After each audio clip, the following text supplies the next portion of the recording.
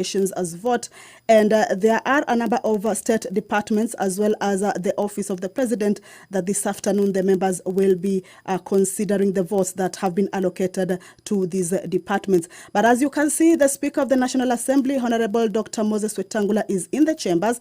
Allow me to hand you over to this live broadcast that is brought to you by the Parliamentary Broadcasting Unit in partnership with the Kenya Broadcasting Corporation. My name is Kamche Menza. Good afternoon. Waheshimiwa na tuombe. Ewe Mwenyezi Mungu ambaye kwa hekima na wema wako umetiwa nyadhifa za viongozi na mabunge kwa ustawi wa jamii na utawala wa haki wa wanadamu. Tukusihi utazame kwa neema nyingi sisi watumishi wako ambao wameridhika kutuita ili tutekeleze shughuli muhimu za jamhuri yetu. Tunakuomba uteremshie baraka zako sisi tuliokutanika hapa na utujalie tuyatende na kufikiria mambo yote yatakayofikishwa mbele yetu kwa njia ya haki na uaminifu, ili utukufu na sifa zako ziendelezwe na ili kustawisha amani, ufanisi na heri ya nchi yetu na wale ambao haja zao umezikabidhi mikononi mwetu. Amen.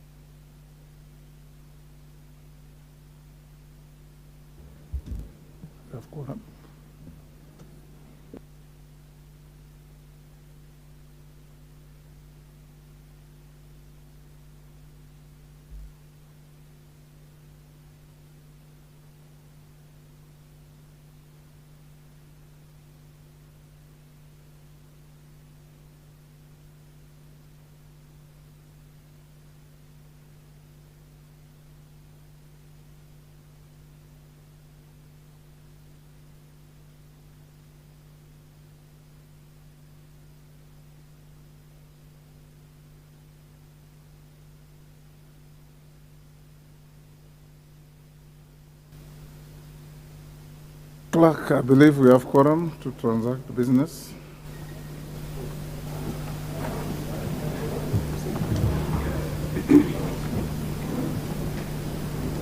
Order number 1, administration of oath. Order number 2, communication from the chair. Honorable members, you will notice we have a supplementary order paper that will guide our business this afternoon. I also do have 3 short communications. The first one is on prioritization of business during the supply and ways and means period. Honorable members, as you are aware, and for the benefit of first-term members, the National Assembly is currently in the supply period of the 2023-24 budget. The supply period is the phase during which the House considers supply measures to all votes for funding specific programs and undertakings for the 3 arms of government. The supply period commences with the consideration of the estimates and ends with the enactment of an appropriation act. During this period, honorable members, the House also considers the revenue-raising measures proposed to support the appropriation made by the House, that is the ways and means of supporting the budget. The culmination of this is the enactment of the Finance Act. Honorable members, during the supply period, the Cabinet Secretary for the National Treasury and Economic Planning also appears before the House to make a public pronouncement of the budget policy highlights and revenue-raising measures for the national government as contemplated under the Public Finance Management Act 2012. In keeping with the parliamentary practice drawn from the need to foster regional integration in the East African community, the pronouncement by the Cabinet Secretary is a ceremonial event. Accordingly, honorable members, the Cabinet Secretary for the National Treasury and Economic Planning is scheduled to make a public pronouncement on the budget highlights for the 2023-24 financial year on Thursday, 15th June 2023, the National Assembly Chamber from 3 p.m.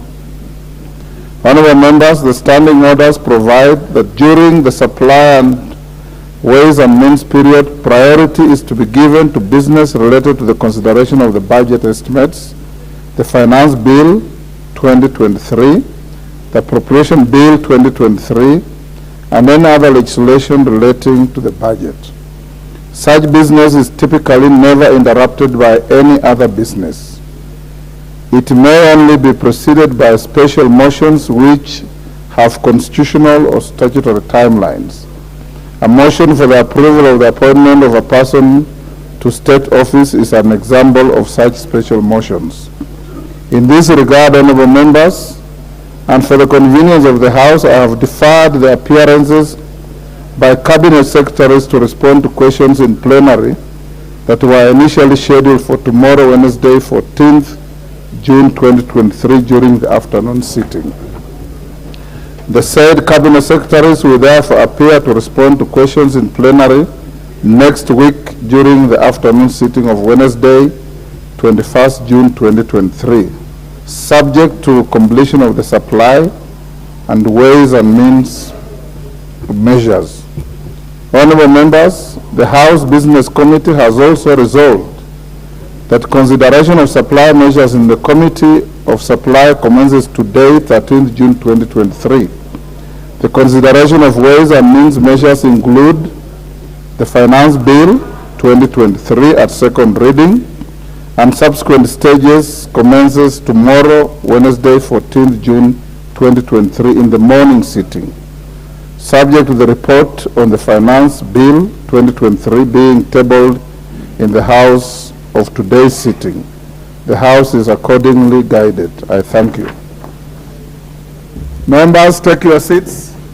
You are too many to take the nearest seats. Take your usual seats.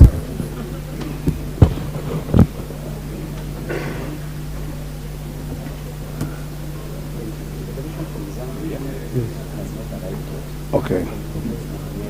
Yes, okay. Okay. There's an... Members, take your seats quickly. I have to be on my feet shortly.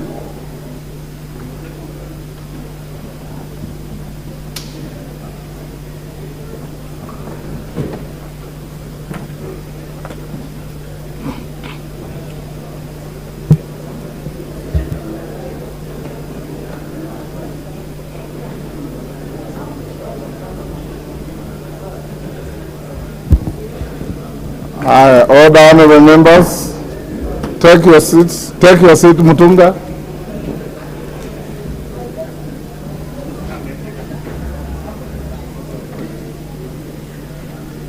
McLeod, take the nearest seat. Take the nearest seat, okay. Honorable members, my second short communication is a recognition of a delegation from the County Assembly of Kakamega. Honorable members, I wish to introduce to you a delegation from the County Assembly of Kakamega who are seated in the Speaker's Gallery. The delegation comprises the members of the Delegated County Legislations Committee.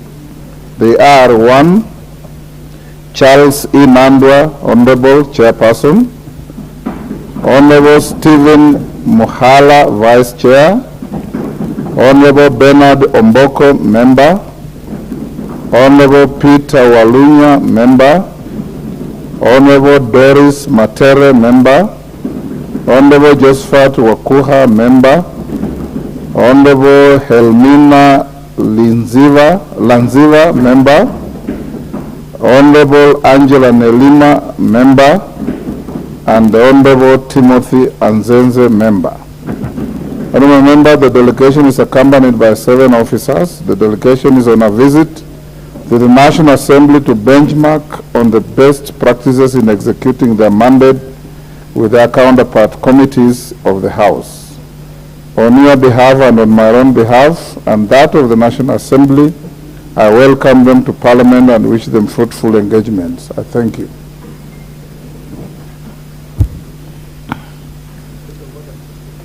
Yes, Honorable Chepkonga, what is out of order? Mr. Speaker, I rise in...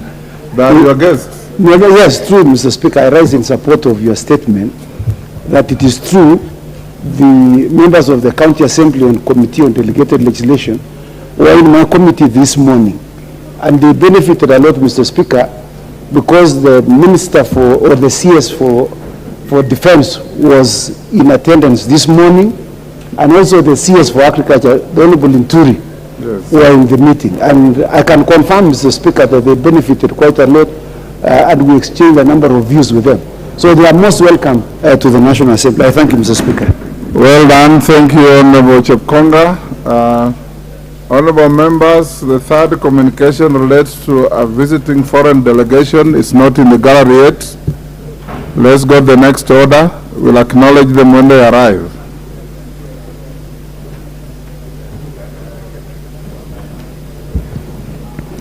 Order number 3, messages.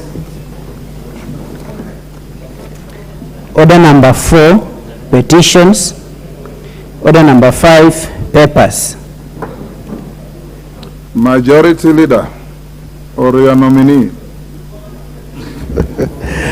Thank you very much, Honorable Speaker. Honorable Speaker, I beg to lay the following papers on the table of the House today, Tuesday, 13th June 2023. Funding of the National Government Constituency Development Fund, NGCDF, and National Government Affirmative Action Fund, NGA, NGAF, from the National Treasury and Economic Planning.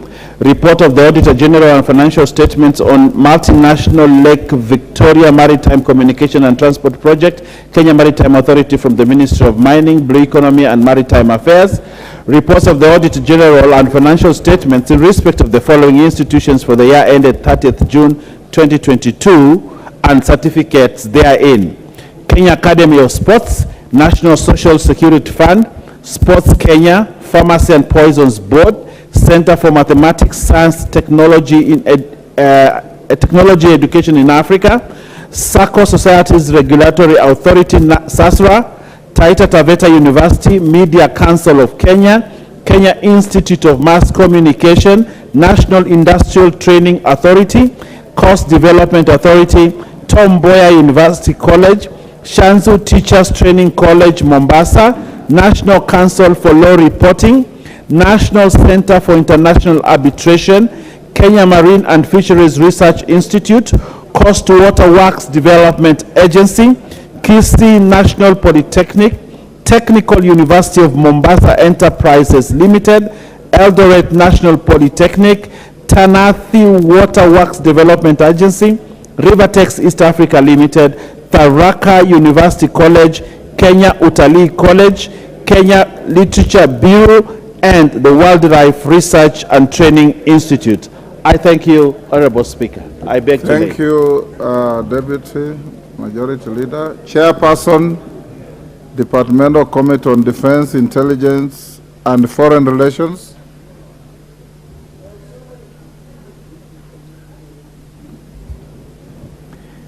Thank you very much, Honorable Speaker. Before I would like to request the Sergeant at Arms if they can turn off the AC. Very strong sinuses. And it's turn on or turn off? Turn off the AC. It's too cold.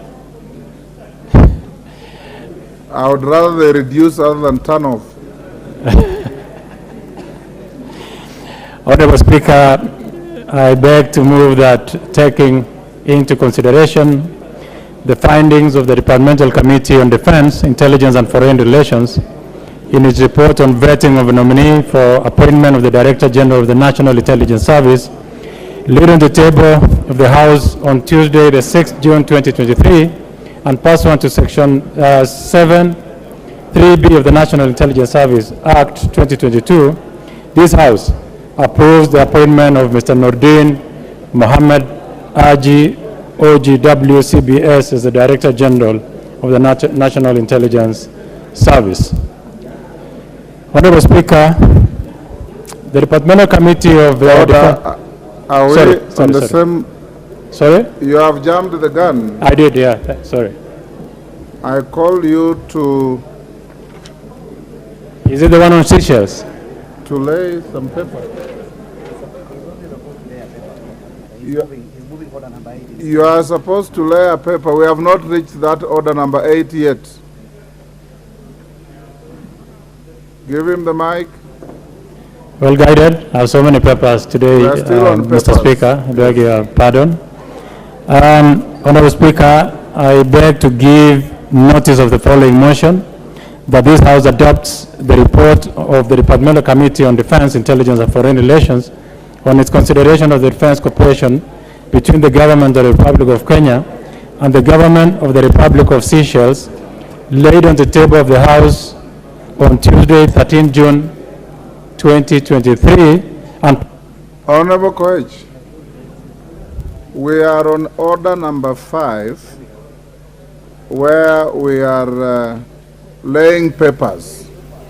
Can the clerk assist you?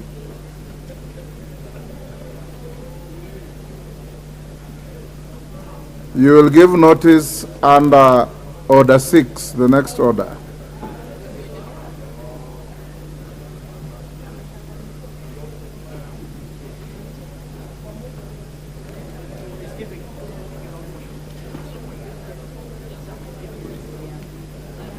Give the member the mic. Are your papers in order now? yeah, Okay, go ahead. most part of this afternoon indeed will be Defense Committee, but I beg your pardon once more. Honorable Speaker, I beg to lay the following paper on the table of the House today, Tuesday, 13 June 2023, report of the Departmental Committee on Defense, Intelligence and Foreign Relations on its consideration of the Defense Cooperation Agreement between the Government of the Republic of Kenya and the Government of the Republic of Seychelles. Next, Chairperson, Departmental Committee on Finance and National Planning. Where is the chair? I was made to understand they are not done yet. Yes. So he will lay the paper as soon as he walks into the House with it. Thank you, Honorable Speaker. Next order. Order number 6, notices of motion.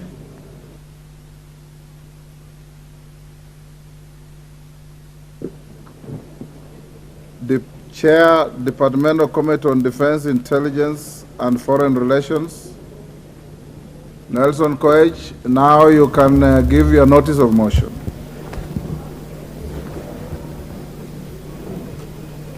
Oh, which one?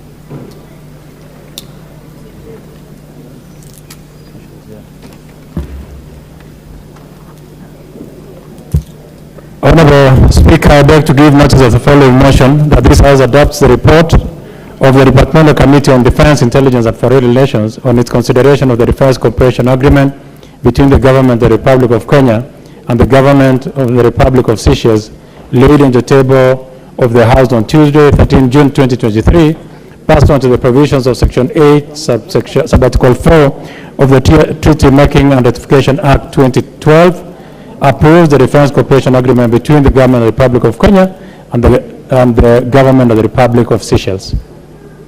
Thank you. Next order. Order number 7, questions and statements.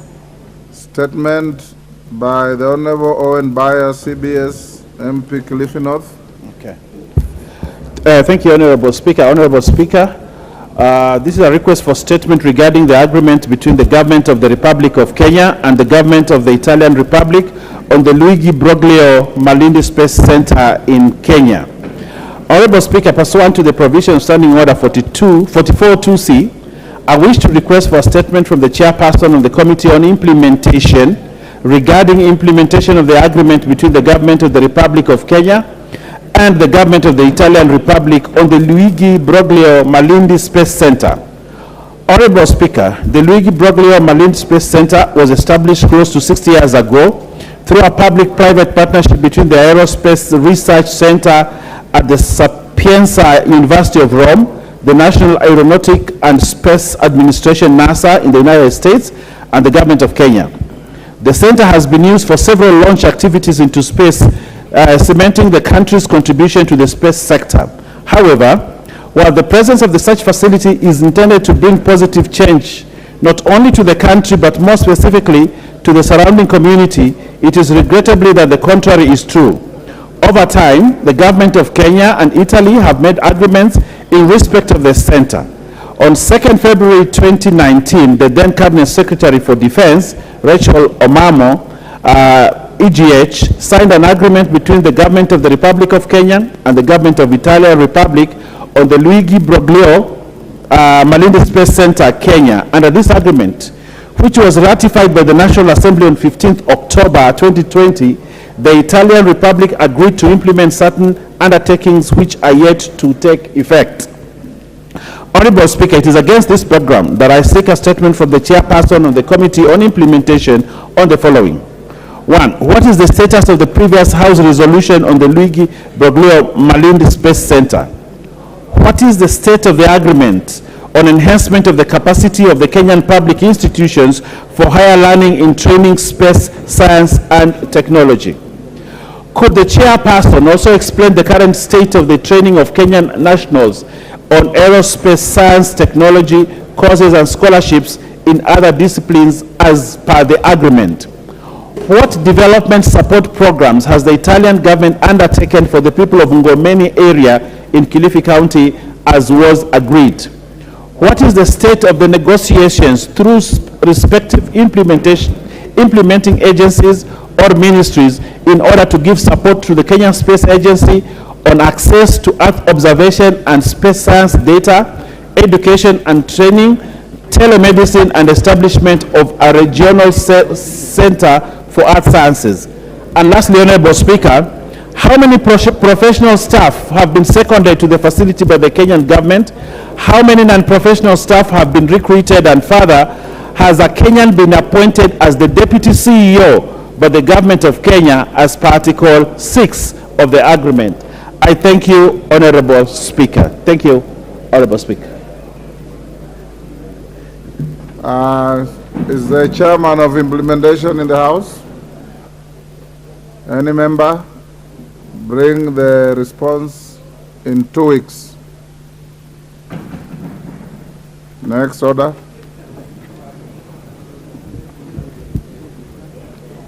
Order number 8, special motion, consideration of nominee for appointment as the Director General of the National Intelligence Service. Okay.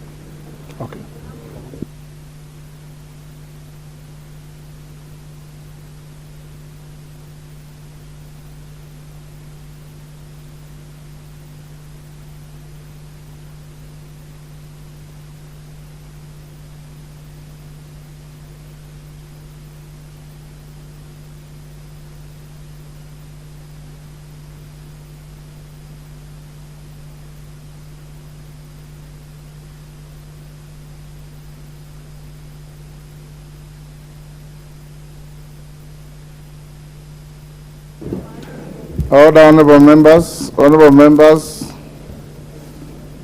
I earlier on communicated the presence of members of the County Assembly of Kakamega, whom you acknowledged with your foot thumping, and Honorable Chepkonga welcomed them.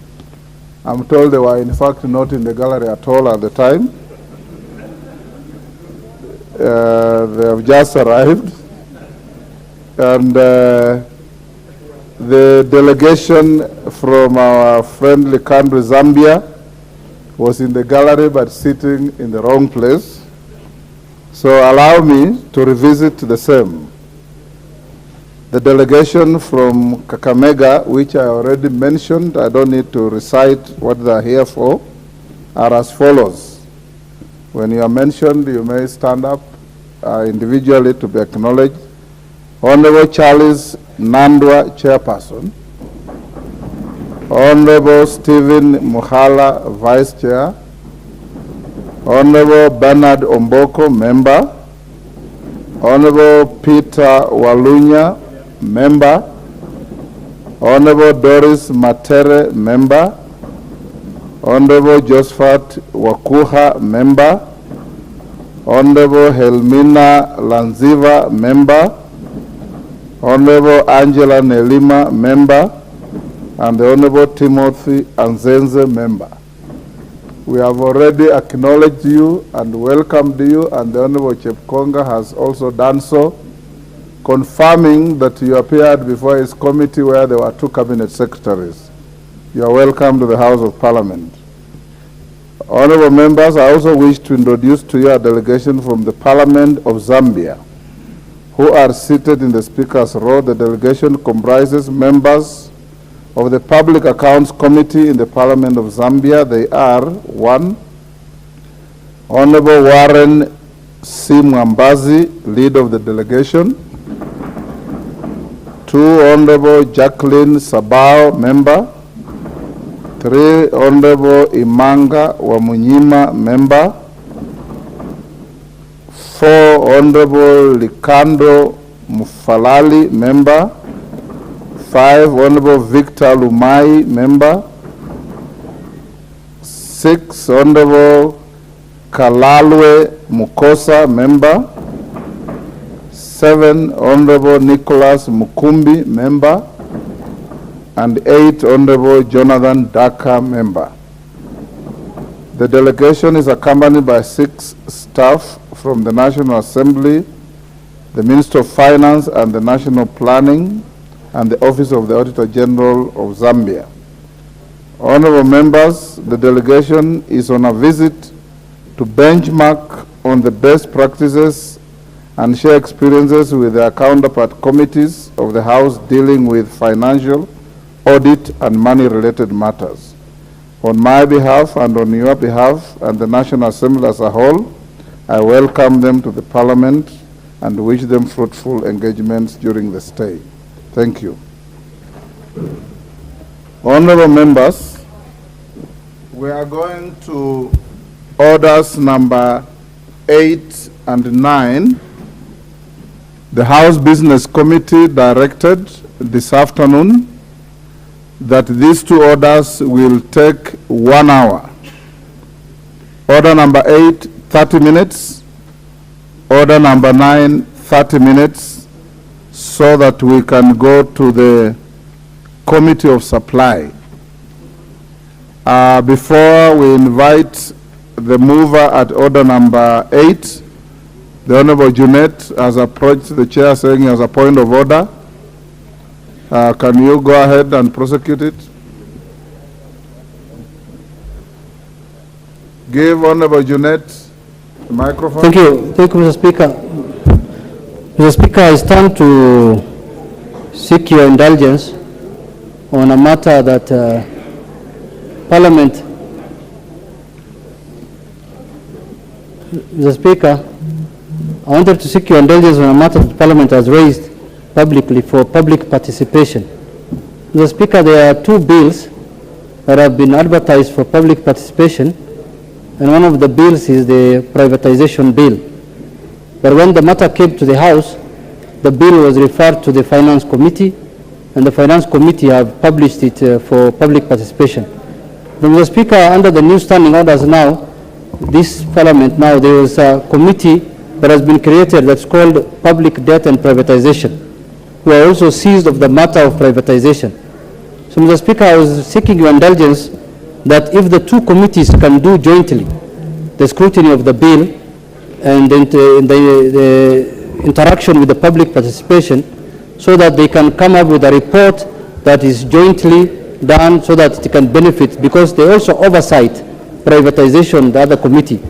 So, Mr. Speaker, I was seeking your indulgence that the committee has requested, as the whip might, to address to you that if they can be allowed to do a joint participation, so that they can have a joint report, and then both committees can benefit from the report of the public participation, so that later when the bill is assented to, it doesn't get into problem with the other committee that is supposed to use it for oversighting purposes. Thank you, Mr. Speaker.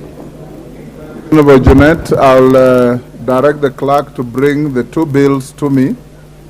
I'll have to look at them with the attendant standing orders, and I'll give you direction on Thursday afternoon. Honorable Koech, you have 30 minutes to prosecute this motion. I would encourage you that even as you are entitled to close to 15 minutes in moving, take much less time so that 1 or 2 members can be allowed to contribute. Thank you once more, Honorable Speaker. I'll be very brief. Honorable Speaker, I beg to move that taking into consideration the findings of the Departmental Committee on Defense, Intelligence and Foreign Relations in its report on the vetting of the nominee for the appointment of the Director General of the National Intelligence Service, laid on the table of the House on Tuesday, 6th June 2023, and pursuant to Section 7(3)(b) of the National Intelligence Service Act 2012, this House approves the nomination, the appointment of Mr. Nordin Haji, OGW, CBS, as the Director General of the National Intelligence Service. Honorable Speaker, the Departmental Committee on Defense, Intelligence and Foreign Relations is one of the 15 departmental committees of the National Assembly established under Standing Order 216 whose mandates, pursuant to the Standing Order 216(5), includes, among others, to vet and report on all appointments where the Constitution or any other law requires National Assembly approval, except those under Standing Order 204, Committee on Appointments.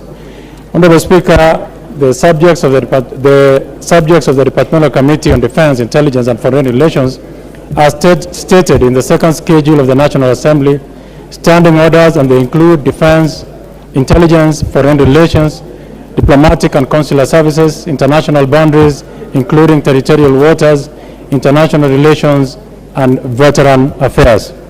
Honorable Speaker, the report before the House details the proceedings during the approval hearing of Mr. Nordin Mohammed Haji, a nominee for appointment as Director General of the National Intelligence Service.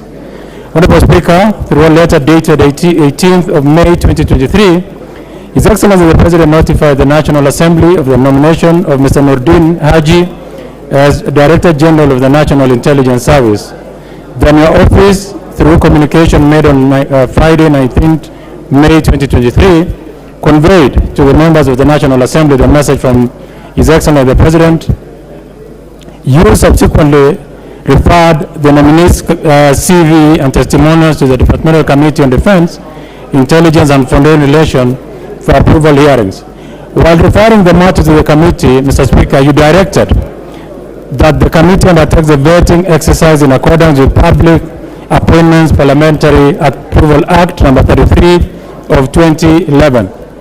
Honorable Speaker, in compliance with Article 118 of the Constitution and Section 6(4) of the Public Appointments Parliamentary Approval Act number 33 of 2011, Order, members, the consultations are too loud. The clerk of the National... Honorable Didymus, take your seat. The consultations are too loud. The clerk of the National Assembly... Shall I proceed?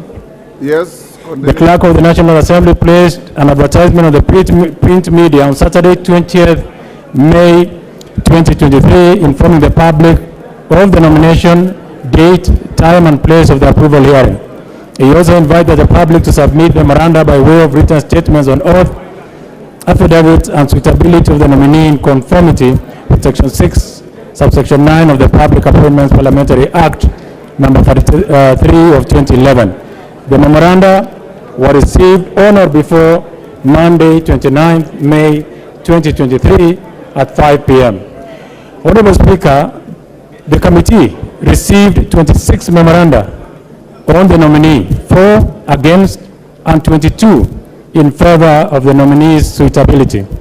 Further, the clerk of the National Assembly wrote to the Kenya Revenue Authority, Ethics and Anti-Corruption Commission, DCI, Higher Education Loans Board, and Office of the Registrar of Political Parties, seeking references and background checks relating to the suitability of the nominee, and all responded in the affirmative. Honorable Speaker, the nominee appeared before the committee on Tuesday, 30th May 2023 at 2:30 p.m. for an approval hearing. The committee examined the suitability based on the criteria set out on Section 7 of the Public Appointments Parliamentary Approval Act number 33 of 2011. The committee examined his academic credentials, relevant experience, knowledge of sector issues, and leadership and integrity. The committee paid due regard to the procedure used to arrive at the nominee. Any constitutional or statutory requirements relating to the Office of Director General of the National Intelligence Service and suitability of the nominee for the appointment proposed, having regard to whether the nominee's abilities, experience, and qualities met the needs of the agency.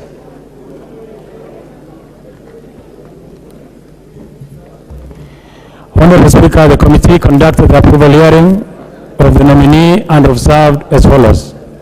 Number one, that the procedure used to arrive at the nominee accords with Section 7, Subsection 2 of the National Intelligence Service Act, number 28 of 2012, which provides that the President shall nominate a person for appointment as the Director General and submit the name of the nominee to the National Assembly. Indeed, His Excellency the President on Thursday, 18th May 2023, communicated the name of the nominee for appointment to the position of Director General of the National Intelligence Service to the Speaker for approval by the National Assembly.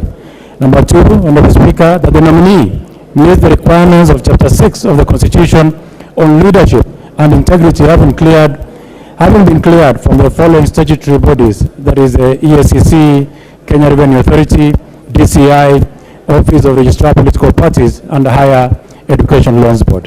Number three, that in accordance with Article 78, 1 and 2 of the Constitution and Section 8, Subsection 1A of the National Intelligence Act 2012, the nominee is eligible for appointment as a state officer since he is a Kenyan citizen and does not hold a dual citizenship. Number four, that the nominee complies with Section 8, 1B of the National Intelligence Service Act 2012, which requires that the DG, that is the Director General, holds a degree from a recognized university in Kenya, and indeed, the nominee holds a master's degree in national security policy, with merit from the Australian National University, which he acquired in 2014, a master in law, LLM, from the University of Wales, Cardiff, which he acquired in 1997, and a Bachelor of Law, LLB, from the University of Wales, which he acquired in 1996. Honorable Speaker, in terms of academic credential, Nordin Haji, you can say, is extremely knowledgeable and well-read in many fields, particularly with a bias in law. Number five, Honorable Speaker, that the nominee has held the following positions. Number, Director of Public Prosecutions, which he held from March 2018 to date. Deputy Director of Counter-Organized Crime in the National Intelligence Service, which he held from June 2016 to 2017. He was the Deputy Director of Administration Internal Division of the National Intelligence Service from January 2015 to June 2016. He was the head of Somali Stabilization at the National Intelligence Service from 2010 to 2013. He was the head of countering violent extremism at the National Intelligence Service from 2009 to 2010. He was the head of legal department at the National Intelligence Service from 2005 to 2009. He was the deputy head of legal department of the National Intelligence Service 2000 to 2005. State Counsel with the Attorney General's Office from January to December of the year 2000.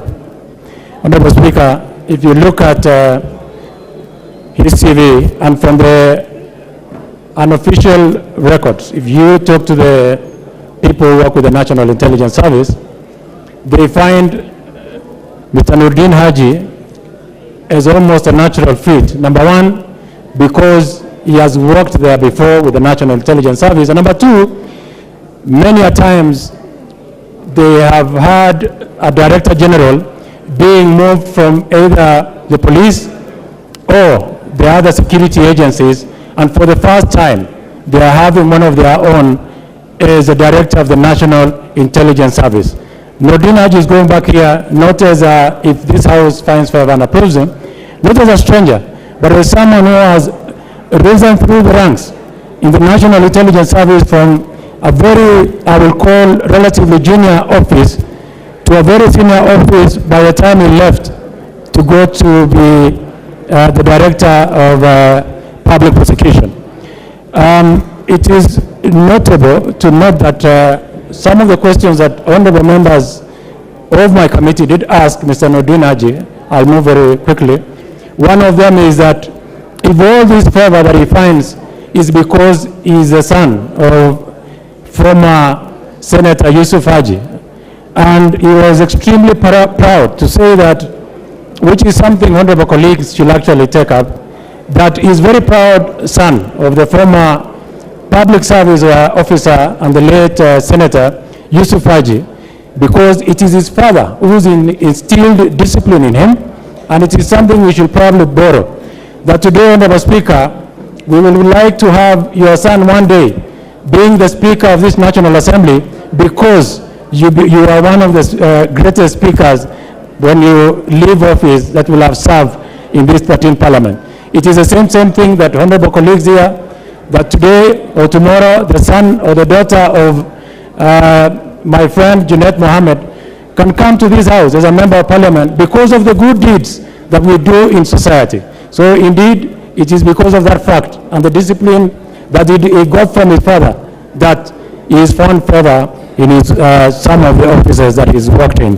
But that might notwithstand the fact that he is equally a very hard-working person, an extremely humble fellow.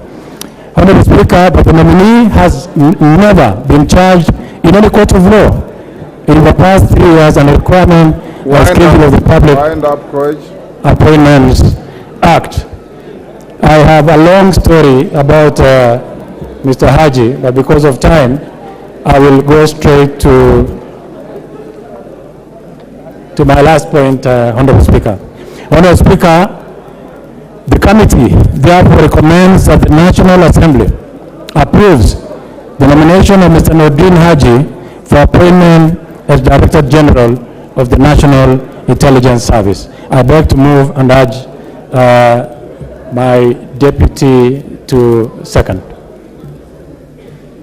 Who is your deputy?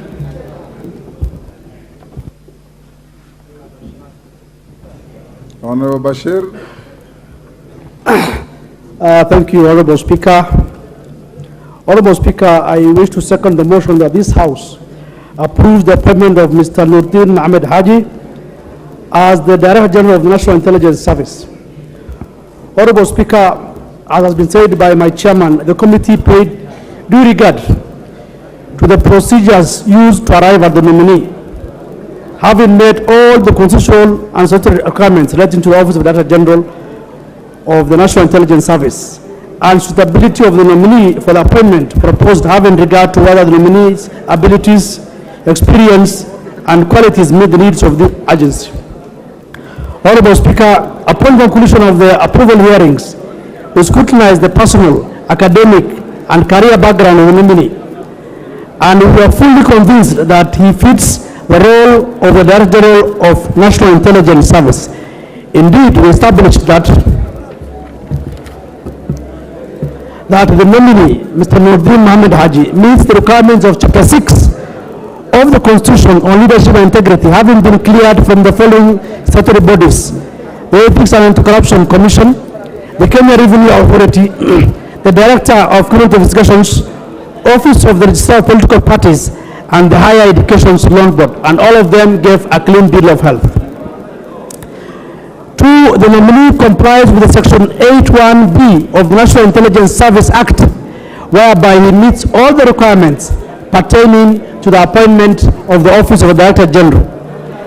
That the nominee has held the following positions, and in total has had a career spanning over 18 years in the public service, most of it having been performed at the National Intelligence Service at senior levels. Honorable Speaker, the nominee has not been charged in any court of law, and therefore this also informed us on his suitability. The nominee does not hold any office of the party, and that also is a requirement of the schedule of to the Public Appointments Parliamentary Approvals Act. Honorable Speaker, during the approval hearing, the nominee demonstrated knowledge of topical, administrative, and technical issues touching on the government and has thus the requisite abilities, qualifications, and experience to serve the Director General of the National Intelligence Service. During the approval hearings, we received 26 memorandums. Out of this, 4 were against and 22 were in favor of the nominees. Those that were against also we scrutinized and looked at their background, where they could sway the government, the committee's decision. But all those members did not stand on legal grounds, and therefore we could not consider them. Honorable Speaker, with that and having considered the credential of the nominee, we wish to assure this House and the country at large that the right man for the job for this particular new appointment is Nurdin Mohammed Haji, and he fits the bill. As has been said before, Nurdin Haji comes from a career family. His late father was a career civil servant. His mother is also a career civil servant, and therefore has had long piece of career in the public service. Yes. Honorable Speaker, I want to urge this House to consider the nominee and approve his nomination so that he serves in this position as soon as possible. Honorable Speaker, with those few remarks, I second the motion and urge the House to adopt this report. Thank you very much. Order, honorable members. Order. Honorable members, a question cannot be put before it is proposed. Honorable members, I now propose the question, which is that taking into consideration the findings of the Departmental Committee on Defense, Intelligence and Foreign Relations in its report on the vetting of a nominee for the appointment as the Director General of the National Intelligence Service, laid on the table of the House on Tuesday, 6th June 2023, and pursuant to Section 7(3)(b) of the National Intelligence Service Act 2012, this House approves the appointment of Mr. Nurdin Mohammed Haji, OGW CBS, as the Director General of the National Intelligence Service.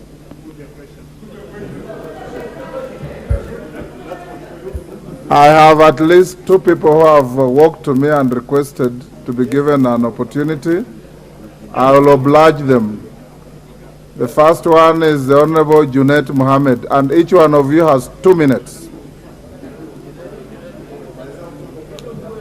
2 minutes.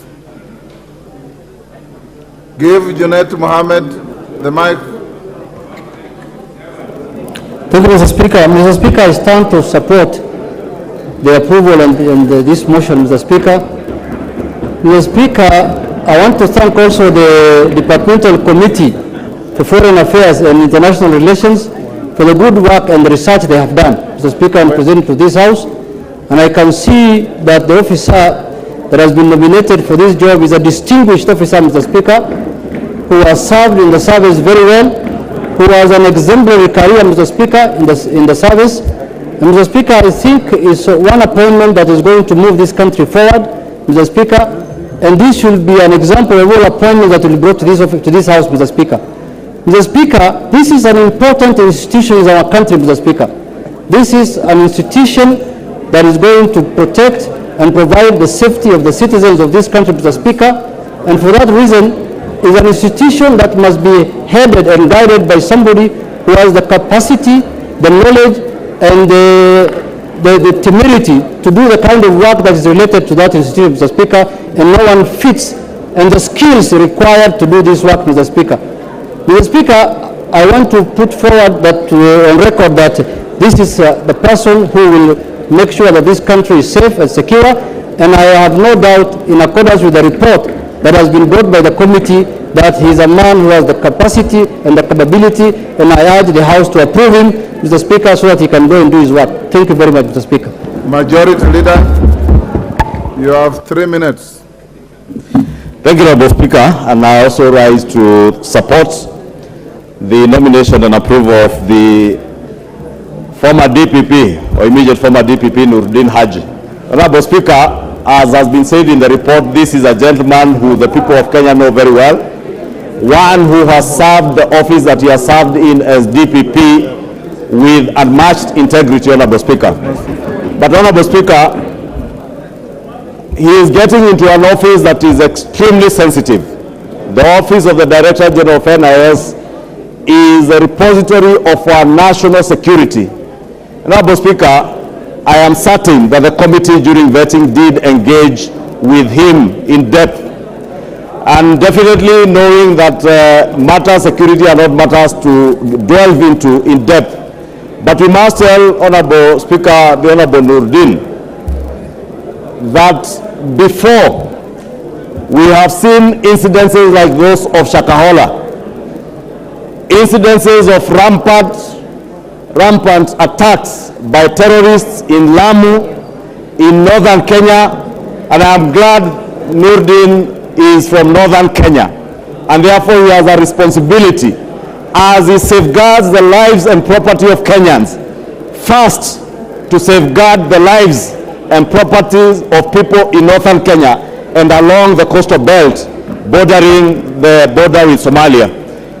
Honorable Speaker, we are all in the East African region, Greater East African region, in very unsafe regions in terms of security. And therefore, the Director General of NIS will be critical in ensuring not just the safety of our country, but also guaranteeing the safety of our neighbors and ensuring that insecurity coming from our neighbors, from the war in Sudan, the war in Congo, the ongoing war in Somalia, does not in any way infringe on the safety and security of Kenyans. Honorable Speaker, I also hope and I pray, and I know that Nurdin Haji is a dedicated public servant who will never allow state capture to take over his office as Director General of NIS. That NIS will never be used like it was used before to settle political scores. That the Honorable Junet Mohammed will feel safe, just as I will feel safe with Nurdin Haji holding the office of Director General NIS. And I want to pray and wish him well, and pray that the House will this afternoon approve Nurdin Haji as our next Director of NIS. Wishing him well and hoping that he will act to ensure that he ignites intelligence services right at the sublocation level, that never again will Kenyans experience the Shakahola kind of tragedy that we have experienced, where over a period of more than 10 years, Kenyans have been killed and their bodies buried in a forest in Malindi, in Shakahola. And Honorable Speaker, you must ask yourself, there are chiefs, there are intelligence officers in Malindi, in Kilifi, in Shakahola. Honorable Speaker, you remember in the last 5 years, it was said hundreds of people disappeared, and forced disappearances and extrajudicial killings. Honorable Speaker, we have asked elsewhere, is it possible that those who are subjected to extrajudicial killings under the last regime are part of those who are buried in Shakahola?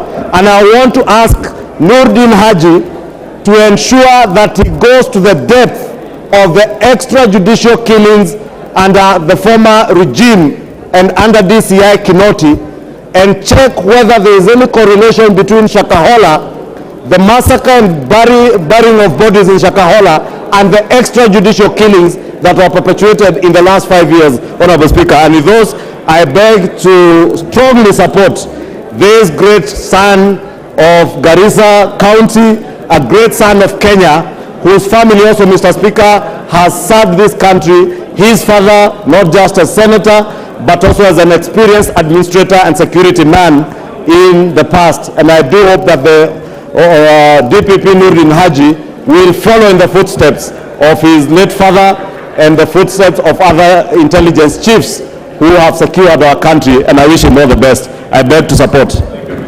Honorable Zamzam, Mombasa.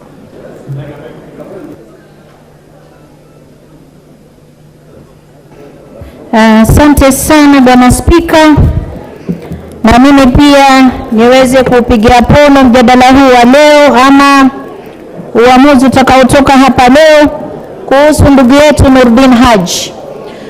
Nurdin Haji nimemjua toka nikiwa msichana mdogo, wakati walikuwa wanakaa Kakamega na babake akiwa PC. Hata babangu alipofariki, babake ndiye alinilipia mimi school fees nikamaliza high school. Na Nurdin Haji toka akiwa kijana mdogo alikuwa ni mtu mtanashati, ni mtu mchapakazi. Na hata alipohudumu katika ofisi ya NIS kama naibu, alifanya kazi safi sana. Ni mtu ambaye ni msomi. Kama tunatafuta wasomi, Nurdin Haji ni mtu msomi na ni mtu ambaye ana bidii. Kwa hiyo kama mama Mombasa County, na kazi ambayo niliona amefanya katika ofisi ya NIS na hapa ambapo alihudumu mwisho, mimi kama mama Mombasa County namtakia kila la kheri katika kiti hichi, na naomba wabunge wa bunge hili sote tumpe support aweze kuhudumia Wakenya. Asante sana Bwana Spika. Honorable members, I have order. I have 5 minutes. Honorable member standing in the walkway, take your seat. I have 5 minutes to go. I have so many requests. I'll give Canaan 1 minute. Hold on, Canaan. Hold on. Canaan, I'm saying hold on. I'll give you 1 minute. I'll give the member Farah 1 minute. Otienda Molo 1 minute. And KJ 1 minute. That will be 1 minute left for the mover to reply. So go on in that order. Thank you, Mr. Speaker. Mr. Speaker, from the outset, let me say I support this report. Mr. Speaker, I was the chairman of this committee between 2007 and 2013 at a very difficult time during the Grand Coalition government. I have interacted with Nurdin as an advocate, as an intelligence officer, and currently as the DPP, and now being confirmed today, inshallah, as the next DG. Mr. Speaker, in all this, what is coming out is Nurdin is a quintessential, pragmatic intelligence officer, Mr. Speaker, and I have no doubt in my mind that is going to contribute to the further transformation of our intelligence community. Thank you. I support this, Mr. Speaker. Thank you. Farah Maalim, 1 minute. Mr. Speaker, I also want to add my voice in support of this motion. I have known personally Nurdin from the time he was very young, and I am convinced any country, for a country to prosper and for a country to have a proper security machinery, we must have an intelligence service that is perfect in every sense of the word. We cannot eliminate the scourge of Al-Shabaab and the kind of insecurities we have in this country unless we have somebody whom we have all a lot of trust in. And I'm sure Nurdin is that very person. Thank you, Mr. Speaker. Otieno Amolo. Mr. Speaker, I support the motion based on the law. Mr. Speaker, I have looked carefully at Section 6 and 7 of the Act and Articles 238 and 239 of the Constitution. Mr. Speaker, what is required of an holder of this office is in terms of learning, experience, and trust. It is not the same requirement as the office of the DPP, for which even those who opposed his appointment had raised issues of independence and impartiality. In fact, I think that we must thank Mr. Haji, because anyone who may have had an issue, and it is in court so I will not comment on it, then has an opportunity now to debate a new DPP, because he has left 4 years earlier. But on this, it's not an independent office that requires all those other things. It only requires gaining the trust of Kenyans, gaining the trust of this nation. Thank you. I'll indulge the member for Ijara. Oh, Goja, I had mentioned KJ. Yes, KJ, 1 minute. Thank you very much, Mr. Speaker. I stand to support the report that has been presented by the Chairman of Defense. And Mr. Speaker, by passing the appointment of Nurdin Haji, we shall actually be doing what this country needs to be doing. We shall be rewarding merit, Mr. Speaker. But that is not why I rise, Mr. Speaker. I rise to say that the task that is on the hands of Mr. Nurdin Haji is greater than what we even imagine. In a new world, Mr. Speaker, intelligence will require that we apply new technologies, we apply new and emerging trends in intelligence gathering, Mr. Speaker. So it is to tell Mr. Haji as he takes office that he needs to look into the new space of artificial intelligence, of robotics, of emerging technologies, so that he can up the game of intelligence in this country, and we can end up being a pilot and a case study. Time up. Member for Ijara, 1 minute. Mr. Speaker, thank you for giving me this time.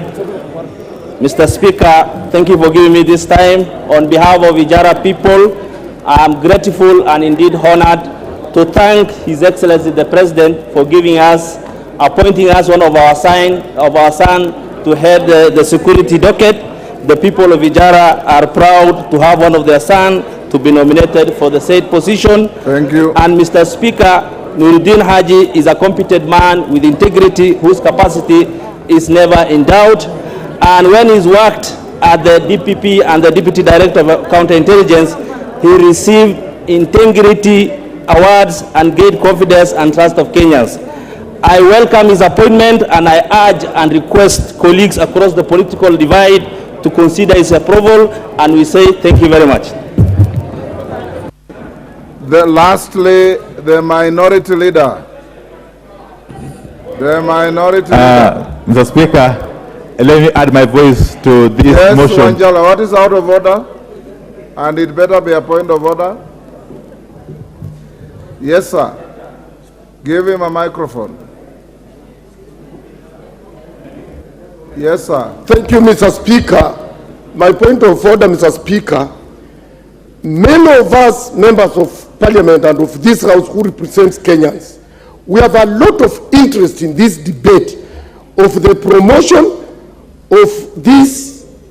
What is out of order, Wanjala? What is out of order, Mr. Speaker, is that you have severally picked on Somalis and you have excluded us, and you want to finish the speech that we need. Order, Wanjala. Order. Order, Wanjala. Order. Order, honorable members. Order. Honorable Wanjala. Order. Order, members. Order. Honorable Wanjala, there are no Somalis in this house. We only have members of parliament. And you are totally out of order in trying to profile your colleagues in a tribal manner. In fact, if you are talking of ethnicity, the member for Gunja that I've given this floor does not fall in your profile. Wandai, proceed. Nothing, I apologize, nothing. Yeah, Mr. Speaker, let me be very brief and to add my voice to this motion. Mr. Speaker, I want to say from the outset that I have no objection to this appointment. And I would just really want to urge the incoming DG of NIS to live true to the oath of office that he will be taking, and to ensure that indeed he gives priority to the security of the nation. Mr. Speaker, we have had in the past serious incidents of terrorism in this country, and I must commend the outgoing DG, Mr. Kamweru, that under very, very difficult circumstances, he was at least able to rein in rampant terrorism or terrorist acts within our country, Mr. Speaker, or within our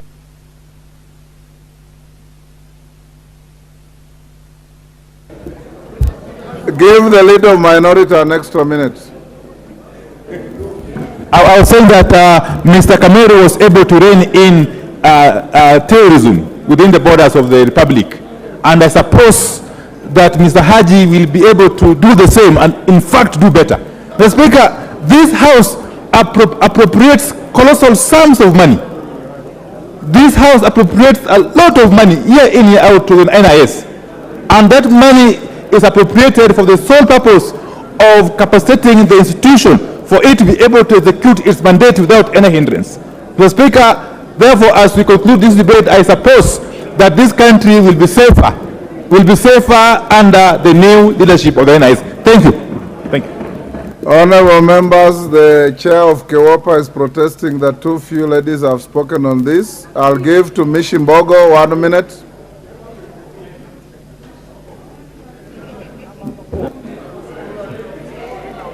Mishimbogo. Asante sana.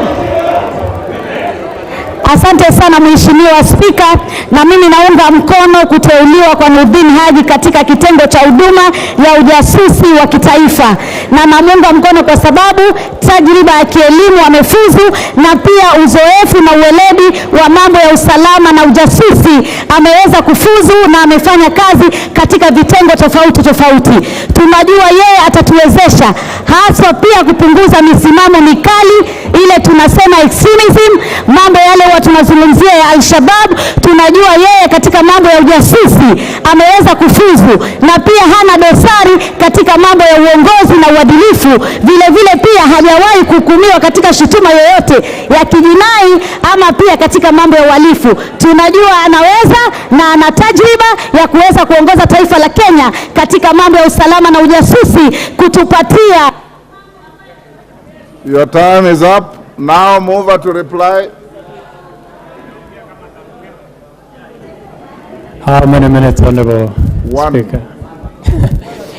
Honorable Speaker, from honorable colleagues, there is a lot of attention, and for the first time, almost 100% consensus on the person of Nurdin Haji. I want to appreciate my members, honorable colleagues, for such a good job. I want to also, at the same breath, thank the former DG, the exiting one, Cameroon, Major General, for a good job that he did when he took the helm of NIS. With Nurdin coming in, I just want to wish him all the best, and I beg to reply. Thank you, honorable members. Sorry for those who wanted to speak but didn't speak. I know that many of you wanted to speak to this. When you go to the Committee of Supply, there is an item on NIS. You can edge in on that and speak to what you wanted to say. Honorable members, I now put the question, which is taking into consideration the findings of the Departmental Committee on Defense, Intelligence and Foreign Relations in its report on the vetting of a nominee for the appointment as Director General of the National Intelligence Service, laid on the table of the House on Tuesday, 6 June 2023, and pursuant to Section 7(3)(b) of the National Intelligence Service Act 2012, this House approves the appointment of Mr. Nurdin Mohammed Haji, OGW CBS, as the Director General of the National Intelligence Service. As members of that opinion say aye. Aye. Will those of the contrary opinion say nay? No. The ayes have it. Order number 9, special motion. Hold on first. Honorable members, Wanjala is in his absolute right to shout himself hoarse. Honorable members, allow me to acknowledge in the public and speakers' galleries the following institutions visiting Parliament: Makwiny boys from Makwiny, constituency Makwiny; Oshel Academy from Nyali, Mombasa; Katangi Secondary from Yatta, Machakos; Migaa Primary from Kipipiri, Nyandarua; Ithanga Secondary from Mosop, Nandi. On your behalf and on behalf of the House of Parliament and myself, we welcome the schools to the House this afternoon.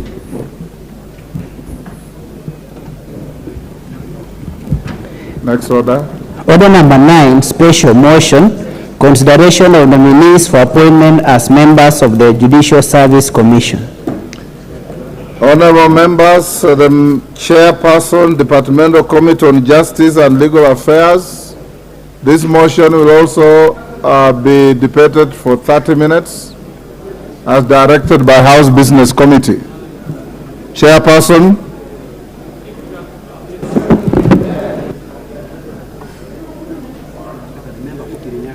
Yes. You are the vice chair? The member for Kirinyaga? Nominee. Honorable Speaker, I could see you were looking for Murugara, the vice chair. For Murugara, yes. I am the acting chair. You are the invitation of Murugara. Go on. Honorable Speaker, I beg to move the motion that taking into consideration the findings of the Departmental Committee on Justice and Legal Affairs and its report on the vetting of nominees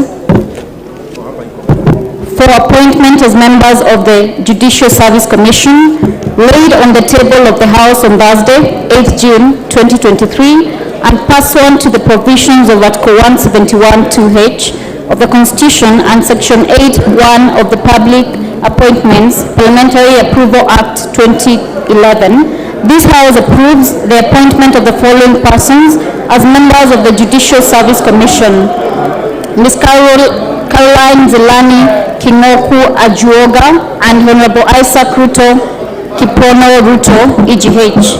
Honorable Speaker, I beg to move that this House adopts the report of the Departmental Committee on Justice and Legal Affairs on the approval hearing of Ms. Caroline Zelani and Honorable Isaac Kiprono RUTO, nominees for appointment as members of the Judicial Service Commission.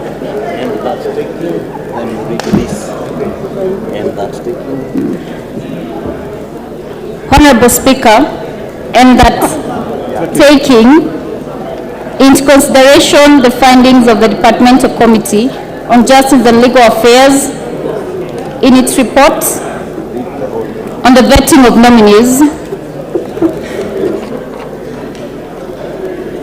for appointment as members of the Judicial Service Commission laid on the table of the House on Thursday, 8th June 2023, and pursuant to the provisions of Article 171(2)(h) of the Constitution and Section 8(1) of the Public Appointments Parliamentary Approval Act 2011, this House approves the appointment of the following persons as members of the Judicial Service Commission: Ms. Caroline Zelani and Honorable Isaac Kiprono RUTO. Honorable Speaker, the report contains proceedings of the Departmental Committee on Justice and Legal Affairs during the approval hearing of Ms. Caroline Zelani and Honorable Isaac Kiprono RUTO, as forwarded by His Excellency the President and communicated to the House by the Speaker on Wednesday, 3rd May 2023. Honorable Speaker, in considering the nominees' appointment, the committee paid due regard to the procedure used to arrive at the nominees, the constitutional and or statutory requirements relating to the office in question, and the suitability of the nominees for appointment proposed, having regard to whether the nominees' abilities, experience, and qualities meet the needs of the said offices. Honorable Speaker, the committee noted that in accordance with the relevant laws, the Judicial Service Commission notified His Excellency the President of the two vacancies in the membership of the Commission, that letters reference number JSC 8 dated 8th November 2023 and reference number JSC 8 dated 3rd March 2023. Honorable Speaker, the committee was guided by the constitutional and statutory requirements such as the national values and principles of governance, conduct of state officers, specific qualifications for appointment as members of the Judicial Service Commission, and leadership and integrity prerequisites. Honorable Speaker, the suitability of the nominees was assessed after scrutiny of their background, academic credentials, and professional qualifications, work, and professional experience, personal integrity, as well as their performance during the approval hearing conducted by the committee on Thursday, 25th of April 2023, upon which the committee observed that the procedure used to arrive at the nominees was lawful and in compliance with Article 171(2)(h) of the Constitution of Kenya. The nominees met the constitutional and statutory requirements prescribed by the law. Ms. Caroline Kingoku, being a human resource management expert with a vast experience in dealing with the conditions of service, disciplinary process, and the training and development of employees, and Honorable Isaac RUTO, EGH, having been a public servant and an active participant in public life, possesses the relevant experience for the position of members of the JSC representing the public. Mr. Speaker, the nominees also exhibited an understanding of the current issues affecting the judiciary in the dispensation of justice from the perspective of the common mwananchi. Honorable Speaker, it is for this reason that on behalf of the Departmental Committee on Justice and Legal Affairs, that I move this motion on the consideration of the nominees for appointment as members of the Judicial Service Commission. Honorable Speaker, I beg and move to request Honorable Wakili Edward Moreu of the Departmental Committee on Justice and Legal Affairs to second this motion. Thank you. Wakili Moreu, second in 3 minutes. Mr. Speaker, sir, I want to second this motion of the appointment of the proposed nominees in the Judicial Service Commission, namely Caroline Nzelani Kingoku Ajuoga and Honorable Isaac RUTO. Mr. Speaker, sir, as a member of this committee, we took time to ensure that, number one, we remain very focused in terms of the provisions of the law, in particular on Article 171, 2H of the Constitution, and also Section 88, subsection 1 of the Public Appointments of the Parliamentary Approvals Act 2011. Mr. Speaker, sir, in view to the extremely demanding role these two members, we have to ensure that, number one, Mr. Speaker, sir, they are academically qualified. And starting with Caroline Nzelani Kingoku Ajuoga, Mr. Speaker, sir, it's good to mention that Caroline is the head of human resource in NCBA Bank, which employs over 4,000 members of staff. Mr. Speaker, sir, Judicial Service Commission is a service industry, and their strength is the quality of the members of staff in terms of motivation to ensure they are serving Kenyans the way it's supposed to be. And therefore, Mr. Speaker, sir, I would like to say, Madam Caroline Nzelani Kingoku Ajuoga will bring a lot of experience to the Judicial Service Commission in terms of managing their HRs, make sure that the staff are motivated, make sure that the issues about missing files are over, make sure that the corruption is addressed properly, and therefore we expect a well-motivated judiciary. Secondly, Mr. Speaker, sir, Isaac RUTO comes in as a servant of the people. He's a well-known member, or has served as member of parliament for many years. He has also served as a governor of Kericho for one term. My apologies from the Speaker, sir. He has served as a governor of Obet for 5 years. He's a renowned stickler to the law. He was part of the process in terms of Constitutional Amendment 2010. And then, Mr. Speaker, sir, I want to second this motion and say this, that the members proposed herein are fit and proper to serve Judicial Service Commission. Thank you, Mr. Speaker, sir.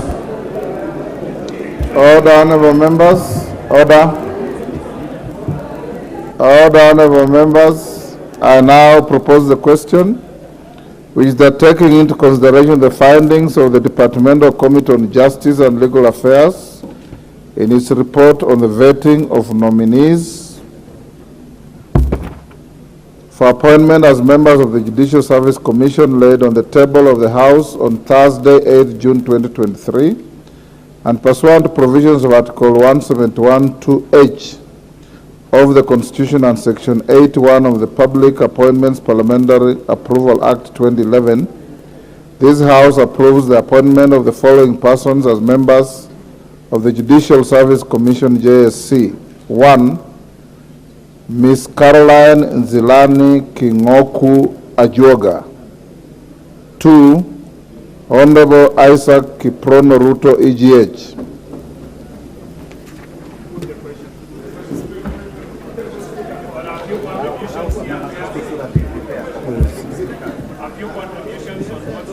Member for Chebalungu.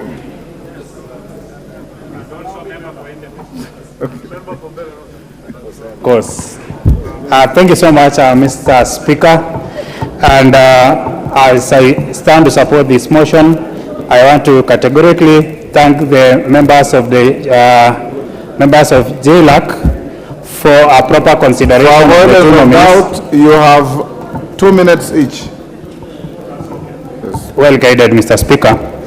I stand here today to support the proposal for the approval of the two nominees, and specifically, I would want to mention about Honorable Isaac RUTO, who is my immediate party leader, and for that fact, he is now resigned as the party leader, and probably members of this House beginning today, as I am the senior-most politician in the party, I am going to be one of the party leaders, and I would really wish that I be recognized so by my colleague members of parliament. You remember Isaac RUTO as one of the greatest persons. In fact, in my constituency, you cannot mention a paragraph without touching the name of Isaac RUTO. He has done a lot in regards to school, in regards to education in my constituency.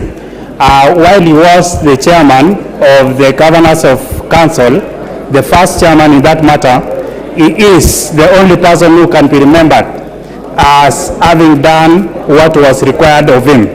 I know the independence that is required by the judiciary, and I know him as a person who is so independent in his mind. I have no doubt that he is going to give the best service.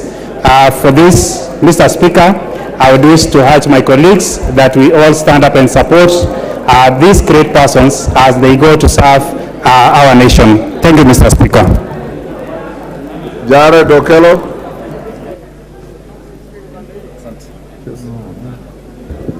I thank you very much, Honorable Speaker, and I welcome the decision to have Ajuoga appearing in the list.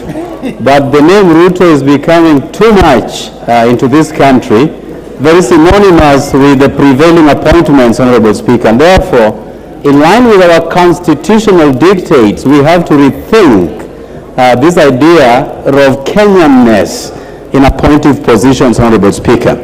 Honorable Speaker, JSC is a very important component in dispensation of justice into this country. Judges get appointed through JSC, magistrates get appointed through JSC, and when a government turns rogue, and there is nothing stopping this from becoming so, it is only the courts of law that can apply brakes to a rogue government, Honorable Speaker. I am very afraid, and this is an emerging trend within this House, that debate is curtailed by people who constantly say, put the question. Honorable Speaker, what happened to the debates within this House, Honorable Speaker? And that is why people residing in State House have the temerity to tell us how to vote a particular way on bills coming to this House, Honorable Speaker. And therefore, I challenge this House to step back, reflect, and retool as they discharge their mandate given to them by the people of Kenya, Honorable Speaker. I support the appointment of Ajuoga in this respect, Honorable Speaker, and I thank you. And not RUTO. The Honorable Pukose. Thank you, Mr. Speaker, sir. I stand to support the appointment of Honorable Isaac Kiprono RUTO. as a member to the parliamentary, to the Judicial Service Commission, having served as a distinguished governor for Bomet, having been a minister in the past, and having been a member of this House. Honorable Isaac RUTO is a distinguished member, and we know that he will be able to serve the Judicial Service Commission with distinction and with honor. With those few remarks, Honorable Speaker, I support. Thank you. Yes, okay. You've just spoken. What's your point of order? Honorable Speaker, with due respect, I withdraw any inference on the person of Kiprono Isaac RUTO, Honorable Speaker. As a member of Parliament, Honorable Speaker, he was part of us in this House before he moved to become a governor and ultimately getting this appointed position of the JSC, Honorable Speaker. And therefore, I support his appointment as a former colleague. I support his appointment as somebody who has what it takes to become a member of Judicial Service Commission. And therefore, I withdraw the inference that I did make a while back. And I thank you for it. It is only men of great honor who can own up to their mistakes. Thank you. Ruku. Thank you, Mr. Speaker. I rise to support the appointment of the two very distinguished Kenyans. His Excellency RUTO, the former governor of Bomet, what's the name of that? And the second appointee. Mr. Speaker, you realize the appointment which are forwarded to this House by the President are to the point. And we thank His Excellency for giving this nation proper people who can be able to serve this nation with integrity and commitment and diligence. Mr. Speaker, you will realize that this commission is very important in terms of promoting the recommendation of judges, the review of the service conditions of the judicial officers, as well as the staffing the judiciary. We need a very competent judiciary for the purposes of administration of justice in our country. I support the board appointment of Isaac RUTO as well as Caro and Ojuaga, Mr. Speaker. Thank you. Thank you. I'm looking for a lady.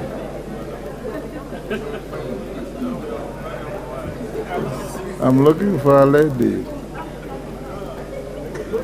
The Honorable... No. So that the lady from Kajiado doesn't protest. I was looking for a lady. I don't see any. I'll give the floor to David Bowen, Marakwet.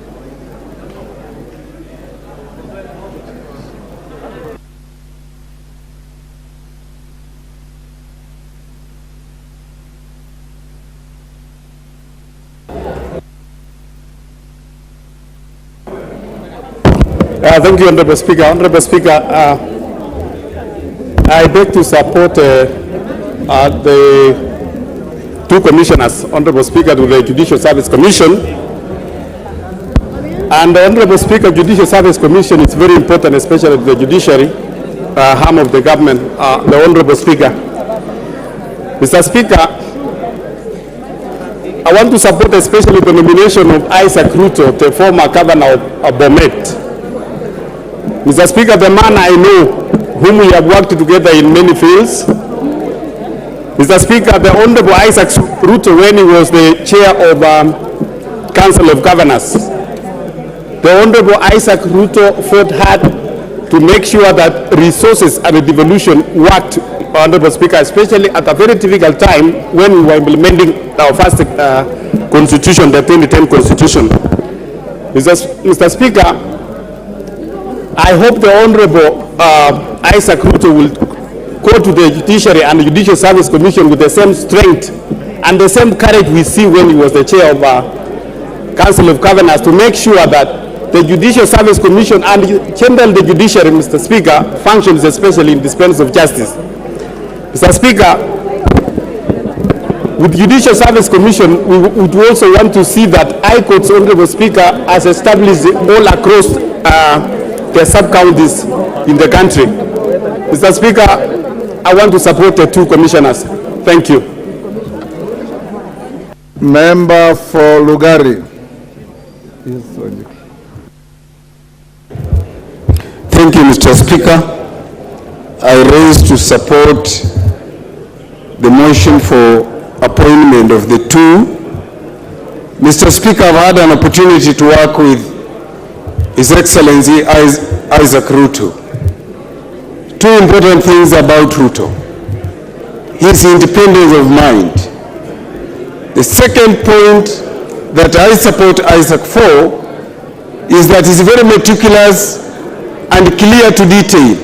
We have very few people who take time to read through documents word for word. Isaac is such a person. The Judicial Service Commission in Kenya has suffered because lack of a person who understands human resource management. I therefore support the appointment of a joker that she's going to bring into the Judicial Service Commission a competence that has been lacking. Thank you, Mr. Speaker. Honorable Toto.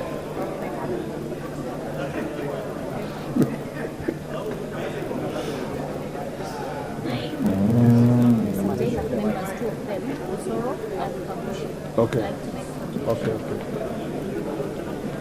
Give the microphone to the women rep for Bomet. Thank you, Mr. Speaker, for giving me this chance. I also rise to support the two members for their appointments. Mr. Speaker, I rise to support Mheshimiwa Isaac RUTO, having been served as the Member of Parliament for Chepelimbu constituency. He was also our first governor in Bomet County. He was also the chair of the governors in the council. He has been serving as the minister. Mr. Speaker, I support the appointment of Mheshimiwa Isaac RUTO. I know he is equal up to the tax and he has got the experience. Thank you very much, Mr. Speaker.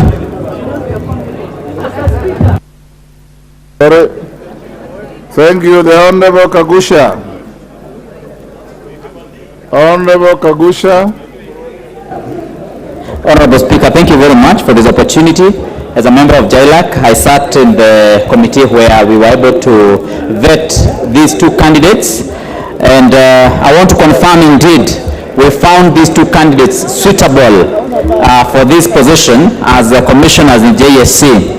Honorable RUTO, as a former governor, seasoned civil servant, a person who has served this country at different levels, is indeed highly qualified to be a member of JSC, especially because he brings with him a wealth of experience and also is able to guide and able to also help this country in matters justice. And I'm sure that we're going to be in a good position when we have the former governor, Isaac RUTO, as a member of JSC. Honorable Speaker, we also have the young lady who also brings youthfulness in the JSC, and we are very happy that Caroline is actually a person who is very well experienced on HR matters. And as Mr. Speaker, as you're aware, in JSC we require to have a well-versed person with HR experience so that we can be able to equip and give personnel to all our courts across the country. As you know, this is one of the areas where we need to boost our justice system. Thank you, Honorable Speaker. I support. Member for Luanda. Oh, okay. Thank you so much, Mr. Speaker, for the opportunity given to me. I rise to support the nomination of the two people having gone through the Departmental Committee of Justice and Legal Affairs, Mr. Speaker. Judicial Service Commission is such an important commission because it is charged with hiring and discipline matters of officers in the judiciary. We need men and women who are independent, men and women of high integrity, people who can stand by the decision, Mr. Speaker. And looking at the people that have been proposed, one, Honorable Isaac RUTO, having been a member of this House, having stood or been part of the Council of Governors, and having been a leader in this country, Mr. Speaker, he comes out as a man who is an independent man, as a man who is above petty issues, Mr. Speaker. I therefore join my colleagues in supporting and appreciating the work done by the departmental committee and do support the same. Thank you, Mr. Speaker, for your time. Rahim Daud. Thank you, Mr. Speaker. Mr. Speaker, I want to support both the nominees, but especially the governor, the prior governor for Bomet, Honorable Isaac RUTO. Honorable Isaac RUTO has proved himself beyond reasonable doubts, and he will go a long way to work with my sister, the CJ Martha Kome, who comes from my constituency. I know they will hit it off, and I know when with Isaac RUTO there, the experience he has in the public service, he will do a good job there, Honorable Speaker, and as well as the young lady, Ms. Caroline, I believe he will infuse the youngness in the Judicial Service Commission, and with that, Honorable Speaker, I support and hope that we can work with both the nominees who will be there to support the JSC. Thank you, Mr. Speaker. Alice Nganga.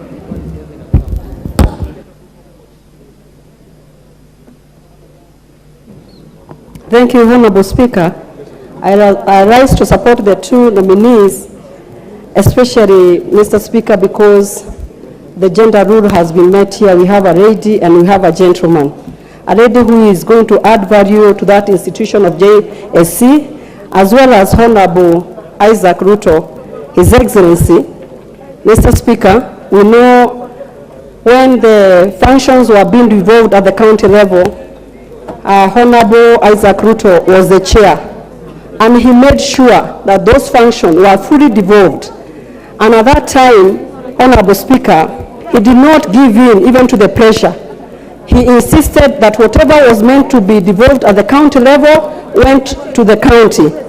And he made sure that the Council of Governors, whatever they discussed and they deliberated on, was well established, and it was well fulfilled. And they are able to engage with the national government at that level. So I know he's going to add his rich experience at the JSC. So these two appointments I support. Thank you, Mr. Speaker. Konga Samuel.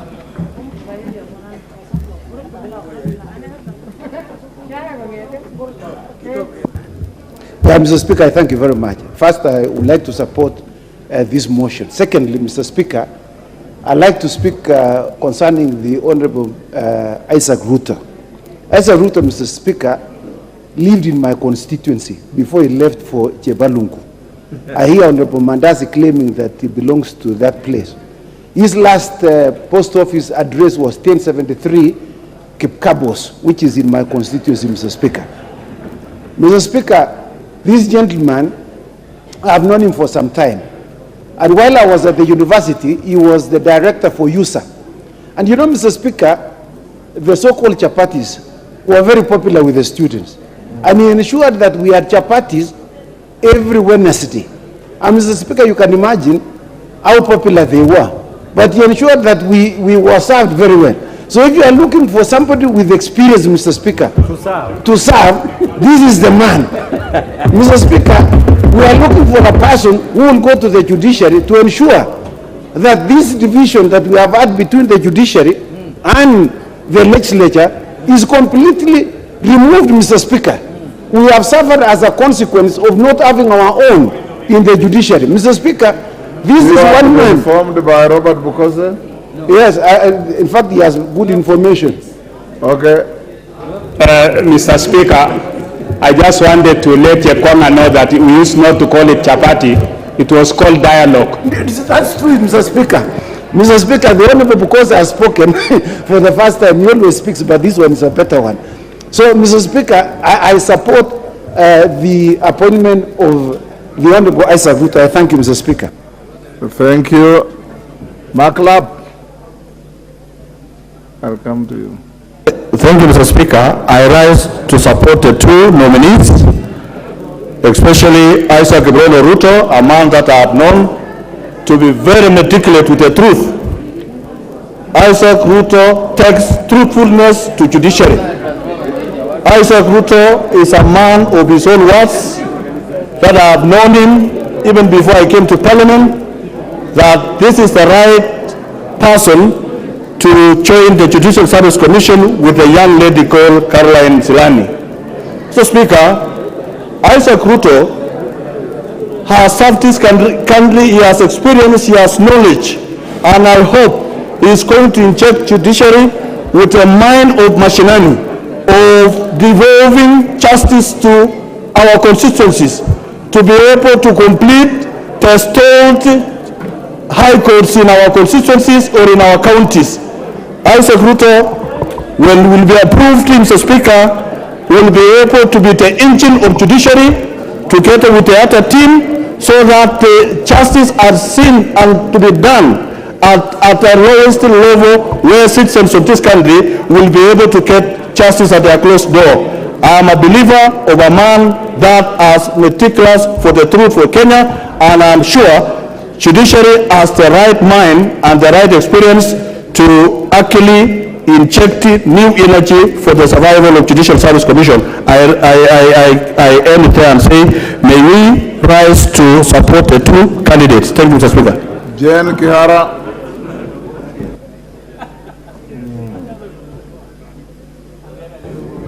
Thank you, Mr. Speaker, for giving me this chance to support this motion, where we have a veteran leader. We know Isaac RUTO stands tall in leadership of this country at many, many levels. He was the first chairman of COG, governors. But what he did, in fact, Isaac RUTO, in his second term, he was elected unopposed because he worked so well. He was formidable. He made sure devolution worked. For the young lady, I may not know her, but I will support her very, very vehemently, because we have had issues with gender balance in this country. So as long as we have a woman and those great Kenyan in the name of Isaac RUTO, I support the motion and propose hope that he is going to be as vigorous as he has been, because he doesn't mince his words. He talks what he believes in, and this is the kind of person we need. I support. Member for Kwanza.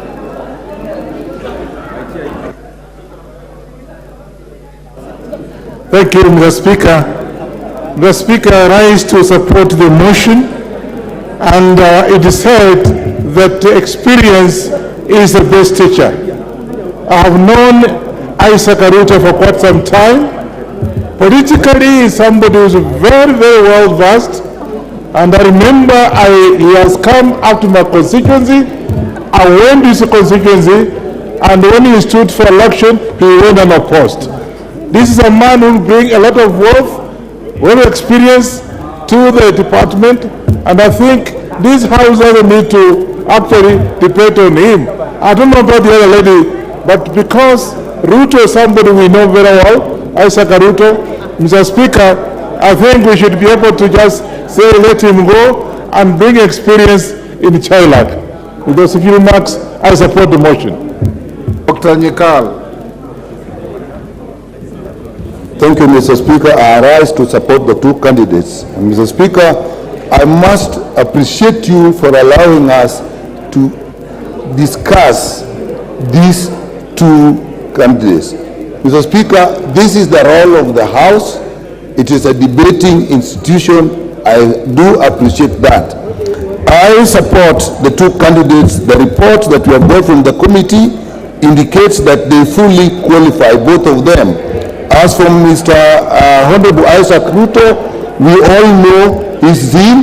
He worked very hard as the chair of the Council of Governors when devolution started, and we hope that we believe that he will bring the same vigor in the judiciary, except that in the Council of Governors, something that he should have done that didn't do was to actually establish the Governmental Relations Technical Committee, which up to now is not working efficiently and not working in harmony with the Secretariat of the Council of Governors. I think he should look into the judiciary, and should he find similar disharmonies, clear them out so that we benefit from his zeal and his expertise. I support Mr. Speaker. Johanna Ngeno.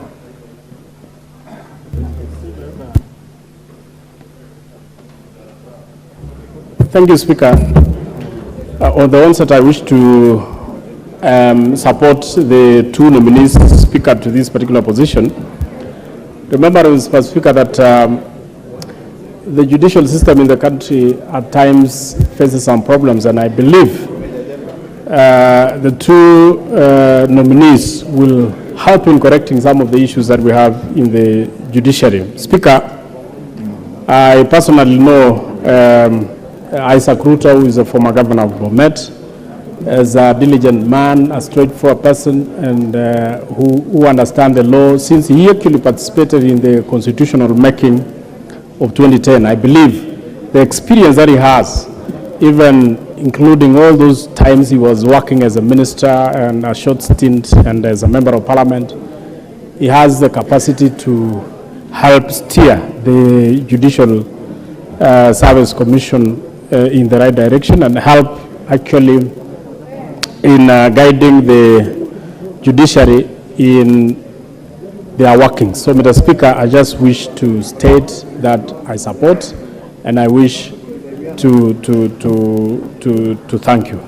Point of order, Hillary Kosgei. Yes, Roku, what is the point of order?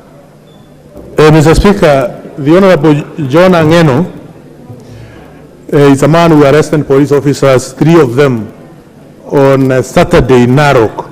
Instead of him getting arrested by police officers, he arrested 3 of them. What is out of order? It's completely out of order, Mr. Speaker, to have such kind of behavior. Order, instead of him succumbing. Order, Ruku. You have no capacity to rule any member out of order. That is the preserve of the chair. Hillary, carry on. Thank you, Mr. Speaker. I join other members, Mr. Speaker, in supporting the appointment of His Excellency Isaac RUTO and Madam Caroline Nzelani, Mr. Speaker. Mr. Speaker, Isaac RUTO is a household name in this country because of the energy and commitment that he puts in whatever appointment that is given, Mr. Speaker. As the first governor of Bomet and the chair of the Council of Governors, Mr. Speaker, Isaac RUTO displayed leadership, Mr. Speaker, that is equally needed in our judiciary now.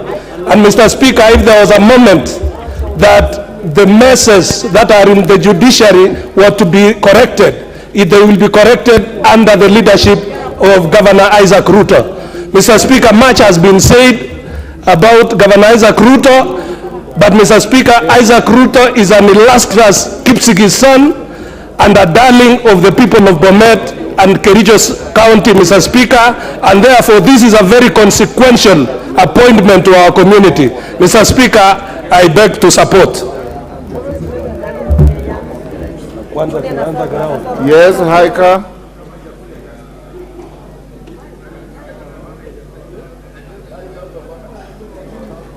Honorable Haika.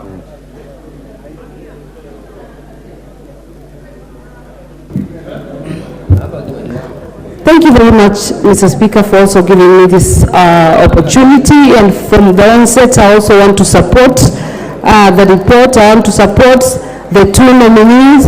And I also want to speak about Isaac RUTO, having known him for some time.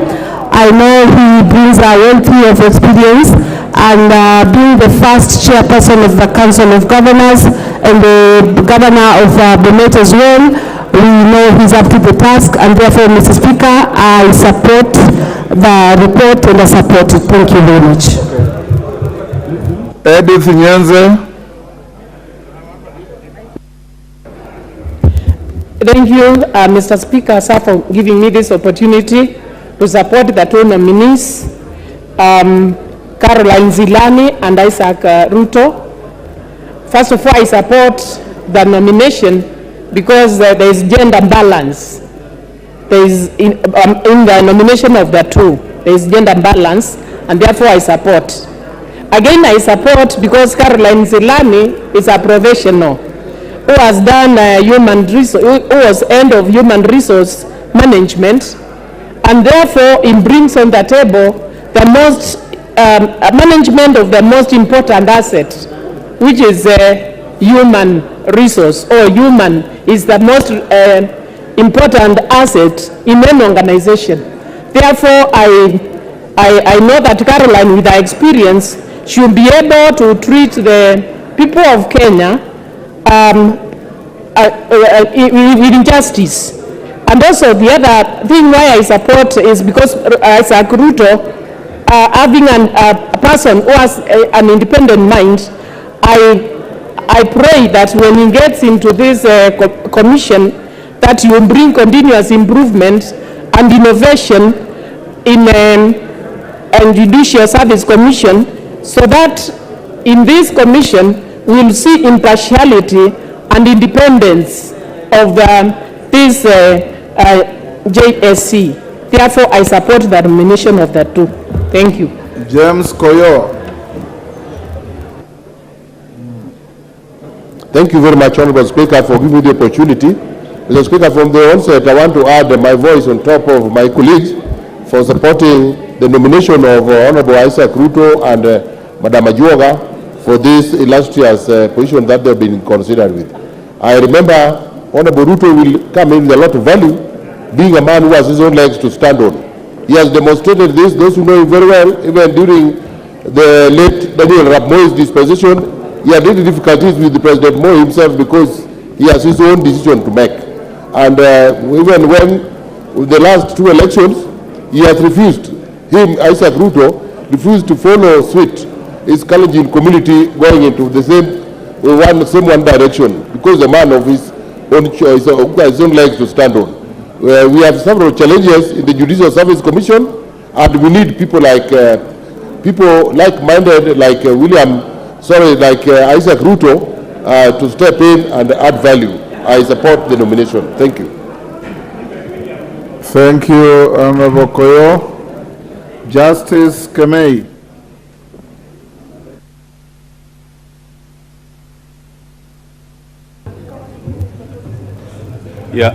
Thank you, Mr. Speaker, for the opportunity you've given me. From the onset, Mr. Speaker, I wish to express my support for the appointment of the two persons to the Judicial Service Commission. Mr. Speaker, I have read the report, but I know more about Isaac Ruto. Much as he has an independent mind, Mr. Speaker, this is one person who believes in consultative approach to issues.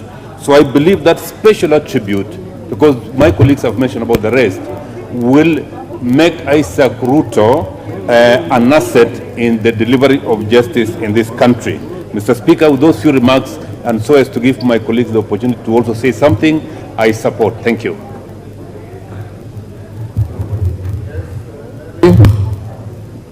Honorable Melly.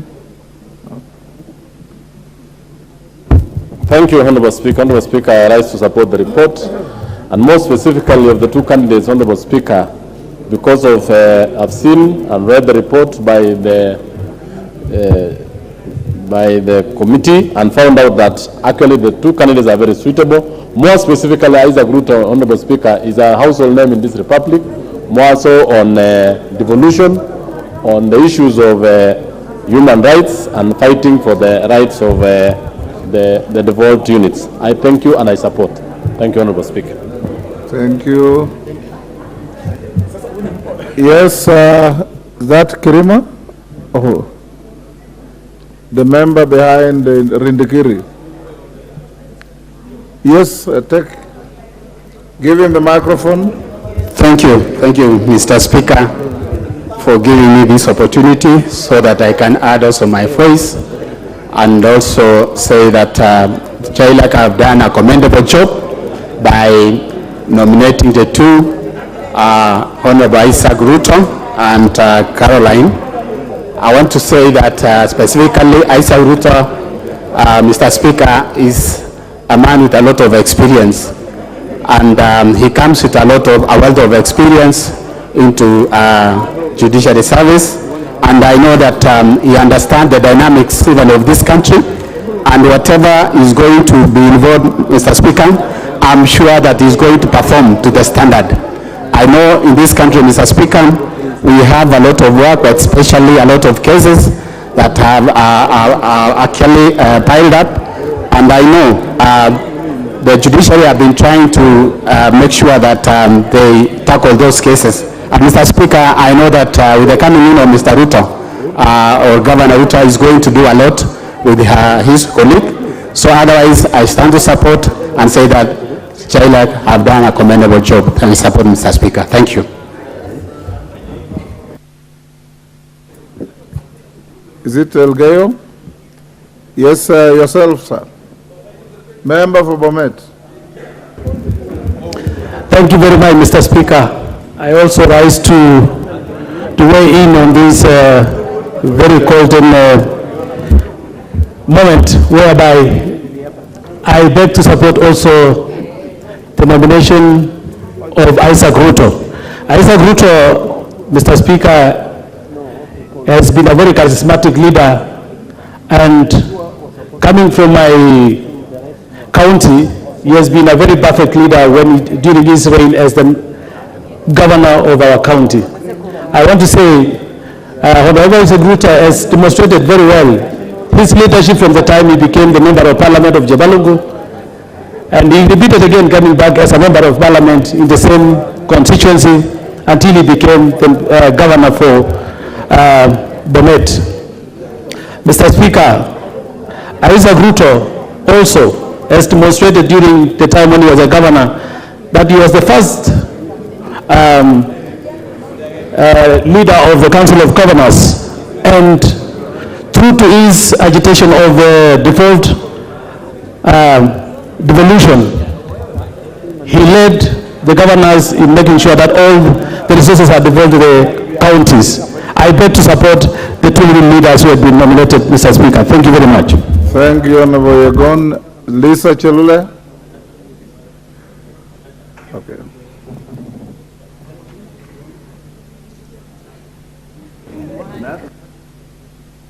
Give the microphone to Lisa Chelule. You are giving everybody except Lisa Chelule.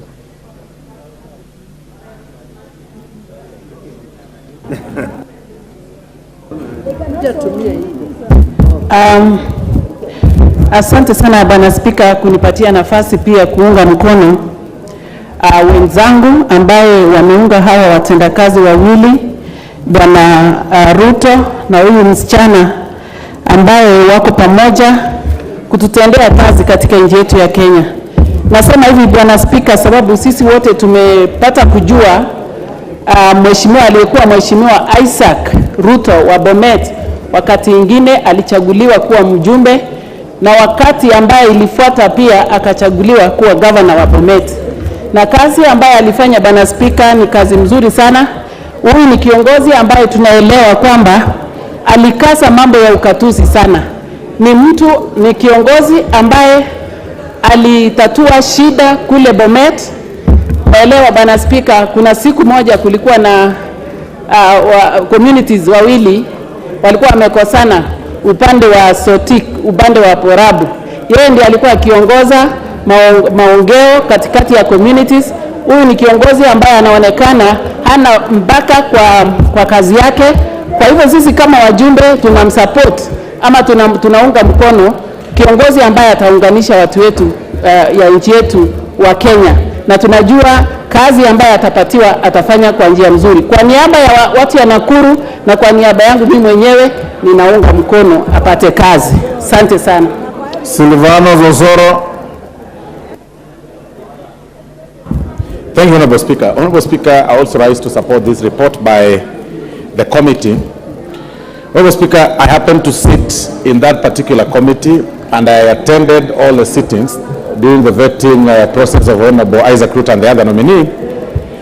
And what came out, Honorable Speaker, is that despite, there is a misconception about people who are actively involved in politics. Many a times the public tends to think that when you are actively involved in matters politics, you lose your professional line. But what came out during the vetting, Honorable Speaker, is that people like Honorable Isaac RUTO are professionals in their own rights. And when given an opportunity in a professional line, they will exercise their duties with utmost commitment, without bias, and with a lot of focus. And Isaac RUTO displayed such personality that is needed, and that vigor that is needed to revamp and to grow the Judicial Service Commission. And with that, Honorable Speaker, it's important for this House to pass them, and that can actually be seen from the overwhelming support that members are actually airing. And for that reason, Honorable Speaker, I support the report. Thank you. Kawanjiku. Thank you, Honorable Speaker, for giving me this opportunity to support this motion. And I like to support the JRAC committee for sitting down and coming up with this report and making sure that even the House, the character of people that they are proposing, they are people who are beyond. People like Isaac RUTO, he has been a member of this House, he has been a member of Parliament, he has been a governor of the North County, who has been really exhibited exceptional characters in terms of leadership, in terms of his support, and even in terms of supporting his people, Mr. Speaker. And I therefore would recommend, and I know that Honorable Isaac RUTO and Caroline Zilani will bring the judicial reforms that we have been expecting, especially in the judiciary, by making sure that, some of the cases that have been taking long, coming up with the reforms in terms of the judges, coming up with making sure that even those judges who are corrupt and who are not supposed to execute their mandate, and who prolong cases for the benefit, for their own benefit, Mr. Speaker, they'll be able to execute and make sure that they bring these reforms so that at least the members of our citizens can be able to benefit from the Judicial Service Commission and making sure that they streamline the judges and the judiciary. Thank you, Mr. Speaker, and I rise to support.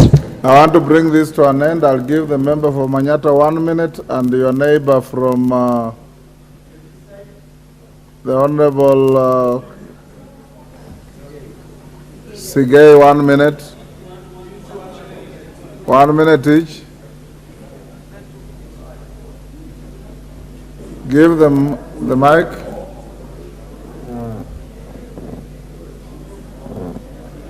There's a light. Honorable Speaker, thank you very much for this opportunity. I rise to support the appointment of Honorable Isaac RUTO, His Excellency the former Deputy the Governor for Bomet, and Ms. Caroline Zilani in the Judiciary Service Commission. Honorable Speaker, the Judicial Service Commission requires new blood, and I feel Isaac RUTO has a lot to offer. We have seen his push when he was pushing for Pesa Mashinani, as he was calling it. And Honorable Speaker, it was something that captured the whole nation's eye, that he is a man of resolution, he is resolute, he can make decisions, something that the Judicial Service Commission requires at this time.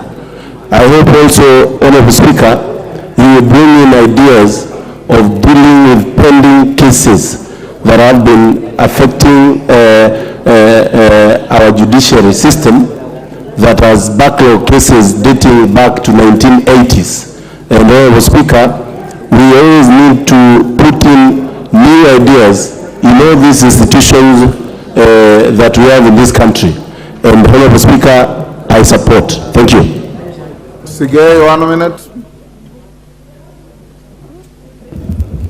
Mr. Speaker, thank you very much for giving me this opportunity. I also want to add my voice on this motion. Mr. Speaker, I support these two appointments. But I know Isaac RUTO more than I know Caroline. Mr. Speaker, Isaac RUTO is a man of the people. Isaac RUTO is all-rounded. Isaac RUTO is robust, is brilliant. Whatever he has done in Bomet, people appreciate. And therefore, Mr. Speaker, I know he'll bring in a lot of support, a lot of favors to this JSC, and I'm very sure he will be able to support us.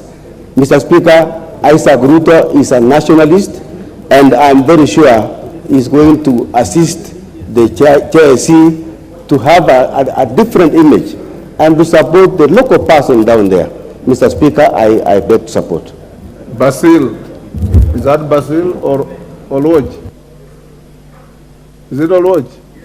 Yes, there's a light behind you. I can't see you properly. Sorry. Okay, sorry. 1 minute, Wakili. Thank you, Honorable Speakers. I support the appointment of Isaac RUTO. I'd like to remind him and his other appointees the reason why in the Constitution we put independent commissions and constitutional office holders, and JSC was supposed to be one of those that not only speak and act to balance power between the executive and also act as an eye for the ordinary people, but also to check and supervise and oversee the workings of a proper judiciary. Unfortunately, the judiciary, the JSC itself has now turned into a trade union for judges, where it has become almost impossible to sanction and to remove errant judges. And I hope that this will be removed. He is one example that members of parliament within their ranks have professionals, are professionals in their own rights, and after parliament, there is life after parliament, and that people can serve with distinction, such as Isaac RUTO in offices in the other lives. I want to wish him well and hope that he will not turn out to be like other persons we have appointed here under Salaries and Remuneration Commission, and turn out to be tormentors of the very members who appointed him. I support. Mishimbogo, then Mover, get ready to reply. Asante Mheshimiwa Spika, naunga mkono uteuzi wa Caroline na Isaac Kiprono RUTO katika huduma za mahakama tume hii, na niweze kusema uteuzi huu umeweza kuangalia jinsia. Hivyo basi sisi kama kina mama pia tumeweza kushukuru sana, na niweze kusema Mheshimiwa Isaac RUTO nilimjua alipokuwa mbunge na pia alipokuwa gavana, na utendaji kazi wake umeonyesha ni utendaji kazi ambao hauna ubaguzi, utendaji kazi ambao uko na shabaha, na amekuwa kiongozi ambaye haogopi, na ni kiongozi ambaye uzungumza haswa hisia za ukweli na hisia zilizoko katika moyo wake. Na pia naweza kusema kwamba dada yetu Caroline pia ameweza kufuzu vizuri katika tajriba ya kielimu, na pia hana dosari yoyote katika mambo ya uongozi na uadilifu. Kwa hivyo watu hao wawili wakiwa katika tume hii ambayo ni muhimu sana iweze kuangalia mambo ya mahakama yaweze kupelekwa kwa njia ya kuweza kumsaidia Mkenya haswa katika mambo ya kisheria na haswa mambo ya hukumu, kwa sababu tumeona kuna dhulma nyingi sana ambazo zimekuwa zikifanyika. Watu wengine wanahukumiwa pasi na makosa, na wengine pia walio na makosa pia wanaweza kutumia njia ambazo si sawa ili kuepuka kuweza kuhukumiwa. Kwa hivyo mimi, Bwana Spika, Mheshimiwa, naamini ya kwamba wateuzi hawa wawili haswa Isaac Kiprono RUTO, kwa Kiingereza watu wanasema ni no nonsense man, ni kiongozi ambaye akilenga amelenga, na akisema amesema, na haogopi wala hatishwi wala hatingishiki. Kwa hivyo tunajua tume hii ya mambo ya huduma za mahakama itaweza kuongozwa kwa njia ya kufuata mujibu wa sheria za katiba yetu ya Kenya. Hivyo basi Mkenya anaweza kupata haki yake bila kudhulumiwa. Naunga mkono Mheshimiwa Spika. Mover.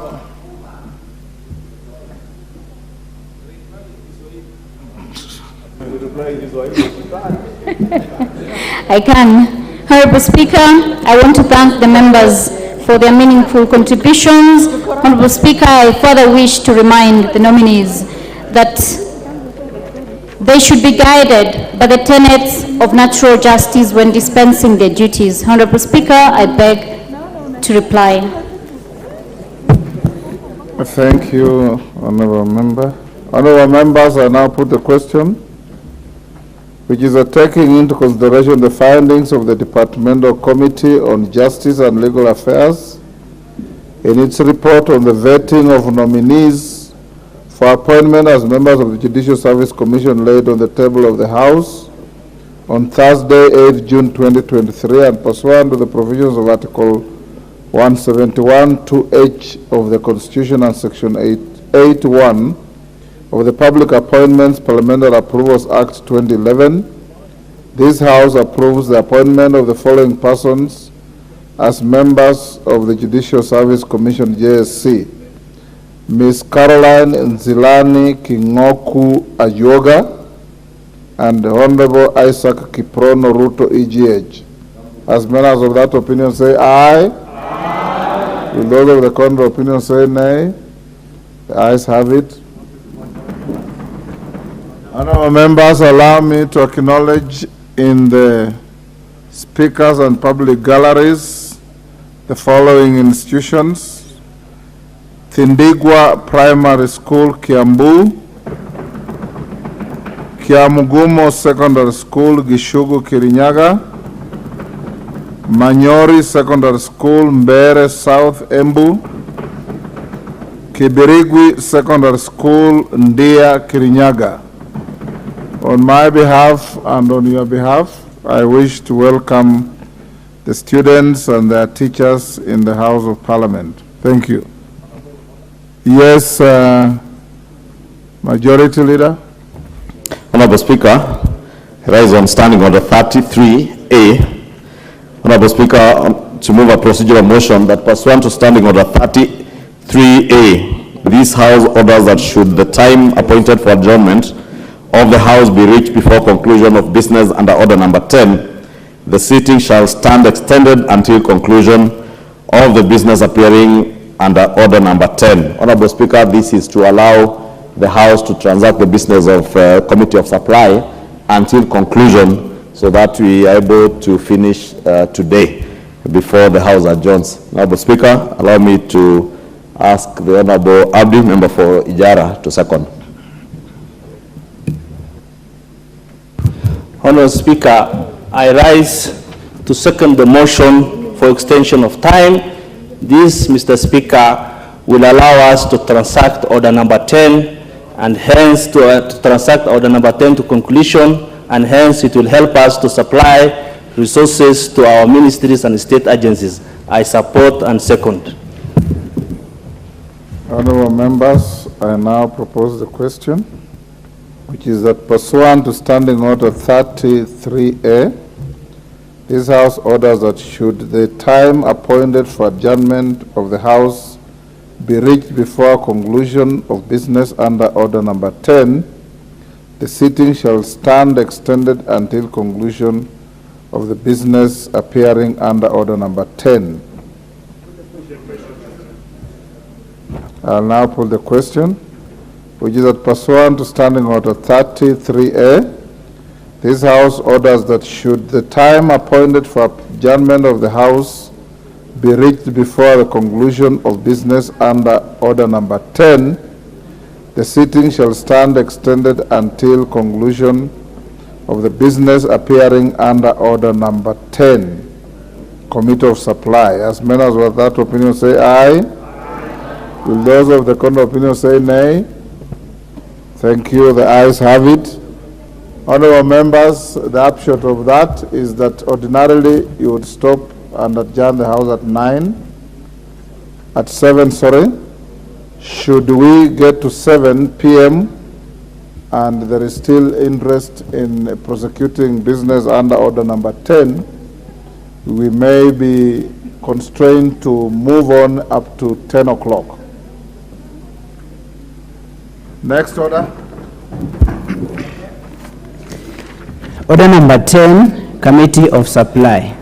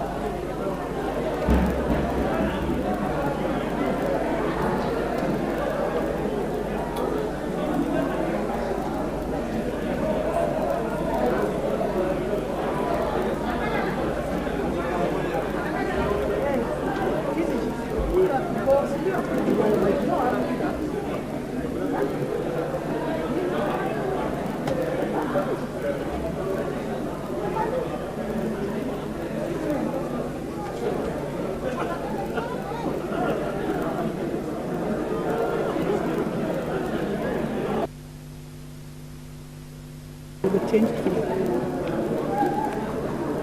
need the mic. It's okay. Okay. Order, members. Order.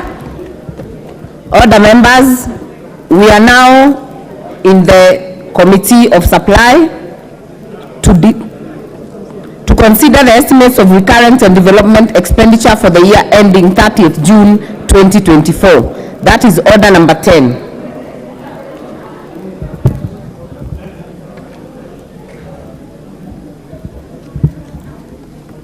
The Executive Vote 1011, Office of the President.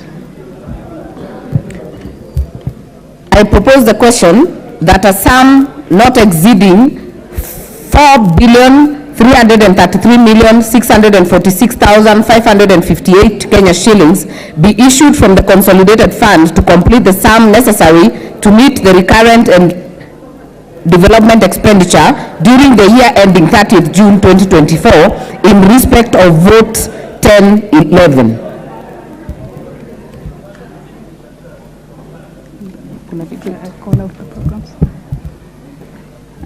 Programs under the vote: Government Printing Services, General Administration, Planning and Support Services, Government Advisory Services, and State House Affairs. I propose the question that the programs under vote 1011 as read out and sums allocated in the schedule be approved.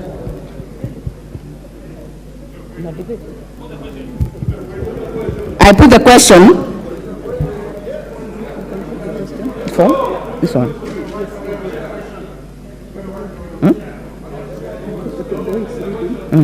I put the question that the programs under the vote 1011 as read out and sums allocated in the schedule be approved. As many as are of that opinion say aye. As many as are of a contrary opinion say nay. The ayes have it. Don't allow, let's finish and then we come to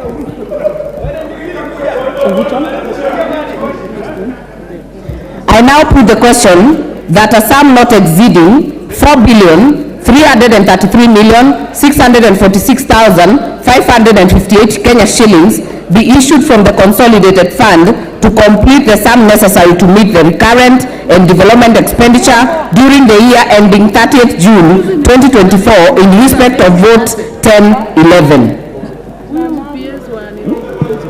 Office of the President. As many as are of that opinion say aye. As many as are of a contrary opinion say nay. The ayes have it.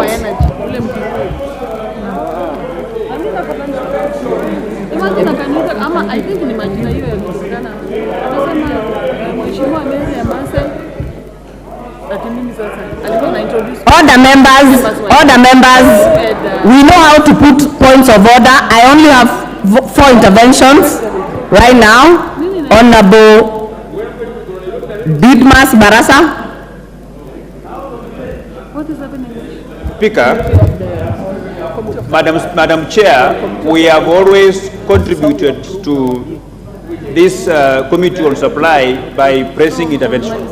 So by pressing intervention, it doesn't mean it's a point of order, but we just want to contribute either to support or... Noted, Honorable Member. And I see that we have very many people on the normal requests. So I would ask that if you want to contribute on a specific vote, you put intervention during that vote, so that you are able to tell what you want to contribute on.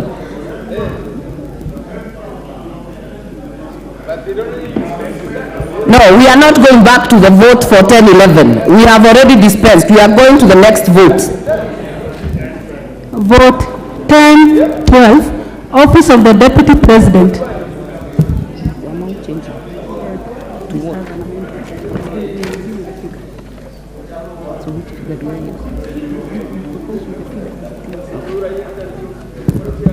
I propose the question that a sum not exceeding Kenya shillings 3,738,659,404 be issued from the consolidated fund to complete the sum necessary to meet the recurrent and development expenditure during the year ending 30th June 2024 in respect of vote 1012 Office of the Deputy President.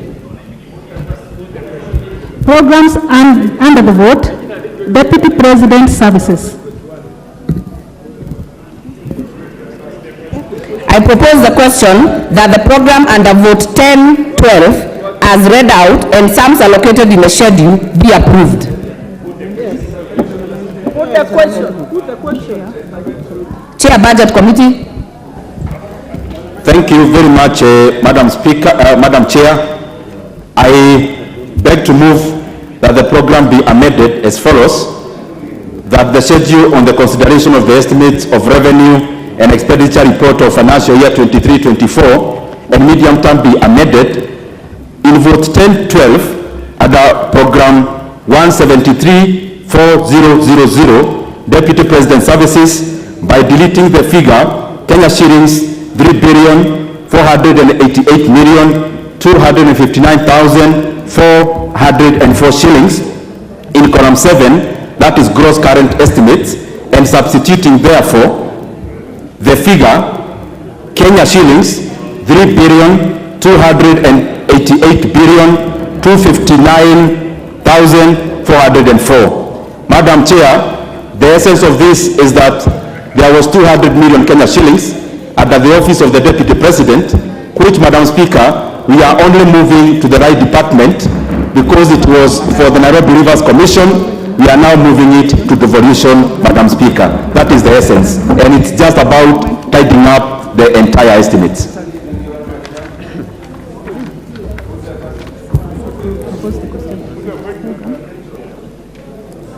I propose the question that the program under Deputy President Services, vote 1012, be amended as proposed.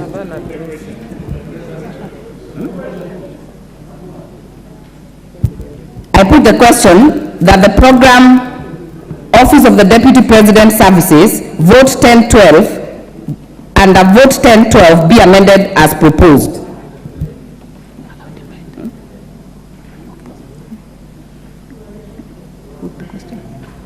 Okay, I put the question as many as are of that opinion say aye. Aye. As many as are of a contrary opinion say nay.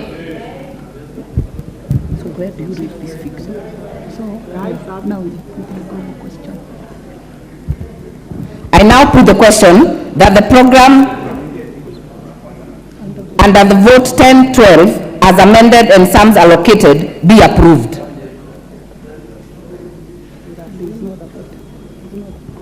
I now put the question that a sum not exceeding Kenya shillings 3,288,259,412 Kenya shillings be issued from the consolidated fund to complete the sum necessary to meet the recurrent and development expenditure during the year ending 30th June 2024 in respect of vote 1012 Deputy President Services.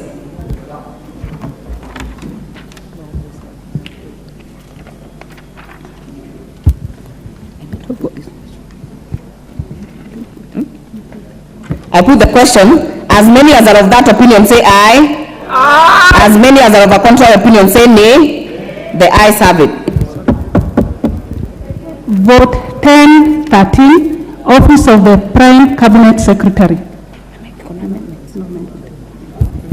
Okay, I propose the question that a sum not exceeding 1,195,570,001 Kenya shillings be issued from the consolidated fund to complete the sum necessary to meet the recurrent and development expenditure during the year ending 30th June 2024 in respect of vote 1013, Office of the Prime Cabinet Secretary.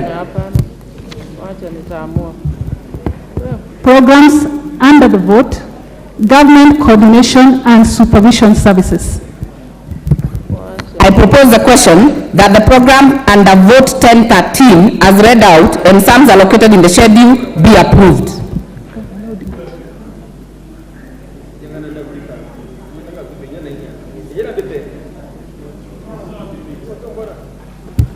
I put the question that the programs under vote 1013 as read out and sums allocated in the schedule be approved.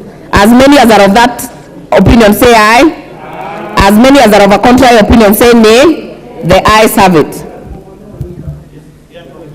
I now put the question that a sum not exceeding Kenya shillings 1,195,570,001 Kenya shillings be issued from the consolidated fund to complete the sum necessary to meet the recurrent and development expenditure during the year ending 30th June 2024 in respect of vote 1013, Office of the Prime Cabinet Secretary. As many as are of that opinion say aye. As many as are of a contrary opinion say nay. The ayes have it. Vote 1014, State Department for Parliamentary Affairs. I propose the question that a sum not exceeding Kenya shillings 669,544,858 Kenya shillings be issued from the consolidated fund to complete the sum necessary to meet the recurrent and development expenditure during the year ending 30th June 2024 in respect of vote 1014, State Department of Parliamentary Affairs.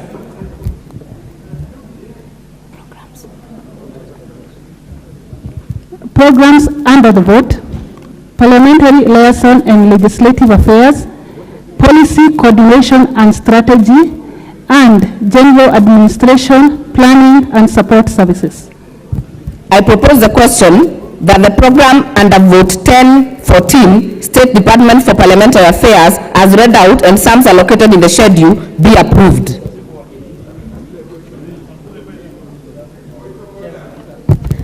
Member for Mathare.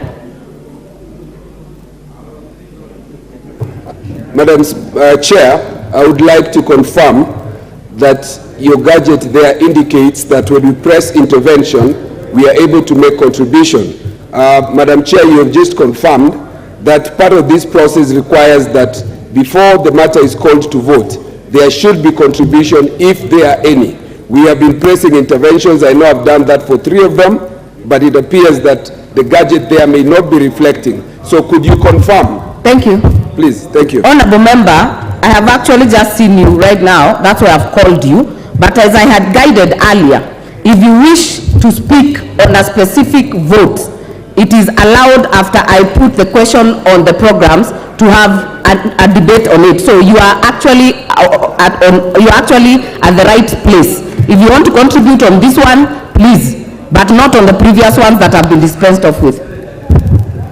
Madam Speaker, I would request that you allow us also to seek your eye, otherwise other than the intervention, because I wanted to speak to 2 previous ones other than this one. I did not catch your eye. Allow us to catch your eye, otherwise other than the button. Thank you. Thank you, Honorable Watch. Honorable Didmas Barasa. Madam Chair, even as I support this allocation of this money to parliamentary affairs, I want to hope that the holders of this office are going to make good use of this house.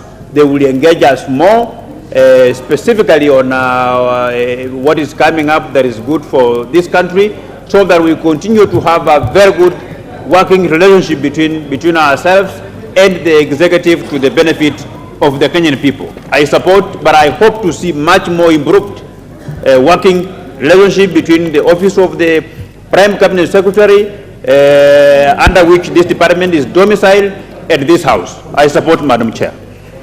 Honorable members, will take the shortest time. If you get a chance for debate, keep it at 2 minutes. Honorable member for Teso South. Are you willing to contribute on this one? No, Madam Speaker. Honorable members, make our work easier. If you're not intending to speak on this one, withdraw your intervention. Then when we get to an area you want to make an intervention, you put back your card. Member for Yatta. Madam Chair, my intervention is yet to arrive. Actually, I'm waiting for vote 1017. We do not have Fuliza points of order and interventions. Member for Kiaro. Yes, please clear the screen so that we're able to make progress. All right.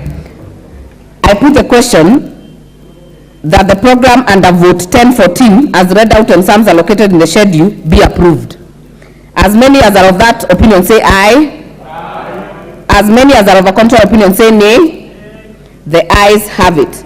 I now put the question that a sum not exceeding Kenya shilling 669,544,858 be issued from the consolidated fund to complete the sum necessary to meet the recurrent and development expenditure during the year ending 30th June 2024 in respect of vote 1014, State Department for Parliamentary Affairs. As many as are of that opinion say aye. As many as are of a contrary opinion say nay. The ayes have it. Vote 1015, State Department for Performance and Delivery Management. I propose the question that a sum not exceeding Kenya shillings 478,625,141 be issued from the consolidated fund to complete the sum necessary to meet the recurrent and development expenditure during the year ending 30th June 2024 in respect of vote 1015, State Department for Performance and Delivery Management. Programs under the vote: Public Service Performance Management and Delivery Services, Government Advisory Services, and General Administration, Planning and Support Services. I propose the question that the programs under vote 1015, State Department for Performance and Delivery Management, as read out and sums allocated in the schedule, be approved. Honorable Member for Sigowet Soin, Honorable Justice Kene, we keep it at 2 minutes. Yeah, Madam Chair, I'll be very brief. And thank you for the opportunity you've given me. Madam Chair, I want to support, and as I do that, Madam Chair, I want us to realize that public service in this country, we must take the scale of service up to be comparable with those of the private sector and increase productivity. Thank you, Madam Chair. Thank you. Member for Saku. Thank you, Honorable Chair. This particular department is about the working of government and looking at the use of public resources in the most effective and efficient manner. This particular department is underfunded, but the funds or the resources that are allocated must be used properly so that government projects are seen and are completed in time. Thank you, Chair. Thank you. Member for Seme. Thank you, Chair. I'm also of the opinion that actually this State Department is underfunded. This is the most critical department for performance. And in fact, performance contracting that in the past enables superb delivery under the coalition government, it was because of the performance of this department. Therefore, the little money they have, I think they should put in place structures of monitoring and measuring performance so that each department is actually measured. What is measured will get done. I think that is what this department should do, but we should intend to finance it better than this. Thank you. Thank you, members. I have given a few. I know the main debate took place yesterday. We'll give the final one on this one. Member for Mombasa. If not there, member for Narok West. Mheshimiwa Spika, nilikuwa nataka kuuliza juu ya hii ya ofisi ya rais na State House. Naona kama ni kitu moja. Na kwa hiyo ishapitwa mheshimiwa, tutaenda kwa mheshimiwa Narok West tafadhali. Thank you, Madam Chair. I want also to add my voice to the members who supported this vote. And has been said actually by my rise, we all note that it is underfunded. This is a very critical State Department of the government, because this is where all the state corporations lies under. And the turnaround of the economy of the country lies largely on the effectiveness of this State Department. So we support it. I support it. Thank you, honorable members. I now put the question that the programs under the vote 1015, State Department for Performance and Delivery Management, as read out and sums allocated in the schedule, be approved. As many as are of that opinion say aye. As many as are of a contrary opinion say nay. The ayes have it. I now put the question that a sum not exceeding 478,625,141 Kenya shillings be issued from the consolidated fund to complete the sum necessary to meet the recurrent and development expenditure during the year ending 30th June 2024 in respect of vote 1015, State Department for Performance and Delivery Management. As many as are of that opinion say aye. As many as are of a contrary opinion say nay. The ayes have it. Vote 1016, State Department for Cabinet Affairs. I propose the question that a sum not exceeding 903,030,596 Kenya shillings be issued from the consolidated fund to complete the sum necessary to meet the recurrent and development expenditure during the year ending 30th June 2024 in respect of vote 1016, State Department for Cabinet Affairs. Programs under the vote, Cabinet Affairs Services. I propose the question that the program under vote 1016, State Department for Cabinet Affairs, and sums allocated in the schedule, as read out, and sums allocated in the schedule, be approved. Member for Mathare.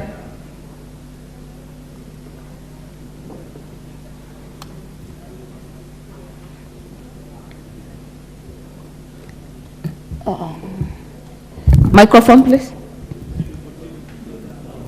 Okay. Member for Kwanza. We wanted to have approved this. I think this is quite good, and we look forward to the cabinet now to include the cabinet, the CS, which I think has been waiting for this, and that's assistant ministers, so to say, so I can be able to work effectively for this country. So I support. Thank you, member for Kwanza. Member for Kimilili. Chair, thank you. I wish to support and commend the committee for scaling down. If you look at the previous allocations, were very huge, going to billions, and we were aware that there were very few cabinet meetings that were being conducted. So I want to commend the committee for scaling down this amount of money, and at least at this time around we see cabinet meeting quite often. I support Madam Chair. Asante, mbunge wa Mombasa.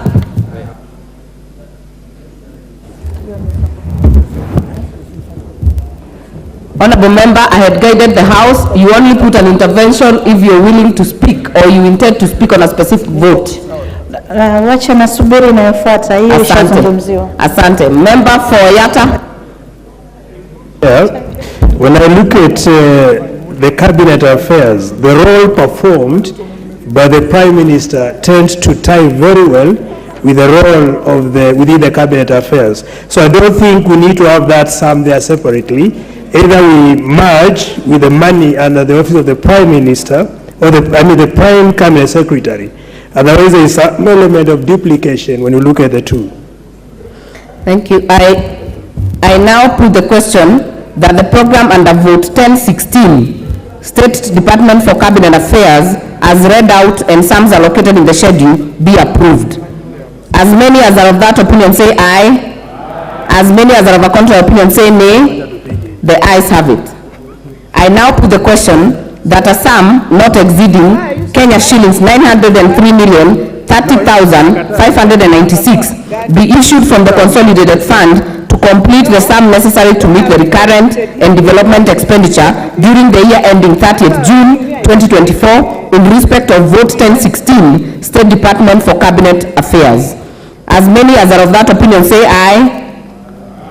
As many as are of a contrary opinion say nay. The ayes have it. Vote 1017, State House.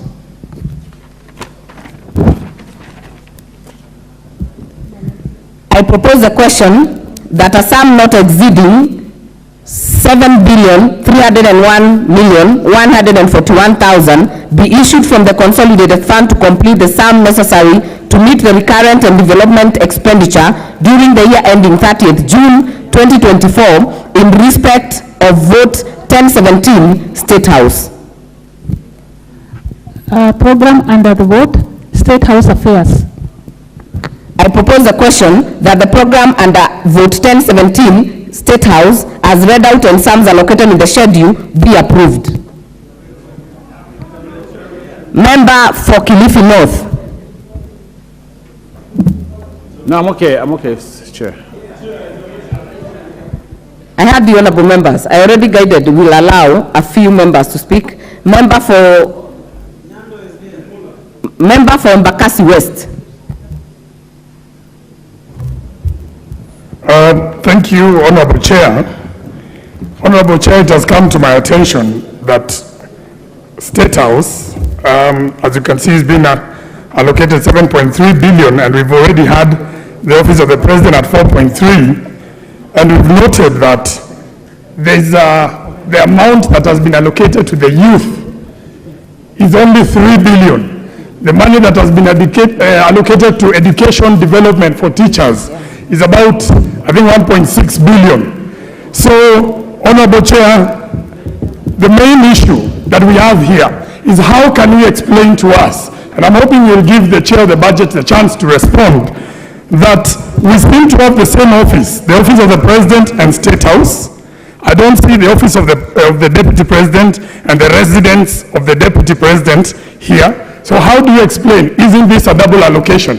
And Honorable Chair might not be familiar with how to propose an amendment, but I'd like to propose that we swap around the figures, that we give this figure to the youth, and the one of the youth we bring it.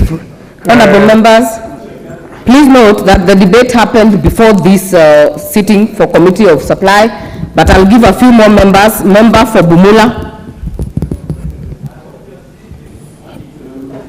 Chair, I honestly don't understand why we should have 7.3 billion under State House and under Office of the President have 4.3, bearing in mind that specific departments in that under the Office of the President are funded differently.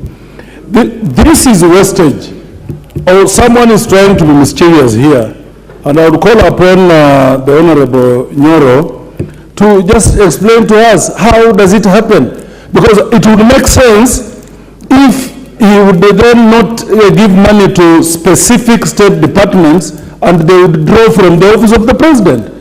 There are so many problems in this country now. Your teachers are crying, you want to tax them more. Civil servants are crying, you want to take their money. And at the same time, you want to go and tax mamambogas. Where are we headed with these double allocations in one office? Every member, maximum 2 minutes. Member for Endebess.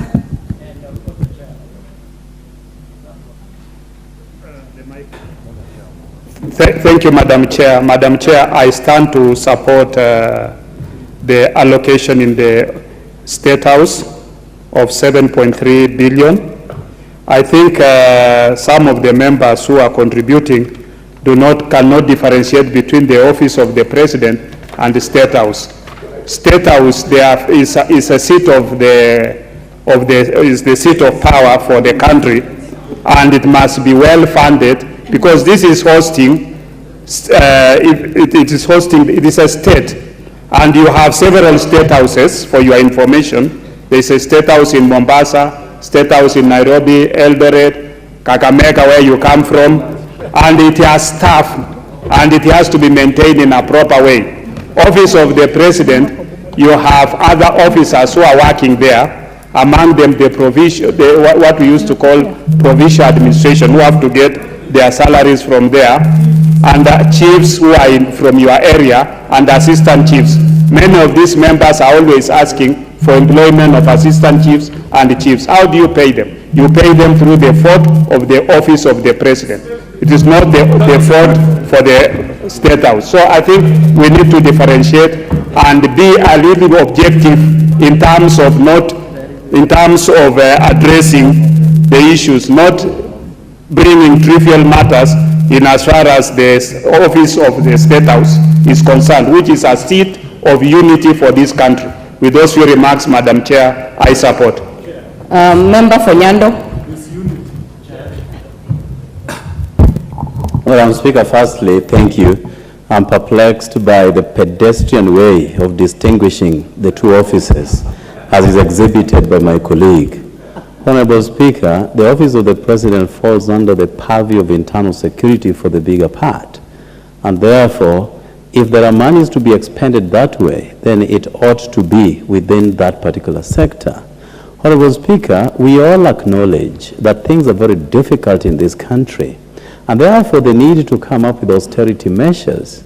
But if the office of the President and State House by extension is taking more than double the allocation for last year, yet vehicles were left there new, employees have not been increased, why is this? Is this money that will be meant to buy loyalty from the opposition? And because that is exactly what has been happening lately.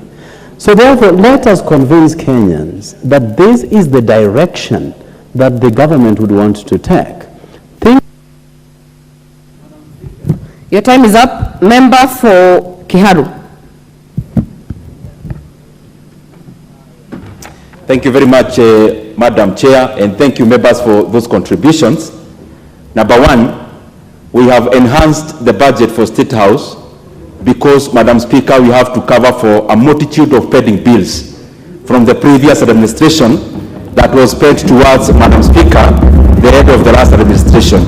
And you know, in terms of our PFM Act, Madam Speaker, pending bills forms the first charge. And therefore, Madam Speaker, as a responsible committee, we had to respond to that. I will respond to the issue about money that was mentioned by Honorable Mwenje when we get to the education sector, because education sector is actually taking up a third of our budget, precisely 630 billion. Thank you very much, Madam Chair. Member for Madera.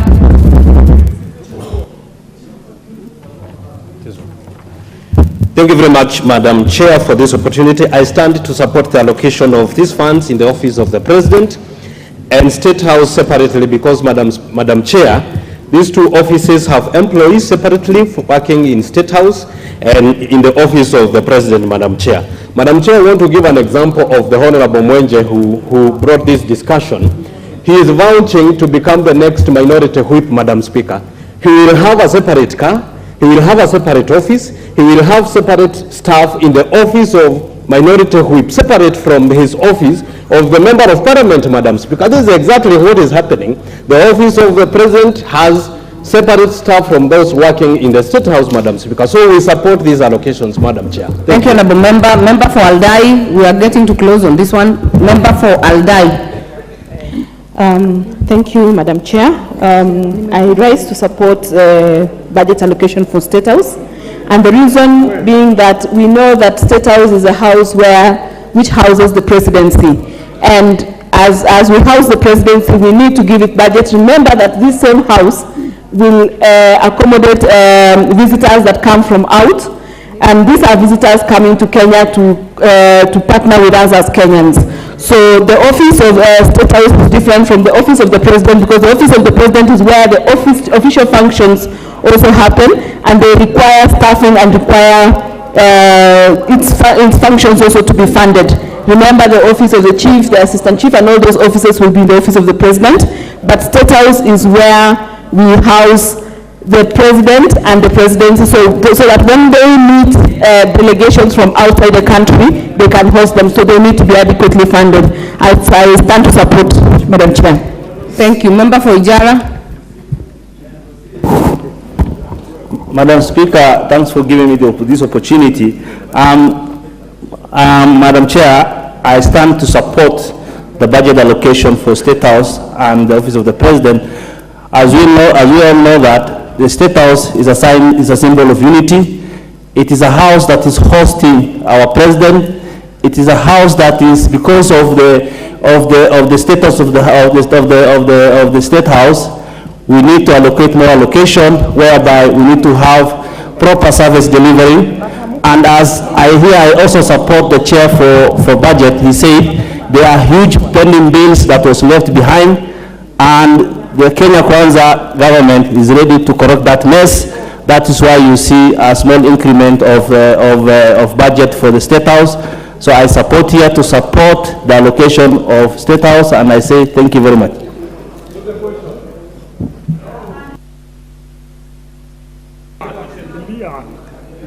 We are getting to a close on this one.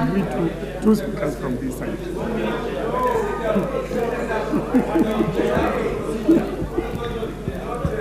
Honorable members, I will give the last chance to the chair administration. Thank you so much, Chair. I think the majority have been said, especially by the leader, the chair of budget. And I want just to tell the members, maybe members are mixing things. The money allocated to every vote follows the program. Like the money allocated to the State House, there's several directorates, more than 8, under the same office, to include actually the packages given to the retired president, including the chair of the AZIMIO party, which draws his retirement package from the same vote. Actually, to be too honest, it's too small actually amount allocated. So I support. Thank you. The very last, the Deputy Majority Leader. Chair, I would like to, there's a difference, there are a huge difference between State House and the Office of the President. The state of Kenya as a unitary state has its seat at State House, and they have several programs, including when we have visiting heads of states, they come through State House. When the president goes as a guest of state in another country, goes as a state, but these presidents held at Harambee House, the office of the president at Harambee House, is where the head of public service sits. And the head of public service there and chief of staff has many programs that must be controlled from that end. So you cannot say State House equals Office of the President. They are different, they are distinct, and each deserves a budget on their own. And these are two different things. I thank you. Put the question. Order members. Honorable Mwenje. Order members. Honorable Mwenje. You are right here and you know the situation, so don't shout from your seat. Honorable members, allow us to make progress. I put the question that the program under vote 1017 as read out and sums allocated in the schedule be approved. As many as are of that opinion say aye. Aye. As many as are of a contrary opinion say nay. The ayes have it. I now put the question that a sum not exceeding Kenya shilling 7,301,141,000 be issued from the consolidated fund to complete the sum necessary to meet the recurrent and development expenditure during the year ending 30th June 2024 in respect of vote 1017, the State House. As many as are of that opinion say aye. Aye. As many as are of a contrary opinion say nay. The ayes have it. Vote 1023, State Department for Correctional Services. I propose the question that a sum not exceeding 35,837,200,000 be issued from the consolidated fund to complete the sum necessary to meet the recurrent and development expenditure during the year ending 30th June 2024 in respect of vote 1023, the State Department for Correctional Services. Programs under the vote: General Administration, Planning and Support Services, Prison Services, and Probation and Aftercare Services. I propose the question that the programs under vote 1023, State Department for Correctional Services as read out and sums allocated in the schedule be approved. I have people who have members who have indicated interest in this matter. I will give a few. Member for Butula.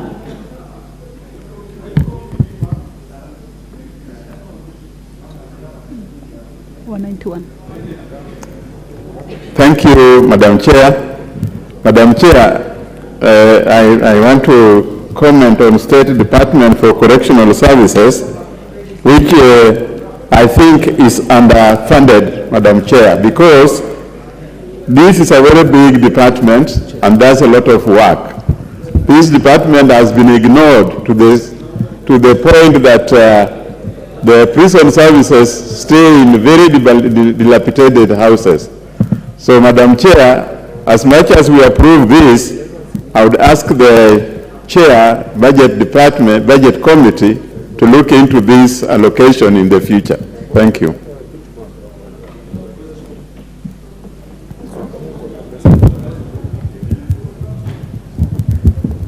Member for Kericho. Thank you, Madam Chair. I want to appreciate and support the allocation to this department, State Department for Correctional Services. Madam Chair, at the moment, the prison services have improved, and I want to believe with this allocation, it will improve the more social amenities, even food in prisons have improved. I'm only concerned, just like my other member has said, that in the near future we add allocation so that houses will improve. Thank you, Madam Chair. Honorable members, I'll close that one at this point. I put the question that the program under 1023, State Department for Correctional Services, as read out and sums allocated in the schedule, be approved. As many as are of that opinion say aye. Aye. As many as are of a contrary opinion say nay.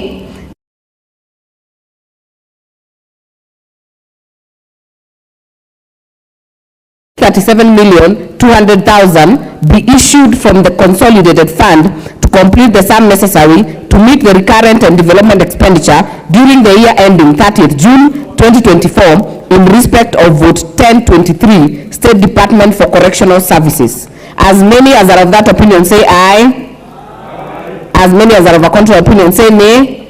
The ayes have it.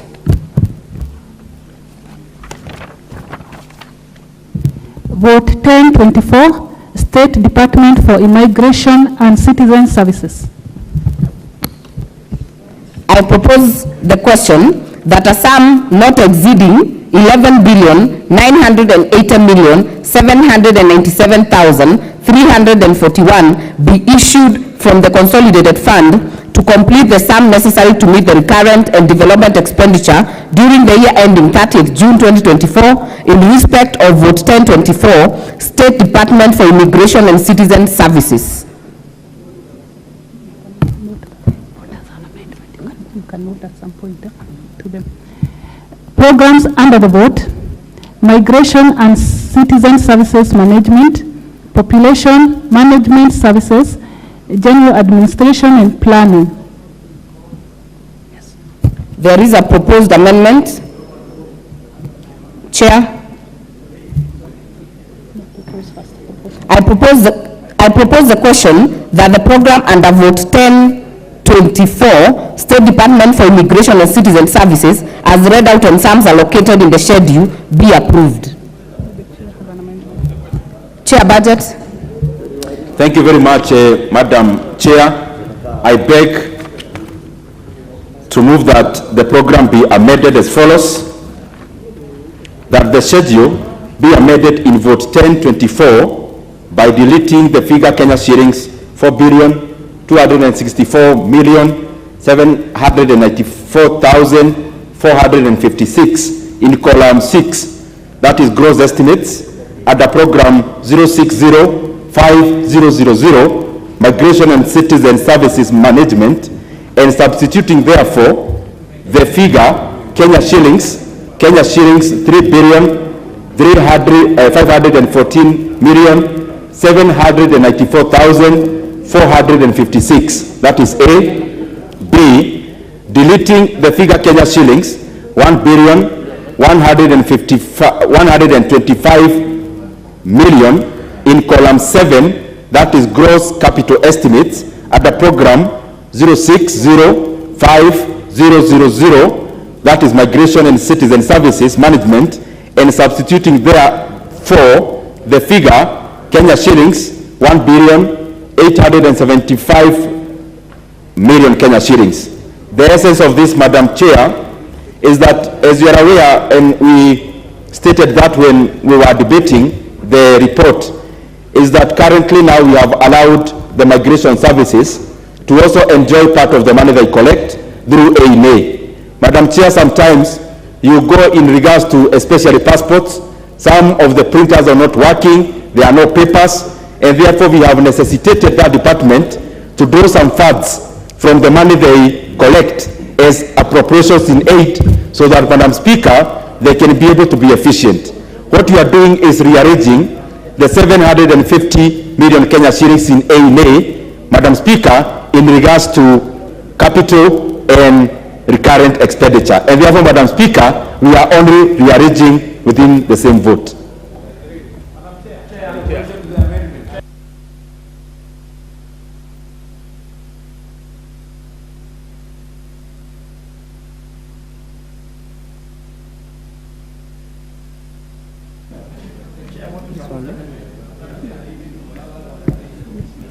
Member for Narok West, you will support, but not at this point until I propose it.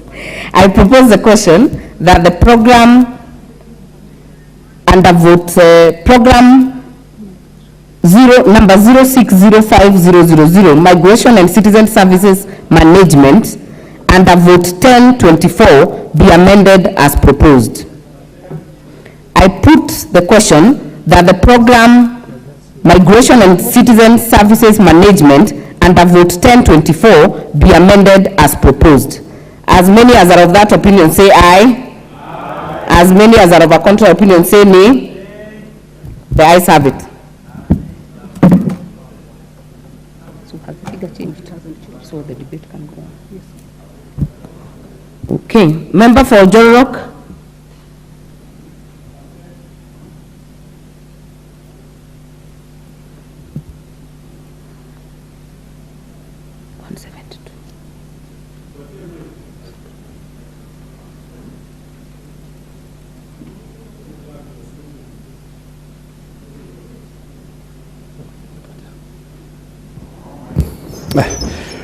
Thank you very much, Madam Chair. You are out of order, totally. Honorable Kangogo.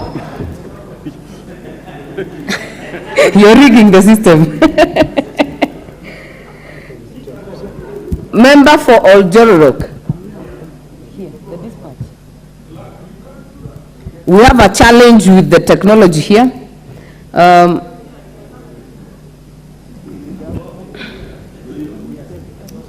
Can you come to the dispatch box, Honorable Member for Jorok?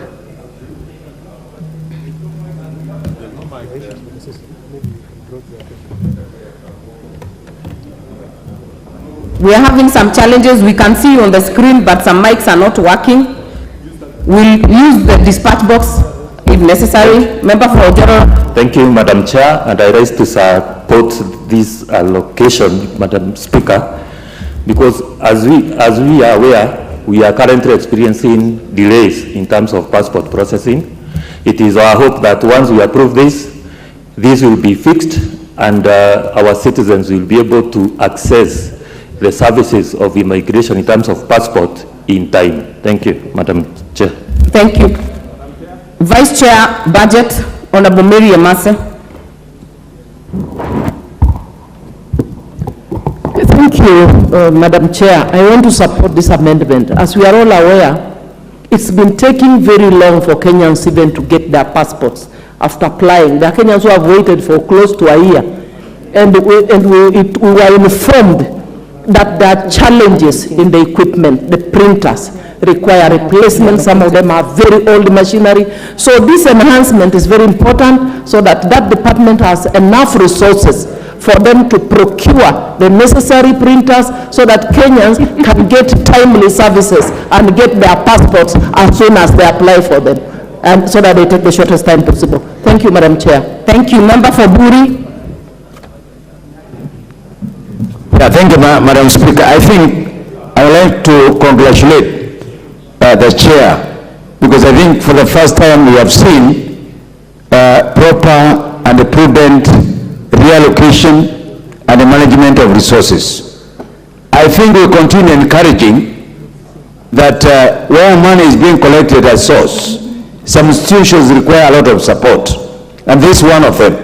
And therefore, Madam Speaker, this is very nice. We should encourage any institution where they are collecting money for better service delivery. Asante sana.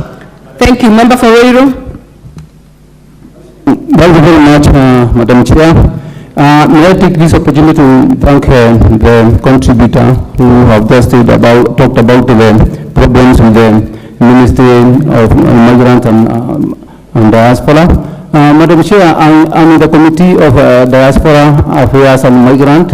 And Madam Chair, we are losing a lot of money because of those poor equipment which are not able to work promptly. Madam Chair, you find that we get people who want to go out there to work, then they need to have their passport processed, another document. Madam Chair, I feel that this money, Madam Chair, is not even enough. In future, Madam Chair, we need to improve this money, because we need enough money for us to be relevant as matters diaspora. Thank you, and I support.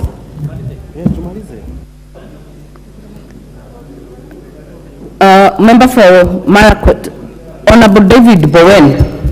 Thank you, Madam Chair. Madam Chair, I want to support the amendment by the Honorable Chair, and also support the vote as it is. Madam Chair, number one, it is prudent that where a ministry or an institution generates A in A, Madam Chair, it's been the practice that the Treasury takes the entire NA. Now with the amendment, I want to support that part of that money should be used by the ministry generating the A in A. Number two, Madam Chair, we have seen the problem in immigration. The problem of the lack of papers, the machines are down, there are so many backlogs there.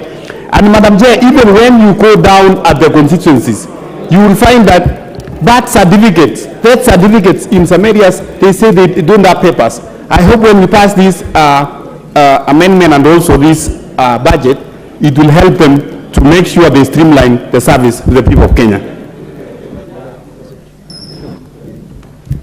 All right, honorable members, I put the question that the program under vote 1024, program 06005000, Migration and Citizen Service Management, be amended and sums allocated be approved.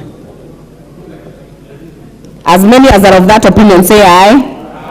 As many as are of a contrary opinion say nay. The ayes have it. I propose the question that the program under the vote 1024, Population Management Services and General Administration and Planning, as read out and sums allocated in the schedule, be approved. As many as are of that opinion say aye.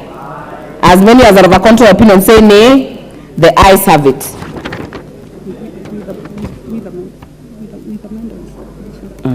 I now put the question that a sum not exceeding 11,980,797,341 Kenya shillings be issued from the consolidated fund to complete the sum necessary to meet the recurrent and development expenditure during the year ending 30th June 2024 in respect of votes 1024, State Department for Immigration and Citizen Services, with the proposed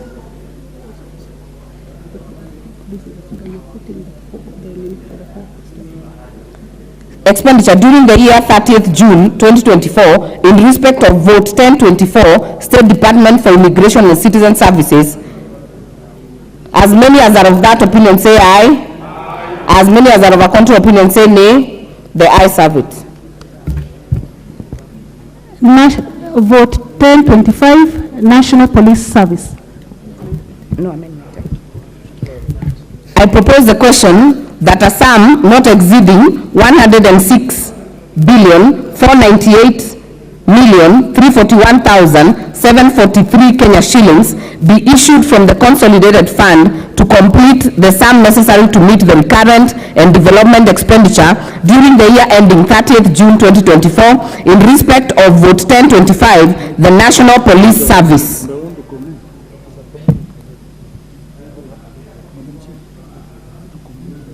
Program under the vote, policing services. I propose the question that the program under vote 1025, National Police Service, as read out on sums allocated in the schedule, be approved.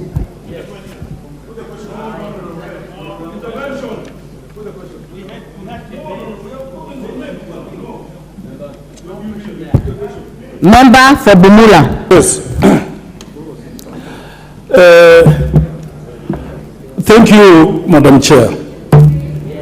First, I want to start by appreciating the good work that we experience from our brothers and sisters who are in police service. In my opinion, if you walk around this country, Madam Chair, a lot of police in this country don't even have housing. A lot of them their salary is very, very, very little. What I therefore expected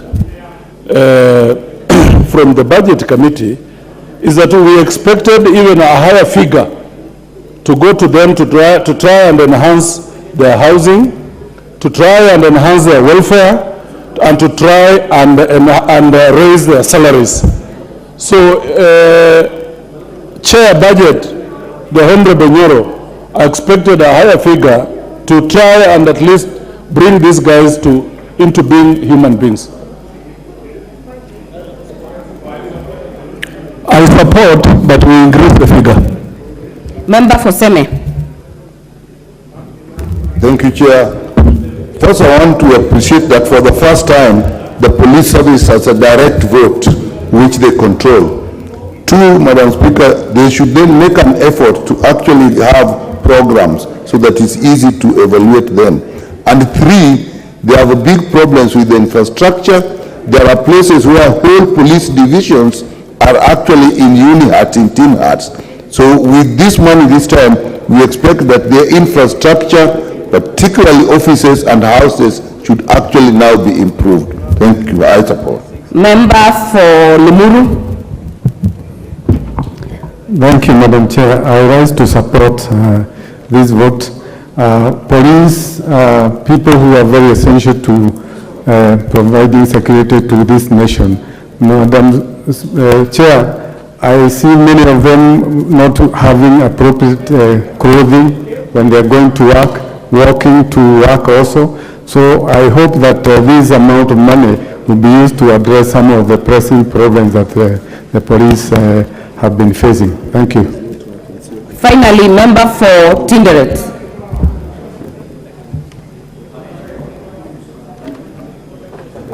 Thank you, Chair. I want to support this proposal because, first of all, the police have now a fund that they can control. They can run their affairs quite well, and they will be actually having the enough resources that they cannot be under the control of quarters outside the police. Previously, the police were actually controlled by the political class and outside the police system. I support. Thank you. I now put the question that the program under vote 1025, the National Police Service, as read out and sums allocated in the schedule, be approved. As many as are of that opinion say aye. As many as are of a contrary opinion say nay. The ayes have it. I now put the question that a sum not exceeding 106,498,341,743 Kenya shillings be issued from the consolidated fund to complete the sum necessary to meet the recurrent and development expenditure during the year ending 30th June 2024 in respect of vote 1025, National Police Service. As many as are of that opinion say aye. As many as are of a contrary opinion say nay. The ayes have it. Vote 1026, State Department for Internal Security and National Administration.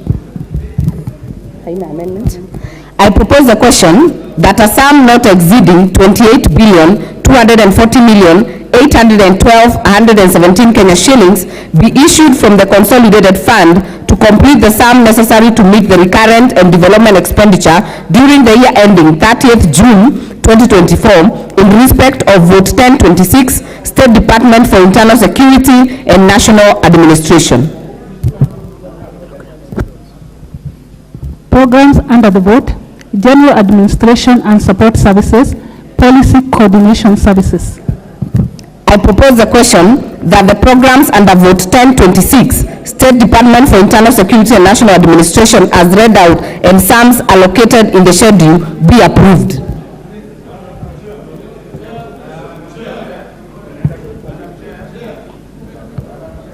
Member for Luanda. Thank you, Madam Speaker, for the opportunity given to me. I look at the budget provided, Madam Speaker, and my concern is that we have lots of new administrative units that have come into existence in the recent past. And I do believe that the budget committee, while preparing the estimates, did consider that such administrative units may be given, or rather supported, so that they can be able to provide services to the new administrative units. Thank you so much. Madam Chair, burning issue. Member for Fafi, Olabofara Yakub. Thank you, Madam Chair. I rise to support the motion because there's need for increasement of government coordination. There's need for operationalization of sub-counties which have been gazetted some 2 years ago. Like my place, there's a place called Fafi sub-county which was operationalized 2017, and up to now the DC and everything are not there. They are there, but actually the staff to support them have not been recruited. There are no vehicles. There's also need for increasement of sub-locations and locations in most of constituencies and sub-counties. So my concern and my support for this, that there's need for increasement of endowment activities in those areas, and increasement and giving a large amount of money or monies which are possible to support the coordination of such activities. I rise to support the vote. Thank you, Madam Chair.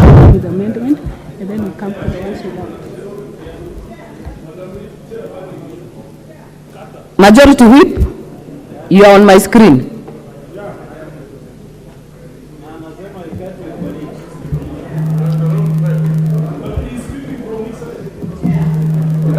You can't cross. Order members, member for Turkana Central.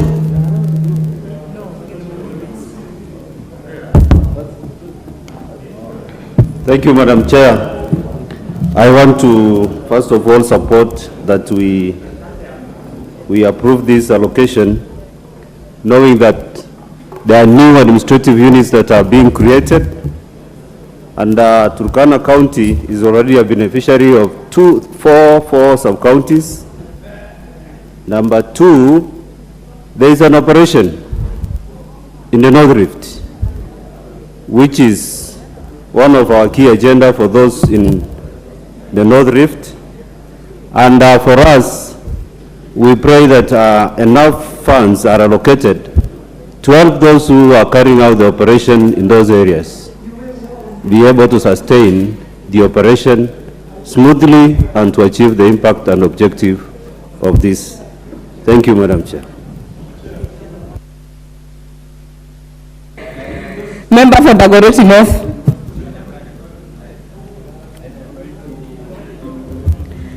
Thank you, Chair. I rise to support Chair and to really appreciate the work, but also to really request that as we do this, we will want to see more of our chiefs, and even as they do the work they are doing today, and we have so much insecurity, as we give them resources, we need to rethink also on their officers as much as CDF does, but also the ministry should now start thinking, because in some areas we don't have land with title deeds, and therefore they are in a very worse situation than in any other place, especially in Nairobi. Thank you, Chair. Member for Kiamba. Thank you, Chair. I rise to support the amendment that the National Police Service should be given enough funds that they can be able to execute their national security issues in regards to making sure that, even the police officers, they have vehicles to use in terms of even keeping the securities within our area. And therefore propose and support the amendment, this amendment, Madam Chair. Thank you.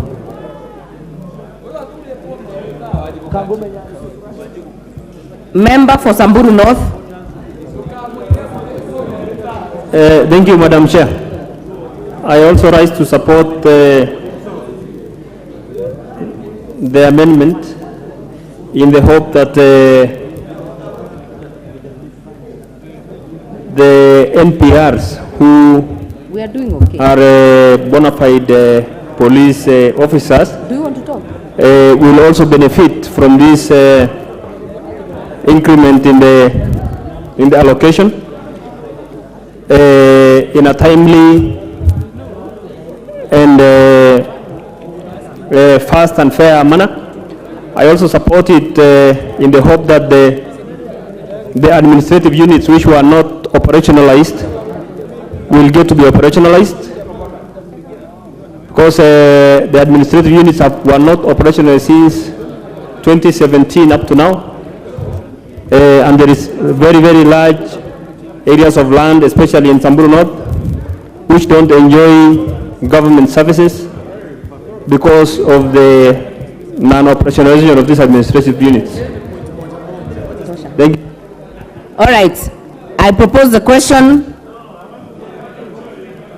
that the program under vote 1026, State Department for Internal Security and National Administration, as read out and sums allocated in the schedule, be approved. As many as are of that opinion say aye. As many as are of a contrary opinion say nay. The ayes have it.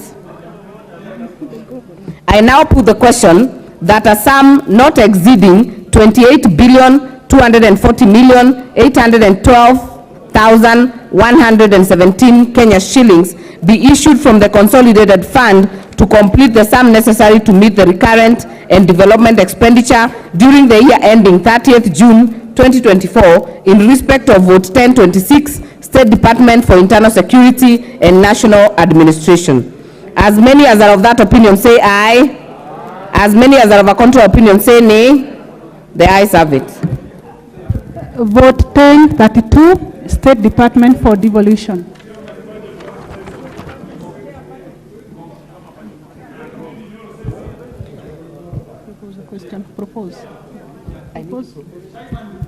I propose the question that a sum not exceeding 1,971,120,000 be issued from the consolidated fund to complete the sum necessary to meet the recurrent and development expenditure during the year ending 30th June 2024 in respect of vote 1032, State Department for Devolution.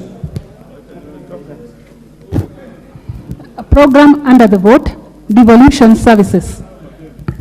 I propose the question that the program under vote 1032, State Department for Devolution, as read out and sums allocated in the schedule, be approved.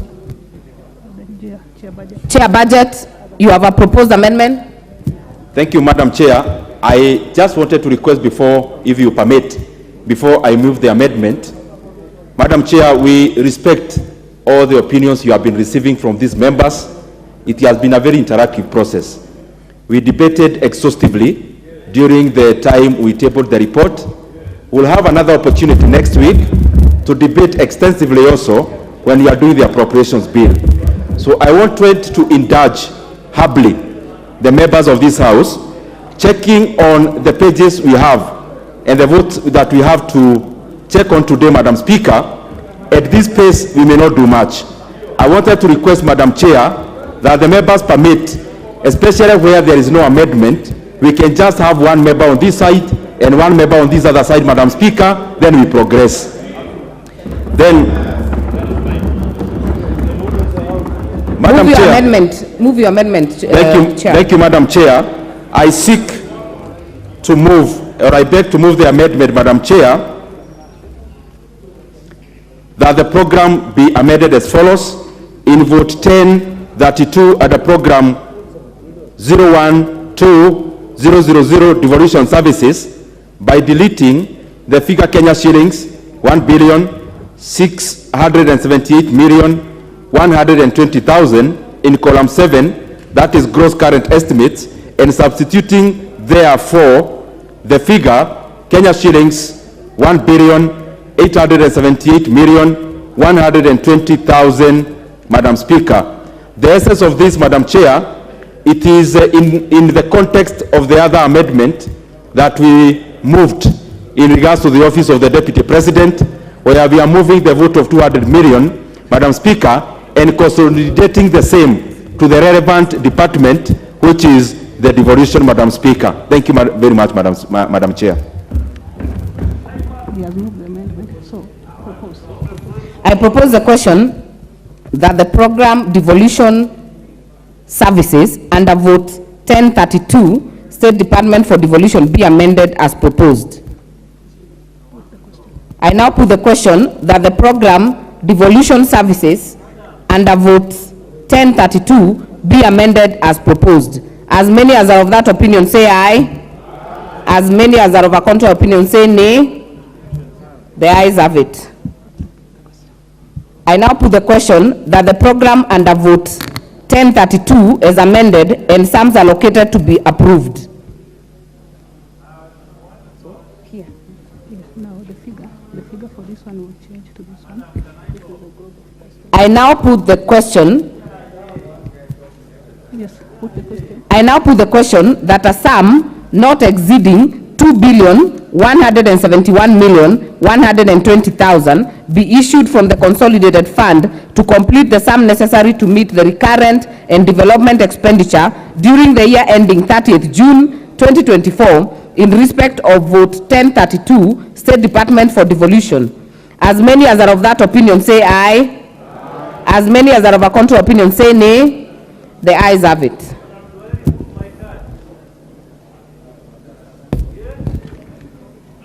Vote 1036, State Department, Assets and Regional Development.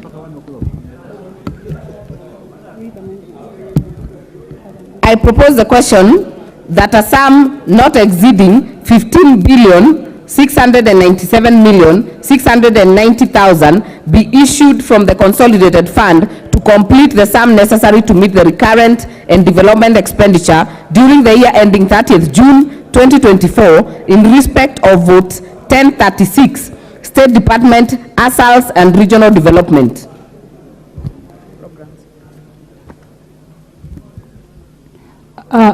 Programs under the vote: Accelerated Asset Development, General Administration, Planning and Support Services.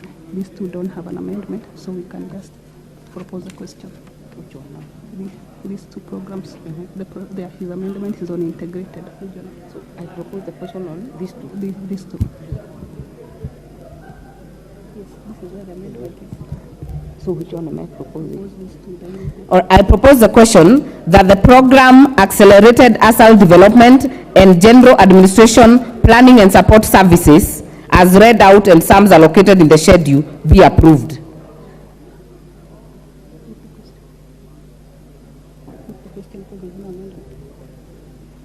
I put the question that the program Accelerated Asset Development, General Administration, Planning and Support Services under vote 1036 be amended as read, as proposed.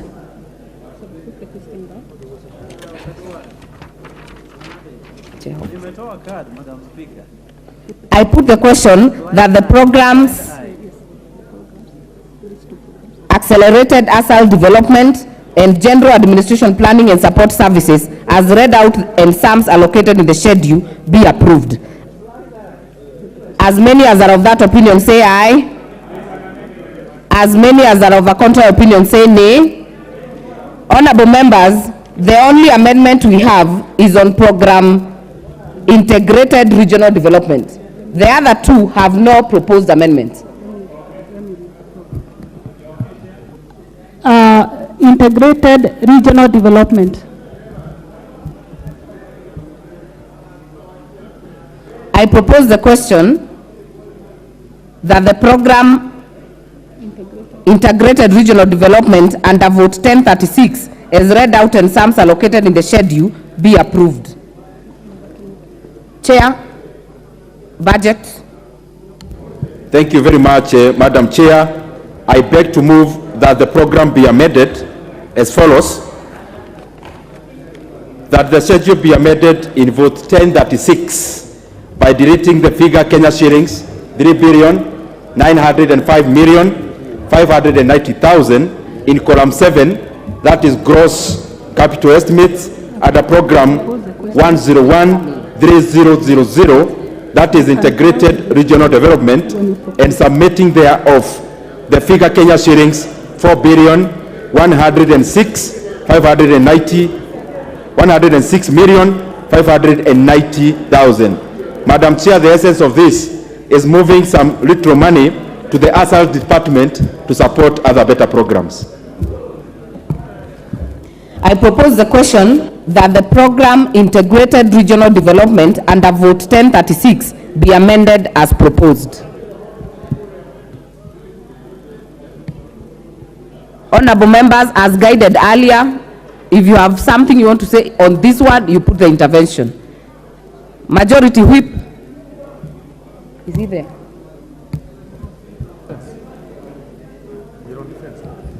Member for Kimilili? No.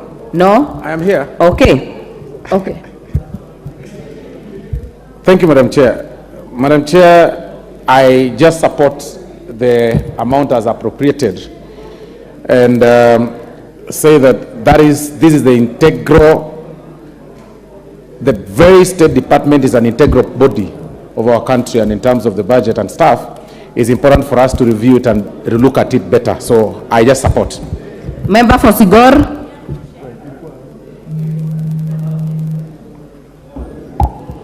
Yeah, thank you, Honorable Chair. I want to support the amendment as proposed by the Chair, Budget and Appropriation Committee. And Honorable Chair, still say that the integrated regional development authorities still require more funding so that they be able to undertake programs that touch on the lives of people. This may not be enough, but I support. Thank you very much. All right, members, I then put the question that the program integrated regional development under vote 1036 be amended as proposed. As many as are of that opinion say aye. As many as are of a contrary opinion say nay. The ayes have it. I now put the question that the program under the vote 1036 as amended and sums allocated be approved. I now put the question that a sum not exceeding 15,898,690,000 Kenya shillings be issued from the consolidated fund to complete the sum necessary to meet the recurrent and development expenditure during the year ending 30th June 2024 in respect of vote 1036, State Department, ASALs and Regional Development. As many as are of that opinion say aye. As many as are of a contrary opinion say nay. The ayes have it. Vote 1041. I propose the question that the sum not exceeding Kenya shillings 144,943,160,000 be issued from the consolidated fund to complete the sum necessary to meet the recurrent and development expenditure during the year ending 30th June 2024 in respect of vote 1041, Ministry of Defense. Programs under the vote: Defense, Civil Aid, General Administration, Planning and Support Services, and National Space Management. I propose the question that the programs under vote 1041 as read out and sums allocated in the schedule be approved. I put the question that the programs under vote 1041 as read out and sums allocated in the schedule be approved. As many as are of that opinion say aye. As many as are of a contrary opinion say nay. The ayes have it. I now put the question that a sum not exceeding 144,943,160,000 be issued from the consolidated fund to complete the sum necessary to meet the recurrent and development expenditure during the year ending 30th June 2024 in respect of vote 1041. As many as are of that opinion say aye. As many as are of a contrary opinion say nay. The ayes have it. Vote 1053, State Department for Foreign Affairs. No amendments. I propose the question that a sum not exceeding 19,717,170,000 Kenya shillings be issued from the consolidated fund to complete the sum necessary to meet the recurrent and development expenditure during the year ending 30th June 2024 in respect of vote 1053. Programs under the vote: General Administration, Planning and Support Services, Foreign Relation and Diplomacy, Economic and Commercial Diplomacy, and Foreign Policy, Research, Capacity Development and Technical Cooperation. I propose the question that the programs under vote 1053 as read out and sums allocated in the schedule be approved.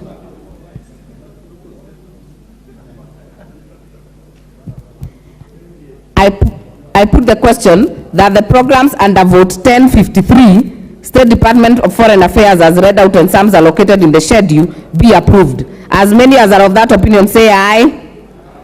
As many as are of a contrary opinion say nay. The ayes have it. I now put the question that a sum not exceeding 19,717,170,000 be issued from the consolidated fund to complete the sum necessary to meet the recurrent and development expenditure during the year ending 30th June 2024 in respect of vote 1053. As many as are of that opinion say aye. As many as are of a contrary opinion say nay. The ayes have it. Vote 1054, State Department for Diaspora Affairs. I propose the question that a sum not exceeding 1,314,000,000 be issued from the consolidated fund to complete the sum necessary to meet the recurrent and development expenditure during the year ending 30th June 2024 in respect of vote 1054. Program under the vote: Management of Diaspora and Consular Affairs. I propose the question that the program under vote 1054 as read out and sums allocated in the schedule be approved. Member for Ruto. Thank you, Madam Chair. I want to support, but also put this notice to this honorable house. Madam Chair, matters diaspora once again. You find that there are more than almost 4 million Kenyans living out there. And Madam Chair, if you look at the management of diaspora and consular affairs, Madam Chair, there are many areas in the world where we are not represented. For me, I stand to say this money is not enough, and in future we should add this money so that we are able to be compliant. Thank you. Honorable Bitu Zelachi.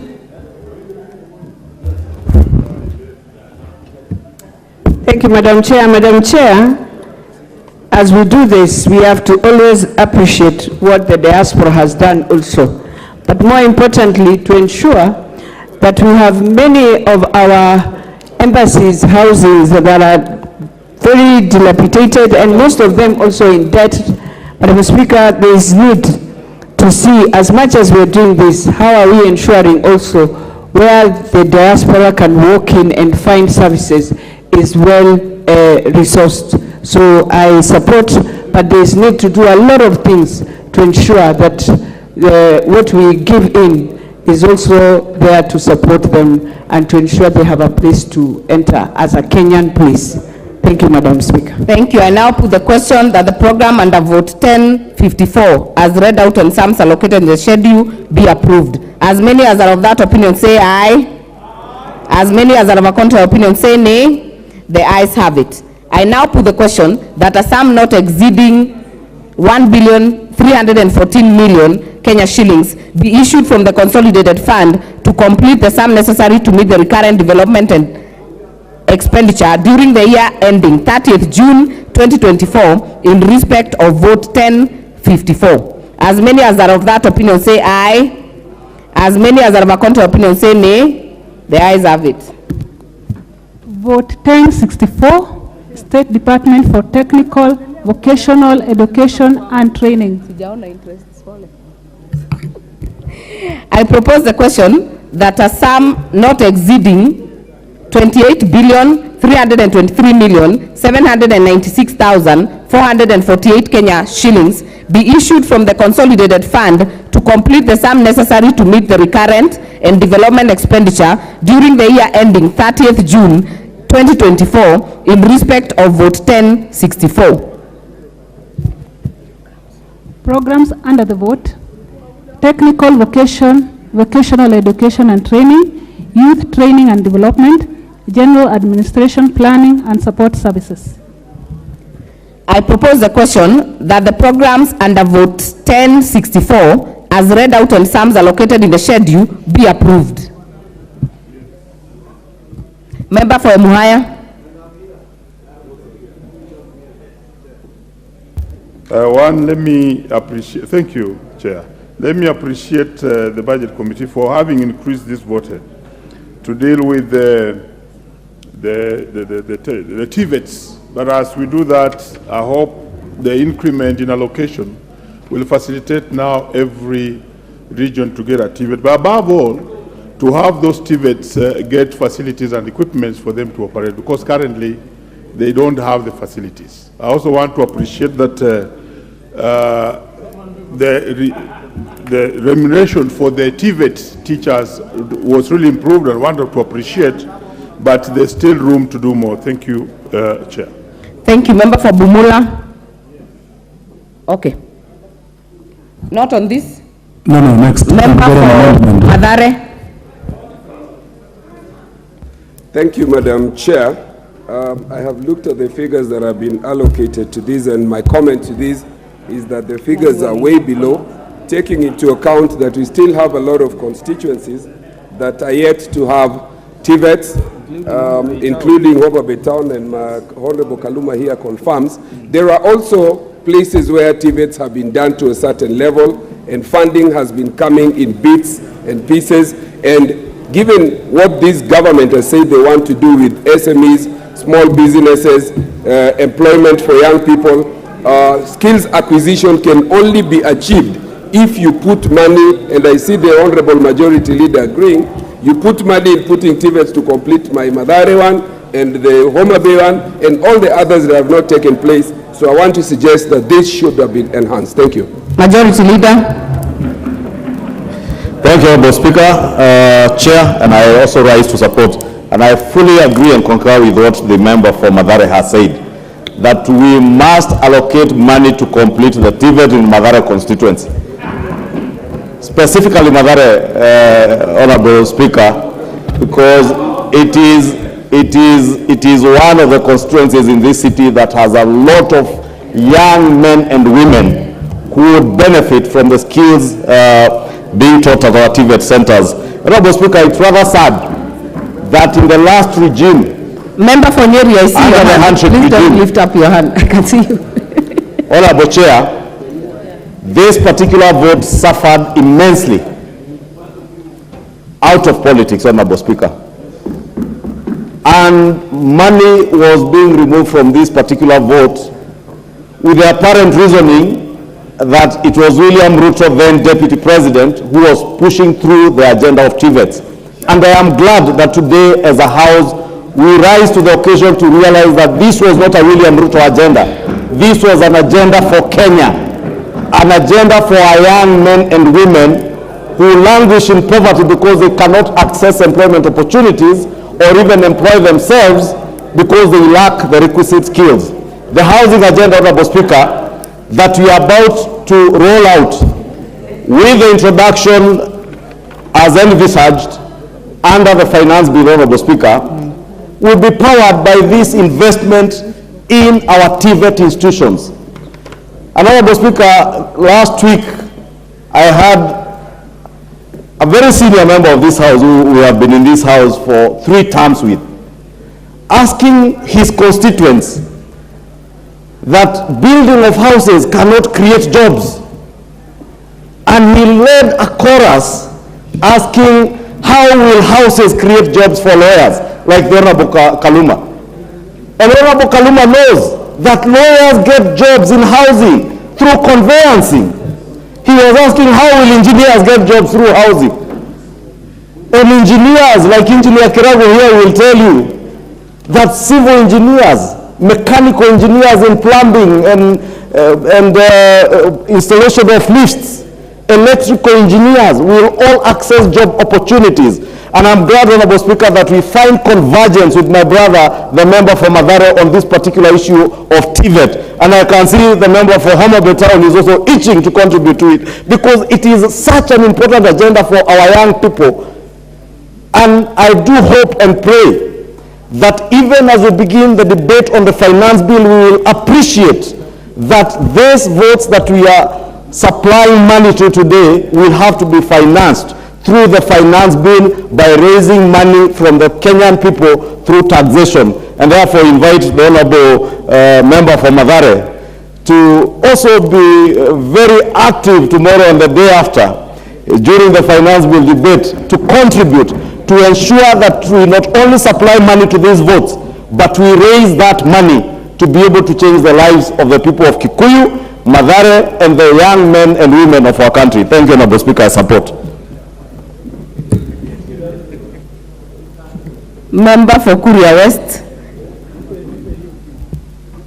And for those who are coming in as the committee of supply is going on, we agreed we use the intervention button for this specific, if you want to speak to a specific issue, so that I'm able to pick you. Member for Kuria West, Honorable Matthias Robbie.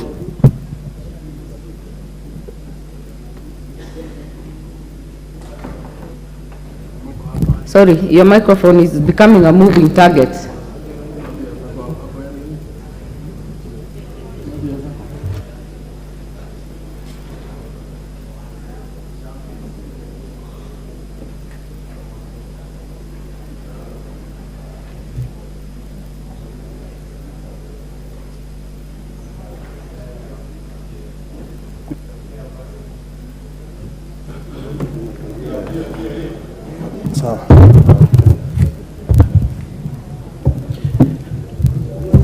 Thank you, Madam Chair, for this opportunity. Also, I stand here to support the allocation for technical vocational education and training. We know this has uplifted many of our students, so I stand to support, and we know if this even can be increased so that we can support our people.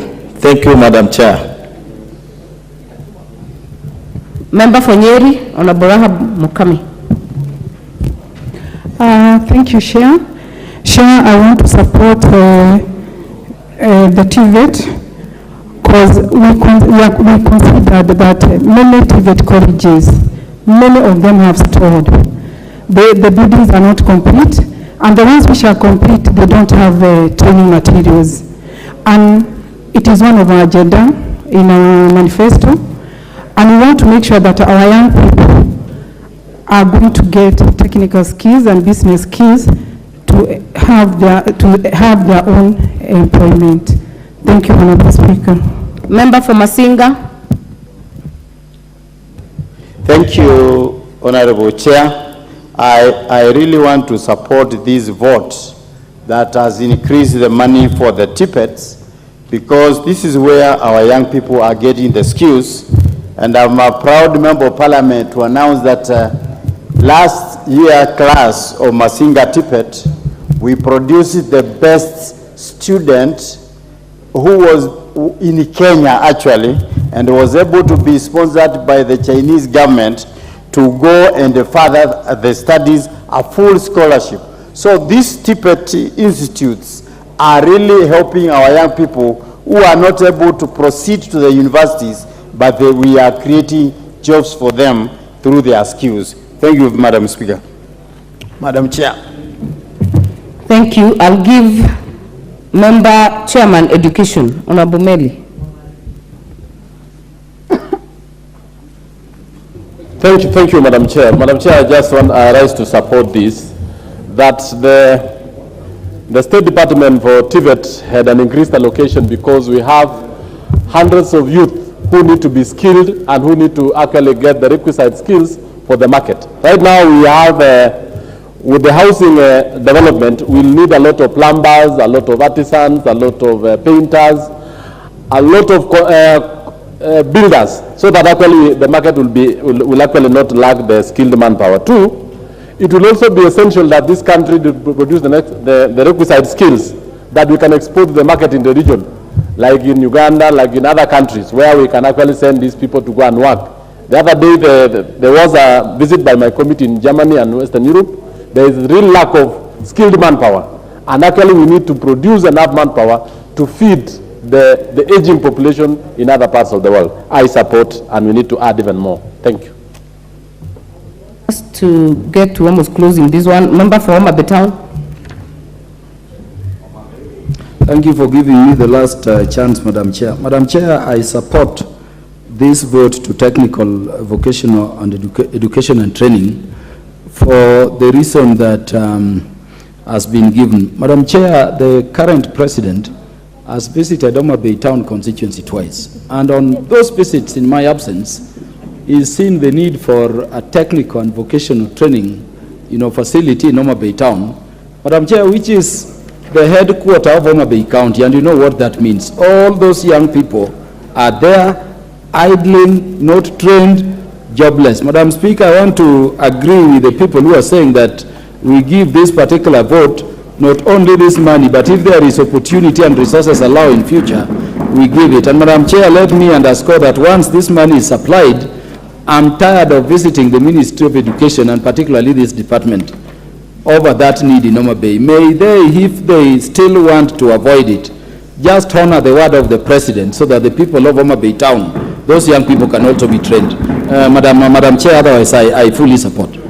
Thank you. I now put the question that the programs under the vote 1064 as read out on sums allocated in the schedule be approved. As many as are of that opinion say aye. As many as are of a contrary opinion say nay. The ayes have it.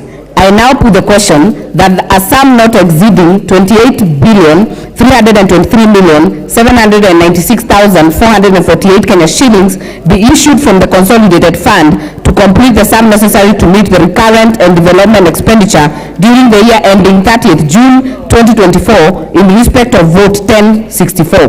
As many as are of that opinion say aye. As many as are of a contrary opinion say nay. The ayes have it. Vote 1065, State Department for Higher Education and Research.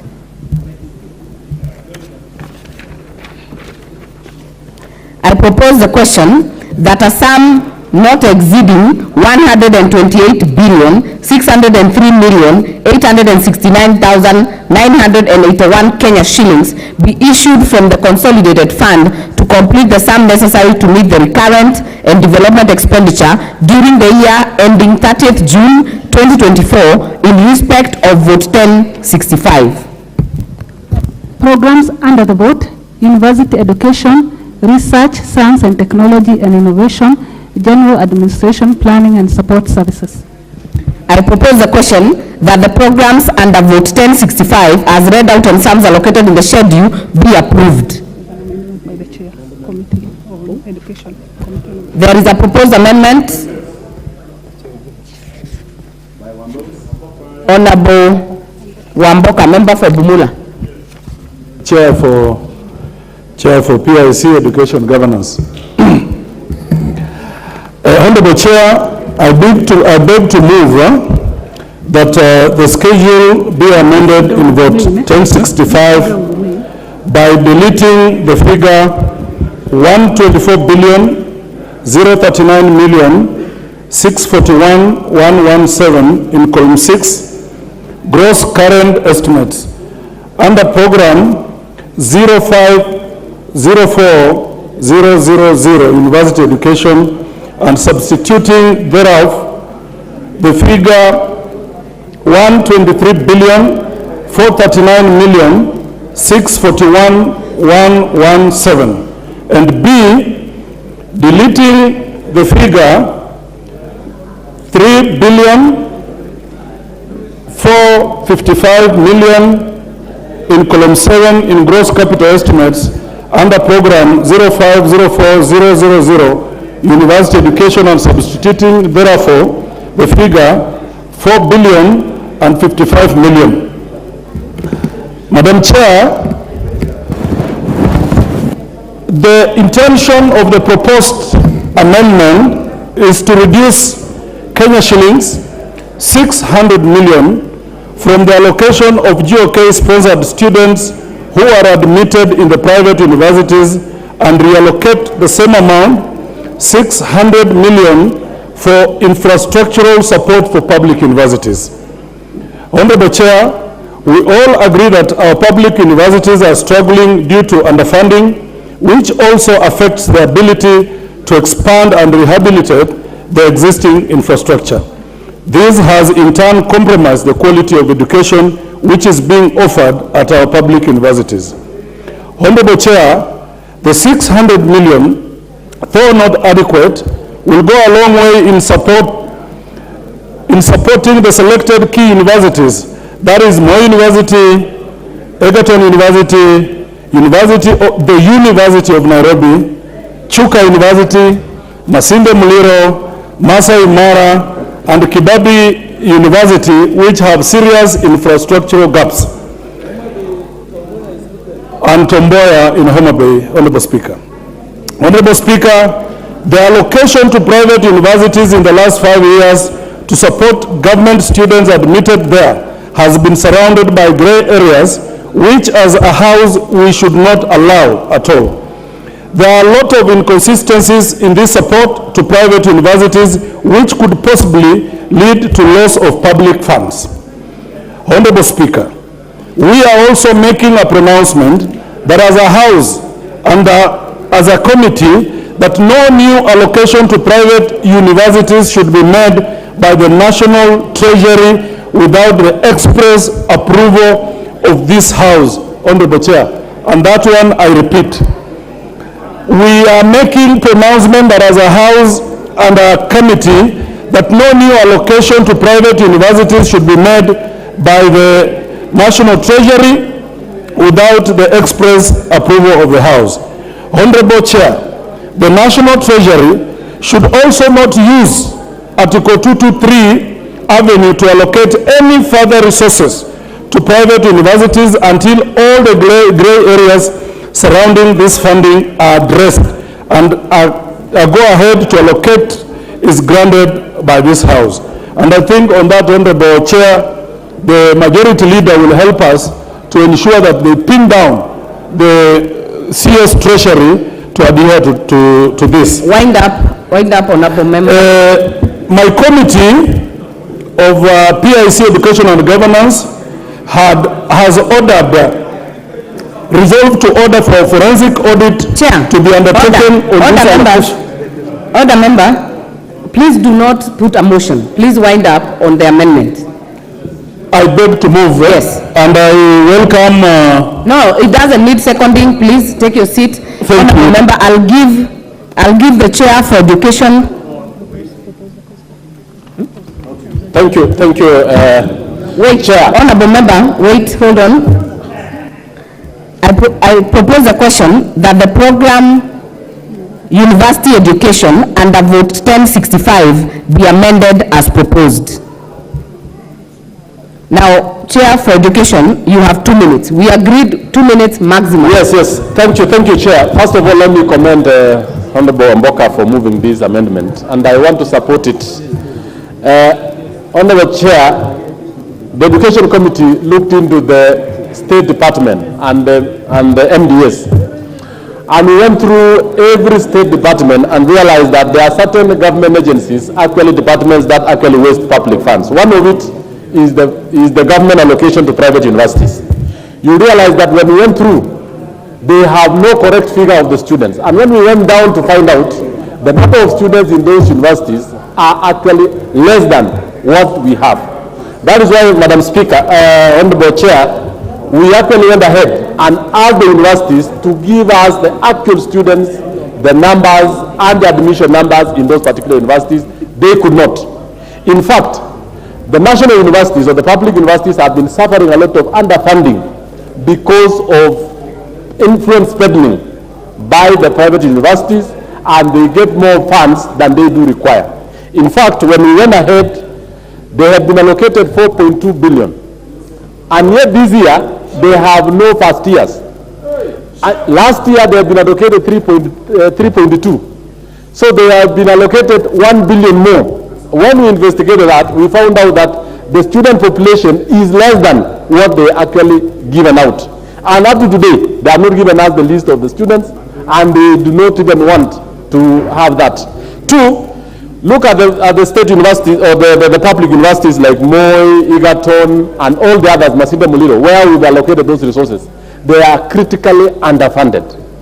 All those can actually be salvaged by actually making sure that we do a forensic audit of what we have been given private universities, find out how the money has been utilized for all the years, especially the 5 years they have been allocated, so that actually we make value for the money that we have given. Thank you, and I support. Member Fonjoro. Member Fonjoro not ready. Majority Leader. Honorable Speaker, allow me to support that particular amendment. And I like the wording by the Honorable Amboka that even the National Treasury be debarred from allocating further resources to that vote for private universities, Honorable Chair, without the prior approval of this House. And it is time, Honorable Speaker, that this House took its work seriously, Honorable Speaker, because we pride ourselves as a budget-making House, but we continuously allow the National Treasury to abuse our mandate by allocating money through under Article 223 without being verified, Honorable Speaker. Last week, Honorable Speaker, the CS education was right here. And remember, you remember, Honorable Speaker, me putting it to the CS, that there are indeed cartels that have taken over the running of the State Department for University Education. Honorable Speaker, it is surprising if you looked at the documents that were tabled by the CS. Mount Kenya University is being allocated in the last financial year a figure of 731 million when Karatina University is down on its knees.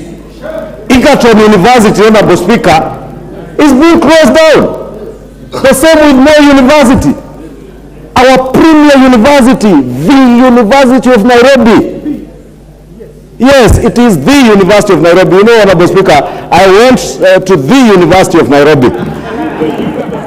And the university, Mr. Speaker, the premier university, which I am sure you also attended, Madam Chair, is also on its knees financially. It is immoral. It is unethical of us as leaders to be allocating money to private businesses in the pretext, and I say this without flinching an eyelid, Honorable Speaker, in the pretext that we are funding university students, what we call publicly funded university students in private universities. I did put it to the CS here last week, Honorable Speaker, that until they give us a forensic audit showing us who are those students in these private universities. If you go to some of these universities getting 700 million, Speaker, this money is being allocated to mere numbers, not students. There are no students in classrooms. Honorable Speaker, look at the figures going to Kabarak University. And when we spoke about state capture in this country, people thought we were playing around or we were just playing politics. State capture is real. Business people have taken over the running of government ministries.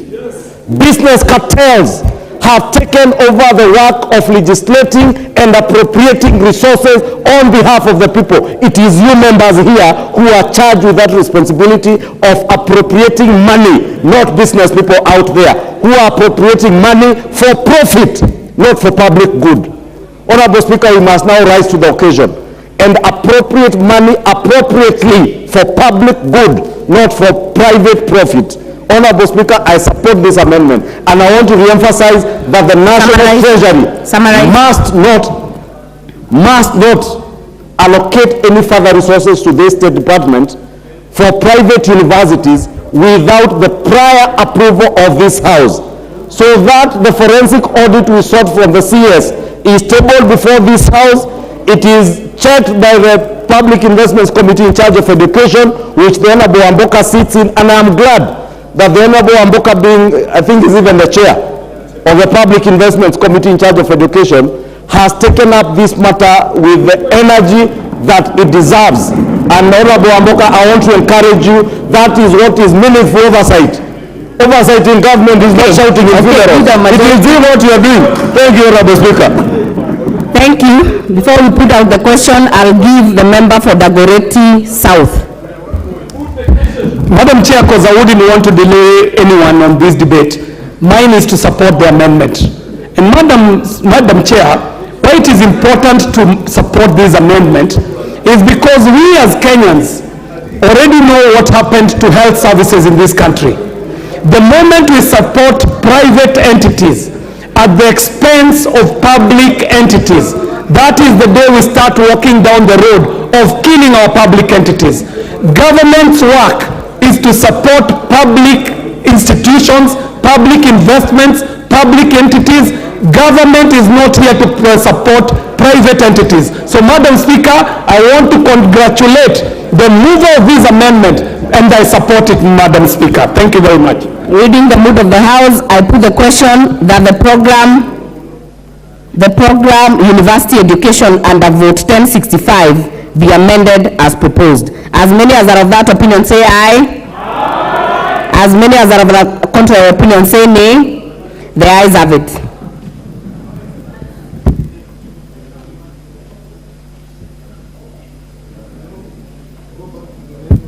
I put the question that the program under the vote 1065 as amended and sums allocated be approved.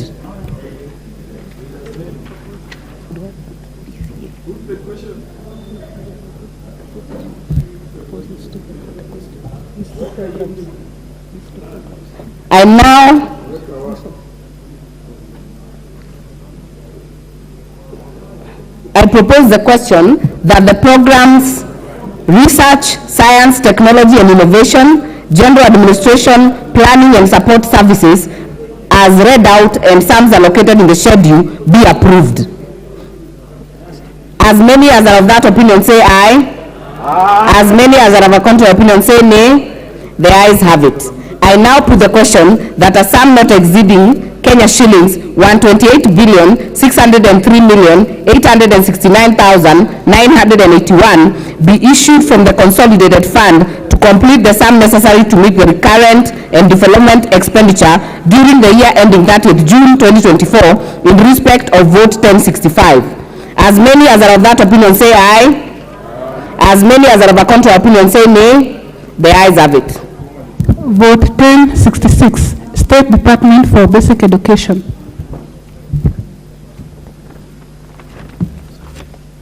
I propose the question that a sum not exceeding 147,824,978,050 shillings be issued from the consolidated fund to complete the sum necessary to meet the recurrent and development expenditure during the year ending 30th June 2024 in respect of vote 1066. Programs under the vote: primary education, secondary education, quality assurance and standards, general administration, planning and support services.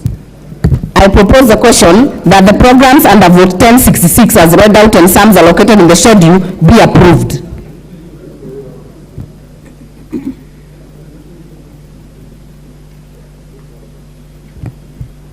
Member for Mathare. Thank you, Madam Chair, and I wanted to support this, but Madam Chair, looking at the allocation that has been given to this, it is way, way below education, the basic education sector, in my view, should at least be at about 200 or 250 billion. And there are about two short reasons that I want to advance in this regard. Madam Chair, it has been close to about 10 years where we are at 1,410 on capitation. This is notwithstanding the fact that we have inflation and other things. If you look at the current inflation and put into consideration what the capitation or capitalizing as students in our public schools should be, it should be at about an estimated 7,400. If you take into account now the CBC, capitation or capitalizing a student should at this particular time be at least 15,000, not 1,400. Madam Speaker, if you look at the school feeding program and what has been allocated to it, about only 2.3 million of about 17 million students in schools will benefit. What happens to the other estimated 3 to 5 or 6 million out of the total 17 million, including my students and students in Mathare and informal settlements who will not be able to access and benefit from this? Madam Speaker, there is little or no indication that sanitary towels have been properly catered for in this particular budget, especially on the sanitary education. And lastly, Madam Speaker, we have a category of schools which under the Basic Education Act are not contemplated. The Basic Education Act contemplates schools to mean either public or private schools. There are about 1.8 million children in Kenya today who go to schools that are neither public nor private, schools that are known as APBET, Alternative Provision for Basic Education.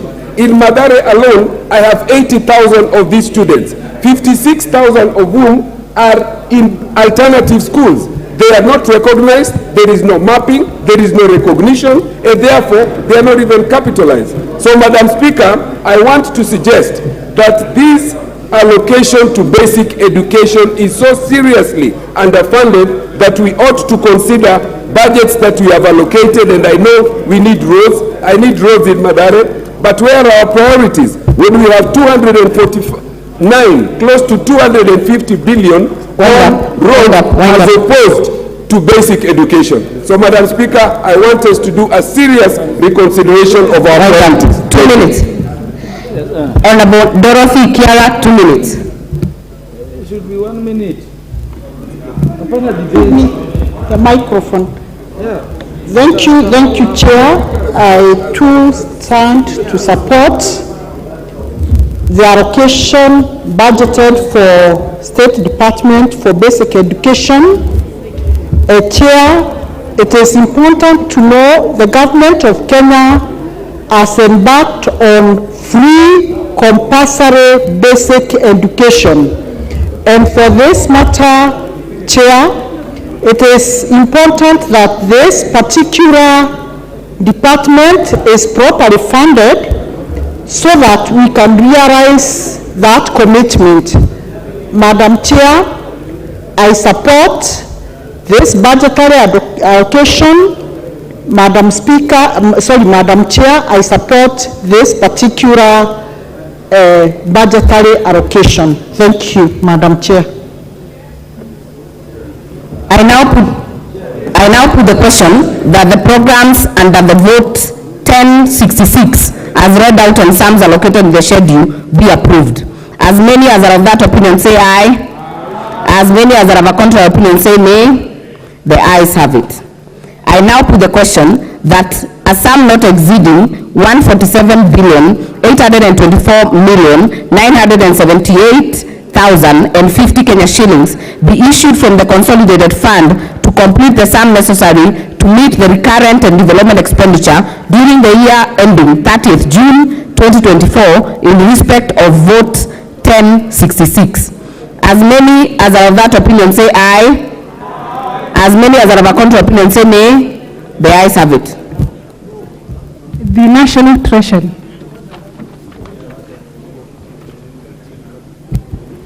I propose the question that a sum not exceeding 130,489,300 49,141 Kenya shillings be issued from the consolidated fund to complete the sum necessary to meet the recurrent and development expenditure during the year ending 30th June 2024 in respect of vote 1071, the National Treasury. Programs under the vote: General Administration, Planning and Support Services, Public Financial Management, Economic and Financial Policy Formulation and Management, and Market Competition.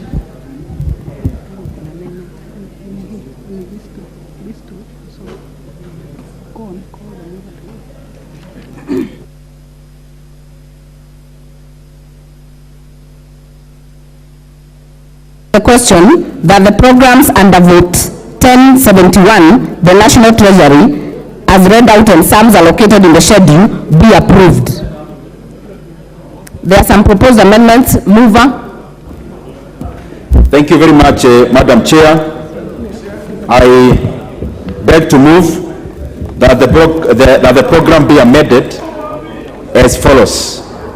That the schedule be amended in vote 1071 by A, deleting the figure 67,450,462,127 shillings in column 6, that is gross current estimates, at the program 0717000, General Administration, Planning and Support Services, and substituting therefore, the figure Kenya shillings 67,350,462,127.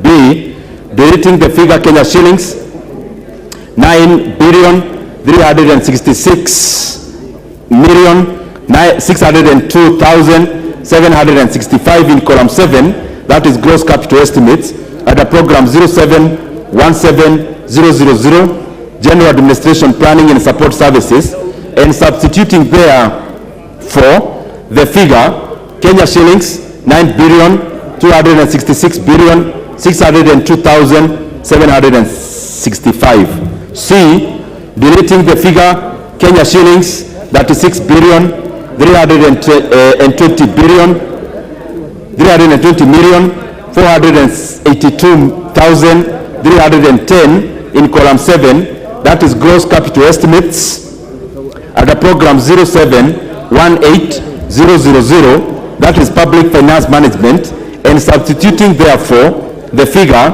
Kenya shillings 34,720,482,310. Madam Speaker, what we are doing is just aligning some programs, Madam Speaker, insofar as other bottom-up projects are concerned. Also, Madam Speaker, we are transferring some other little money to other interventions that are urgent. Thank you very much, Madam Speaker. I propose the question that the programs 1, General Administration, Planning and Support Services, 2, Public Financial Management, and the vote 1071 be amended as proposed.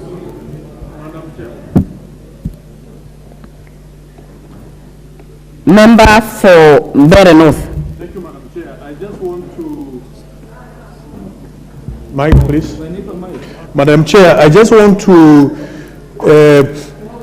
put proper disclaimer that economic and financial policy formulation and management, the people or the senior ministry officials who have been serving under this docket, they have read down the Republic of Kenya in the past, and we are appropriating 9 billion so that they can be able to serve the people of Kenya in a proper way, in ensuring that we have proper economic policies as well as financial policies which can take our economy out of the woods.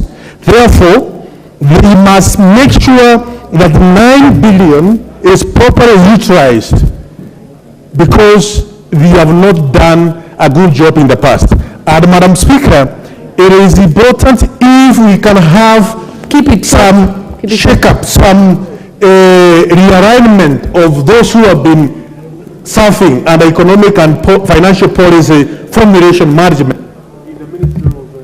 Member for Molo. Thank you, Madam Chair. Mine is to really thank the Budget Committee for taking into consideration the view that you said.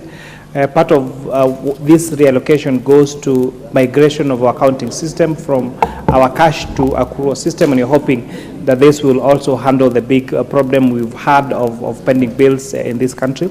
Honorable Chair, part of this reallocation also goes to develop a program where civil servants, when they retire, they are able to seamlessly move from the payroll directly into a pension scheme, so that the pain that especially our teachers and our retirees suffer when they're trying to claim their pensions, it becomes a problem of the past. And with that, I support Madam Chair. I now put the question that the program's General Administration, Planning and Support Services, Public Financial Management, under Vote 1071 be amended as proposed. As many as are of that opinion say aye.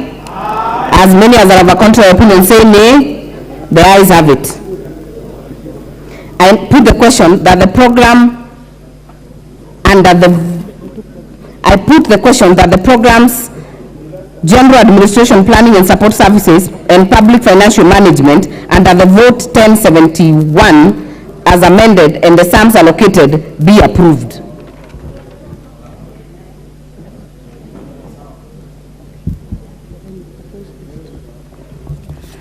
I propose the question that the program's Economic and Financial Policy Formulation and Management and Market Competition under Vote 1071 as read out and sums allocated in the schedule be approved.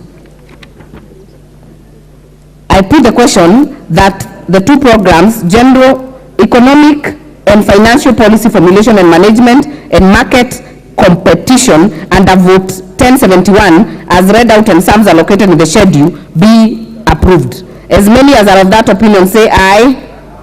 As many as are of a contrary opinion say nay. The ayes have it. I now put the question that a sum not exceeding 128,689,049,141 Kenya shillings be issued from the consolidated fund to complete the sum necessary to meet the current and development expenditure during the year ending 30th June 2024 in respect of Vote 1071. As many as are of that opinion say aye. As many as are of a contrary opinion say nay. The ayes have it. Vote 1072, State Department for Economic Planning. I propose the question that a sum not exceeding 60,523,290,000 be issued from the consolidated fund to complete the sum necessary to meet the recurrent and development expenditure during the year 30th June 2024 in respect of Vote 1072, State Department for Economic Planning. Programs under the vote: Economic Policy and National Planning, National Statistical Information Services, Public Investment Management, Monitoring and Evaluation Services, General Administration, Planning and Support Services. There is one with an amendment. I propose the question that the programs under Vote 1072 as read out and sums allocated in the schedule be approved. Mover. Thank you very much, Madam Chair. I beg to move that the program be amended as follows: that a sum of Kenya shillings, that a sum not exceeding,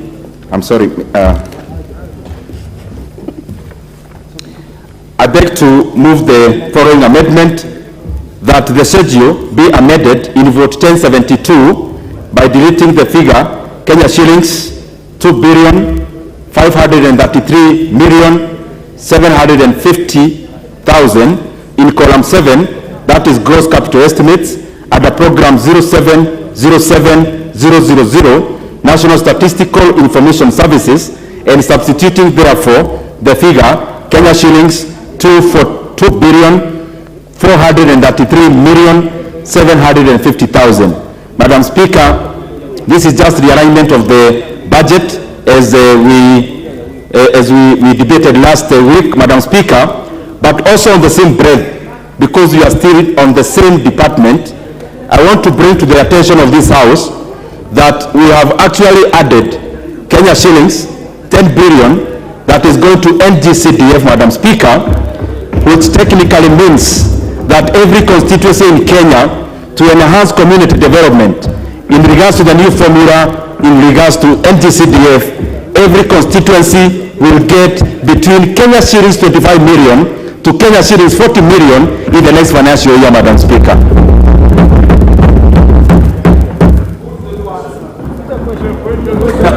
Thank you. Thank you, Chairman. I propose the question that the program National Statistical Information Services under Vote 1072 be amended as proposed. I now put the question that the program National Statistical Information Services under Vote 1072 be amended as proposed. As many as are of that opinion say aye. As many as are of a contrary opinion say nay. The ayes have it. I put the question that the program under the vote national statistical, I put the question that the program National Statistical Information Services under the vote 1072 is amended and sums allocated be approved.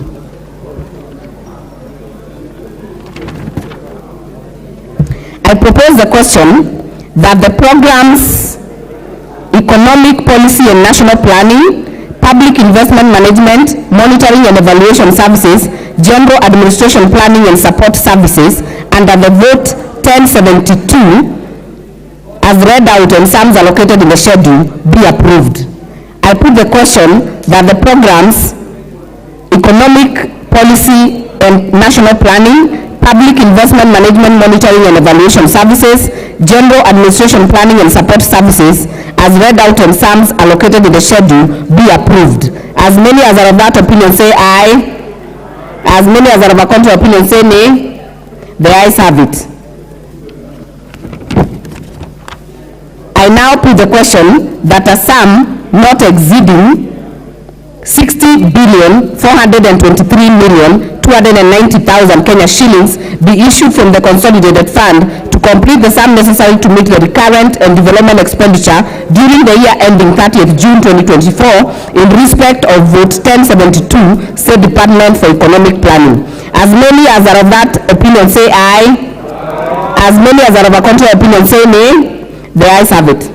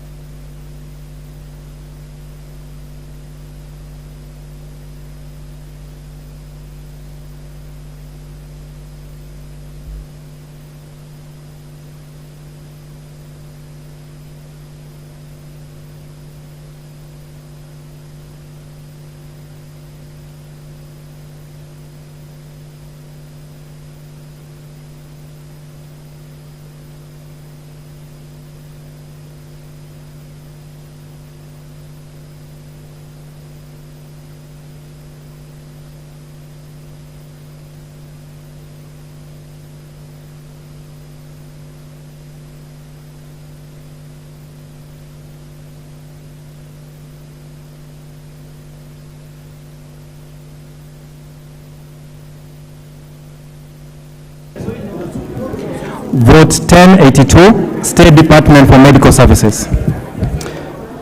I propose the question that a sum not exceeding Kenya shillings 116 billion 592 million 576,949 be issued from the consolidated fund to complete the sum necessary to meet the expenditure, recurrent and development during the year ending 30th June 2024 in respect of vote 1082 for the State Department for Medical Services. Programs under vote 1082, National Referral and Specialized Services, Curative and Reproductive Maternal, Newborn, Child, Adolescent Health, Health Research and Innovation, General Administration. I now propose the question that the programs under vote 1082 as read out and the sums allocated in the schedule be approved. Honorable Watch.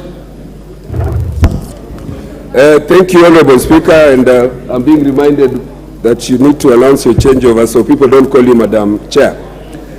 Thank you. I want to say of this allocation that there is an oversupply, and I hope the Chair of Budget is listening to me. There is an oversupply in this particular vote for the following reasons, and I'll be brief about it. Health services are devolved function. There is absolutely no reason why the ministry at the headquarters should be retaining 116 billion when the Ministry of Education, and in particular basic education, needs to be supplied with close to a similar amount. If you see what is happening at KENSA, you can see the reason why this administration and previous administrations would like to maintain monies at the headquarters in a function that is completely devolved. We should keep at the bare minimum public health, disaster management, policy, and administrative costs to remain. So I would reject this and say that it is an oversupply. This money should go and remain in the devolved functions or be taken to the basic education. I submit, Chair. Honorable Fukuzi. Thank you, Chair.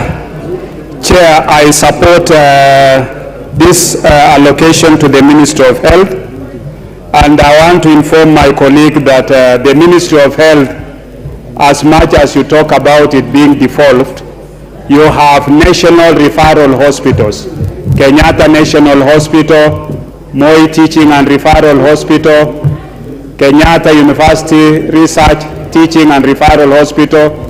You also have Mwai Kibaki Hospital and many others. You have other institutions. You have KEMRI, Kenya Medical Research Institute. You have Biofax, which is manufacturing vaccines. You have many other SACAs under the Ministry of Medical Services. You have many other state departments. Therefore, these state departments need resources, even for the policy and the standards. Under our constitution, training is a national function. Therefore, and you have Kenya Medical Training Colleges, which even honorable members have built KMTCs within the country. To run those KMTCs, you need... Because we did general debate during budget estimates. Let us speak for a maximum of 2 minutes. If possible, 1 minute. Keep it short and sweet. Thank you, Chair. Thank you, Chair. So I wanted to let my colleague know that this is money meant for those services, and money for the counties have already been given to the counties. Thank you, Honorable Chair. Didmas Barasa last. Honorable Chair, thank you. I support, and I hope that even the ministry will also move further to ensure standards are met. There are some governors who will go to just pay a very small, funny building. They are calling it a clinic. We should have standards on what should qualify to be called a clinic, not just a place where even when you admit some women, they will say, just take me home. Because when you are admitted in that kind of structures, you appear to have lost hope. So I support, and the ministry should go further in setting and designing and deciding the standards of what should be called a clinic or a healthcare facility. I support, Honorable Chair. I now put the question that the programs under the vote as read out and sums allocated in the schedule be approved. As many as are of that opinion say aye. As many as are of a contrary opinion say nay.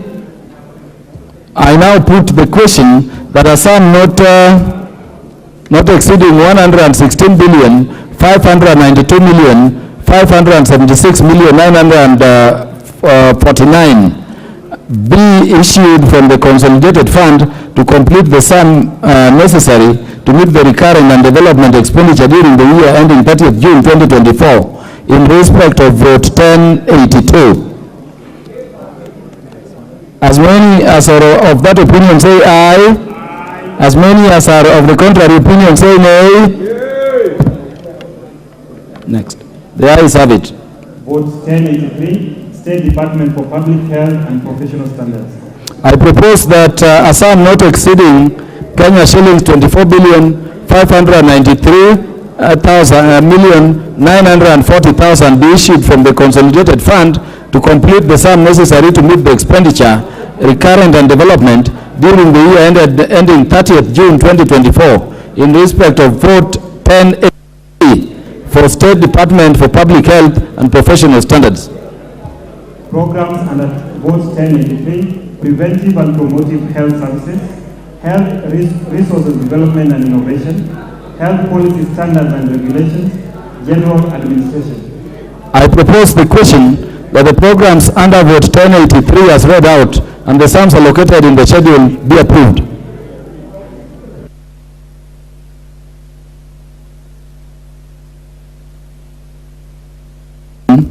I now put the question that the programs under the vote as read out and sums allocated in the schedule be approved. As many as are of that opinion say aye. As many as are of the contrary opinion say nay. The ayes have it. I now put the question that a sum not exceeding Kenya shillings 24 billion 593 million 940,000 be issued from the consolidated fund to complete the sum necessary to meet the recurrent and development expenditure during the year ending 30th June 2024 in respect of vote 1083. As many as are of that opinion say aye. As many as are of the contrary opinion say nay. The ayes have it. Vote 1091, State Department for Roads.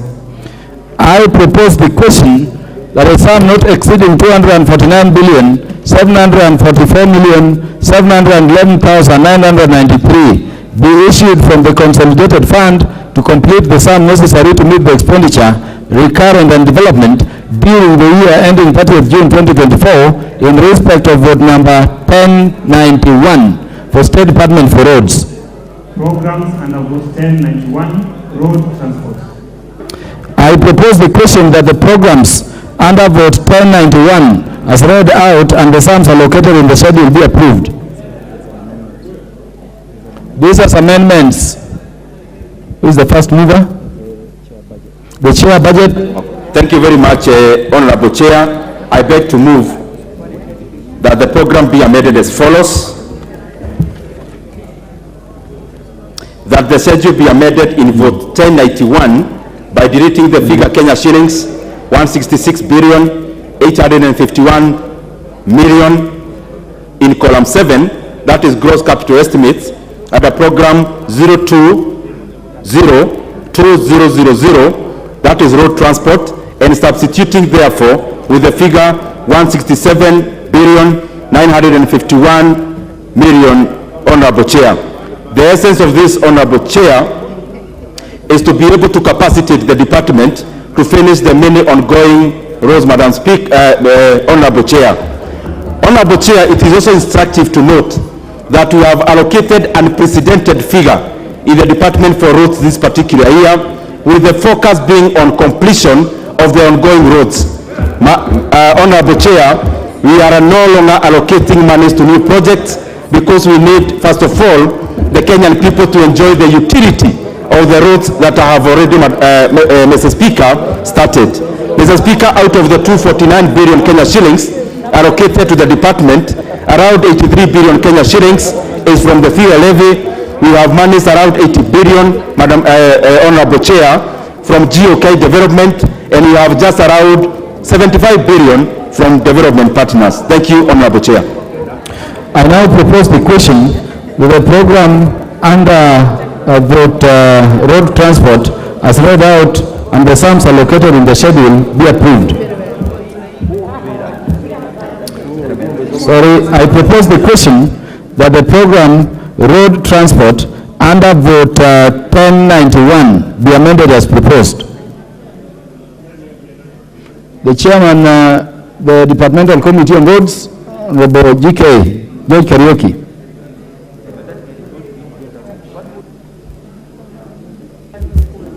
Thank you, Honorable Chairman. I rise to support because, Mr. Chairman, the road subsector is the key enabler to the realization of bottom-up economic transformation agenda of the Kenya Kwanza government. And you know, with this allocation, with good allocation for our roads, we will be able, or our people will be able to access markets, to access schools, to access health care services, and Mr. Chairman, will be able to access our farms and other facilities that help our people to better their lives. Mr. Speaker, Honorable Chairman, any additional allocation is greatly welcome by our committee. And I thank you, Honorable Chairman, for this additional allocation, and we'll be sure, Mr. Chairman, to distribute this money in the right way.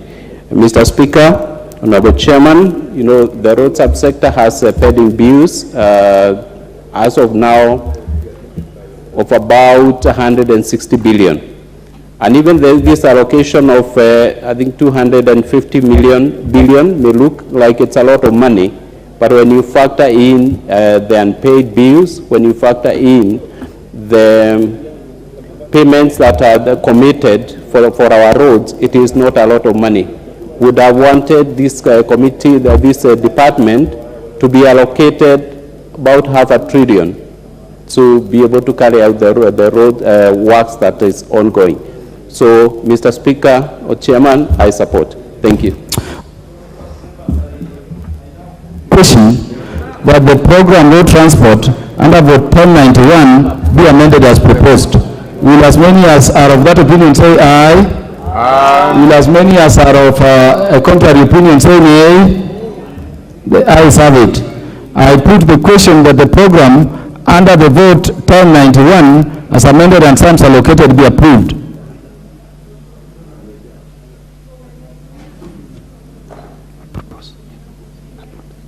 I now put the question that a sum not exceeding 250 billion 884 711 993 be issued from the consolidated fund to complete the sums necessary to meet the recurrent and development expenditure during the year ending 30th June 2024 in respect of vote 1091. As many as are of that opinion say aye.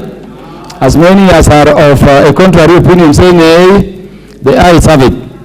Vote 1092, State Department for Transport. I propose the question that a sum not exceeding Kenya shilling 60 billion 386 566 159 be issued from the consolidated fund to complete the sum necessary to meet the expenditure in terms of the current and development during the year ending 30th June 2024 in respect of vote 1092 for State Department for Transport. Programs under vote 1092, General Administration, Planning and Support Services, Rail Transport, Marine.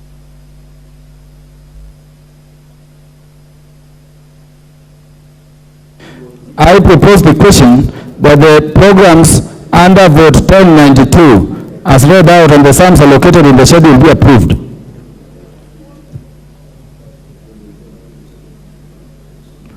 There being no interest in debate, I now put the question that the programs under the vote 1092 as read out and the sums allocated in the schedule be approved. Will as many as are of that opinion say aye?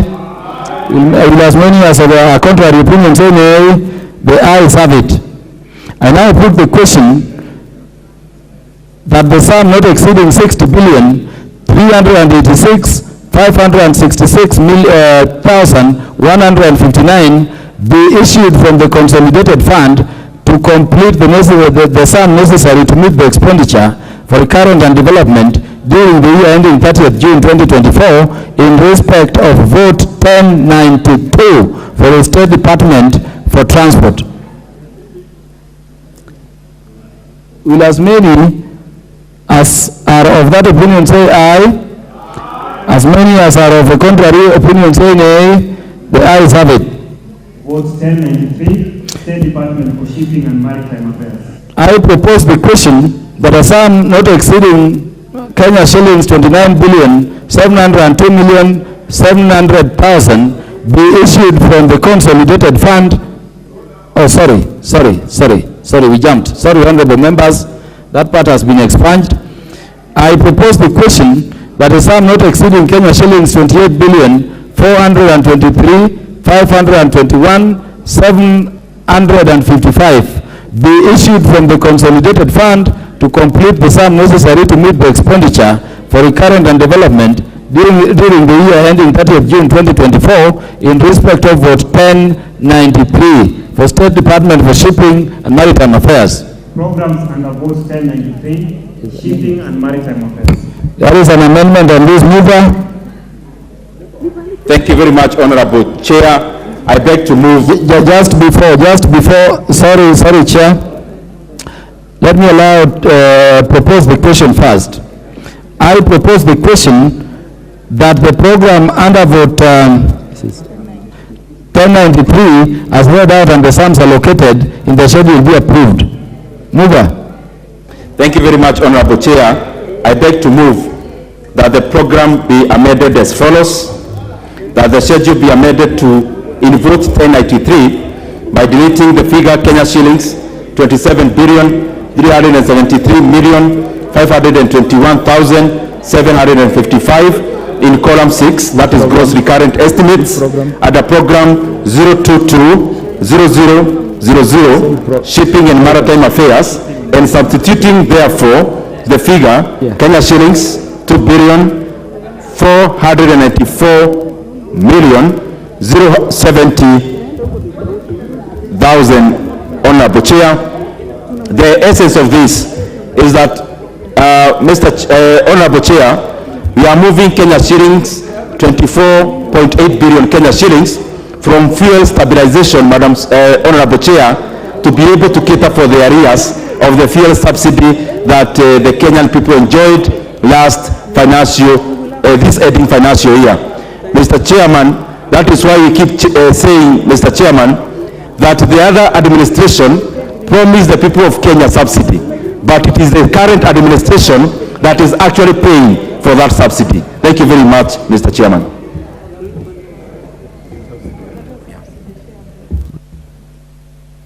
I propose the question that the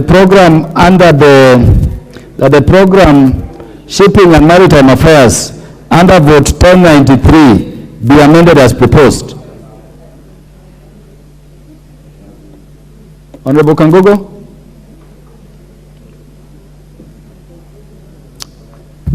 Absent. I now put the question that the program Shipping and Maritime Affairs under vote 1093 be amended as proposed. As many as are of that opinion say aye.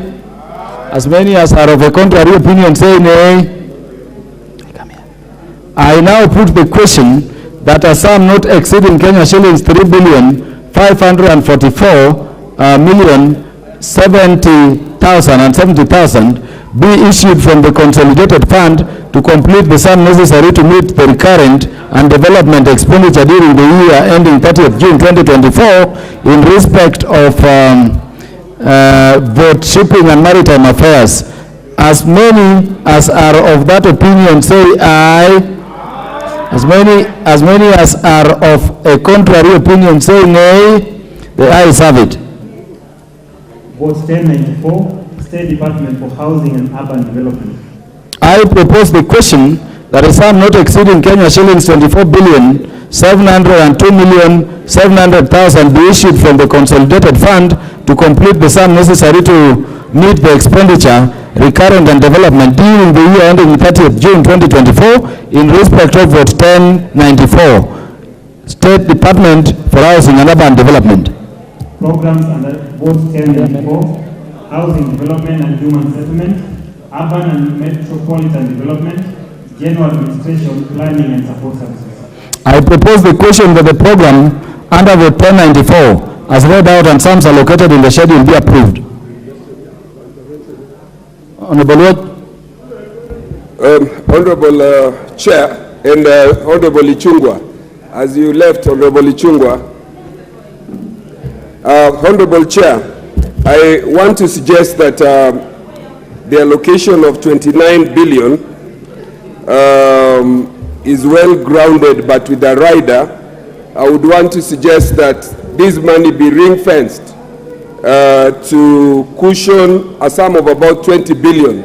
Should have been ring-fenced to cushion taxpayers, Kenya's taxpayers who otherwise would have paid 3% or 1.5%, whatever that percentage is, instead of burdening the ordinary taxpayer on what they have not expressed is a basic need at this particular time. Honorable Chair, Article 43 of the Constitution does not talk about the right to own a house. It talks about access, giving access to a house. That would include even renting. It is okay to have housing that is affordable, that people can rent. If this money cannot be ring-fenced, I would like to suggest that the government adopts a phased-out model in which they use this 29 billion to provide housing to police officers and teachers in this country so that we can see whether this housing model really works before we can tax Kenyans. Honorable Jalango, you are the chair of the departmental committee in charge. Proceed. Thank you, Speaker. I really do appreciate the concerns of the member who just spoken. The chair, the 29 billion allocated in this particular financial year, the chair, does not only go for housing alone. There are so many departments that where we deal with all these amounts. Speaker, there is social housings, there are affordable housing inside there are police housings, there are markets, there are stormwater, there is also money that goes to the counties in form of grants or donor funds. So, Mr. Speaker, that money alone does not go for housing. So it has to be known that... the point is made, Chair. Thank you. Point is made on the Bojana. I now put the question that the program under vote 1094 as read and the sums allocated in the schedule be approved. As many as are of that opinion say aye. As many as are of the contrary opinion say nay. The ayes have it. I now put the question that the sum not exceeding Kenya shillings 29,702,700,000 be issued from the consolidated fund to complete the sum necessary to meet the expenditure for recurrent and development during the year ending 30th June 2024 in respect of vote 1094 for State Department for Housing and Urban Development. Will as many as are of that opinion say aye? As many as are of the contrary opinion say nay? The ayes have it. Vote 1095, State Department for Public Works. I propose the question that a sum not exceeding 4 billion shillings, 729,444,000 be issued from the consolidated fund to complete the sum necessary to meet the expenditure, recurrent and development during the year ending 30th June 2024 in respect of vote 1095 for State Department for Public Works. Programs under vote 1095, government buildings.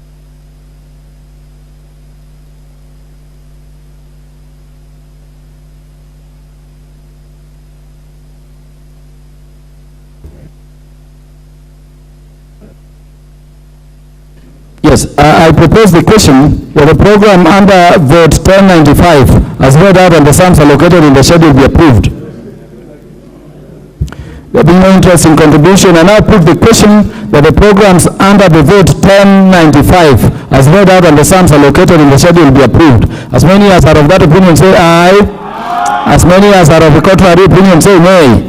The ayes have it. I now put the question that the sum not exceeding Kenya shillings 4,728,440,000 be issued from the consolidated fund to complete the sum necessary to meet the expenditure recurring and development during the year ending 30th June 2024 in respect of vote 1095 for State Department for Public Works. As many as are of that opinion say aye. As many as are of the contrary opinion say nay. The ayes have it. Vote 1104, State Department for Irrigation. Are there amendments? I propose the question that a sum not exceeding 24,724,000,000 be issued from the consolidated fund to complete the sum necessary to meet the expenditure recurrent and development during the year ending 30th June 2024 in respect of vote 1104, State Department for Irrigation. Programs under vote 1104, Irrigation and Land Reclamation, Water Storage and Flood Control, Water Harvesting and Storage for Irrigation, General Administration, Planning and Support Services. I propose the question that the program under vote 1104 as read out and the sums allocated in the schedule be approved. No interest. I now propose the question. I propose. What is it? I now put the question that the program under vote 1004 as read out and the sums allocated in the schedule be approved. As many as are of that opinion say aye. As many as are of contrary opinion say nay. The ayes have it.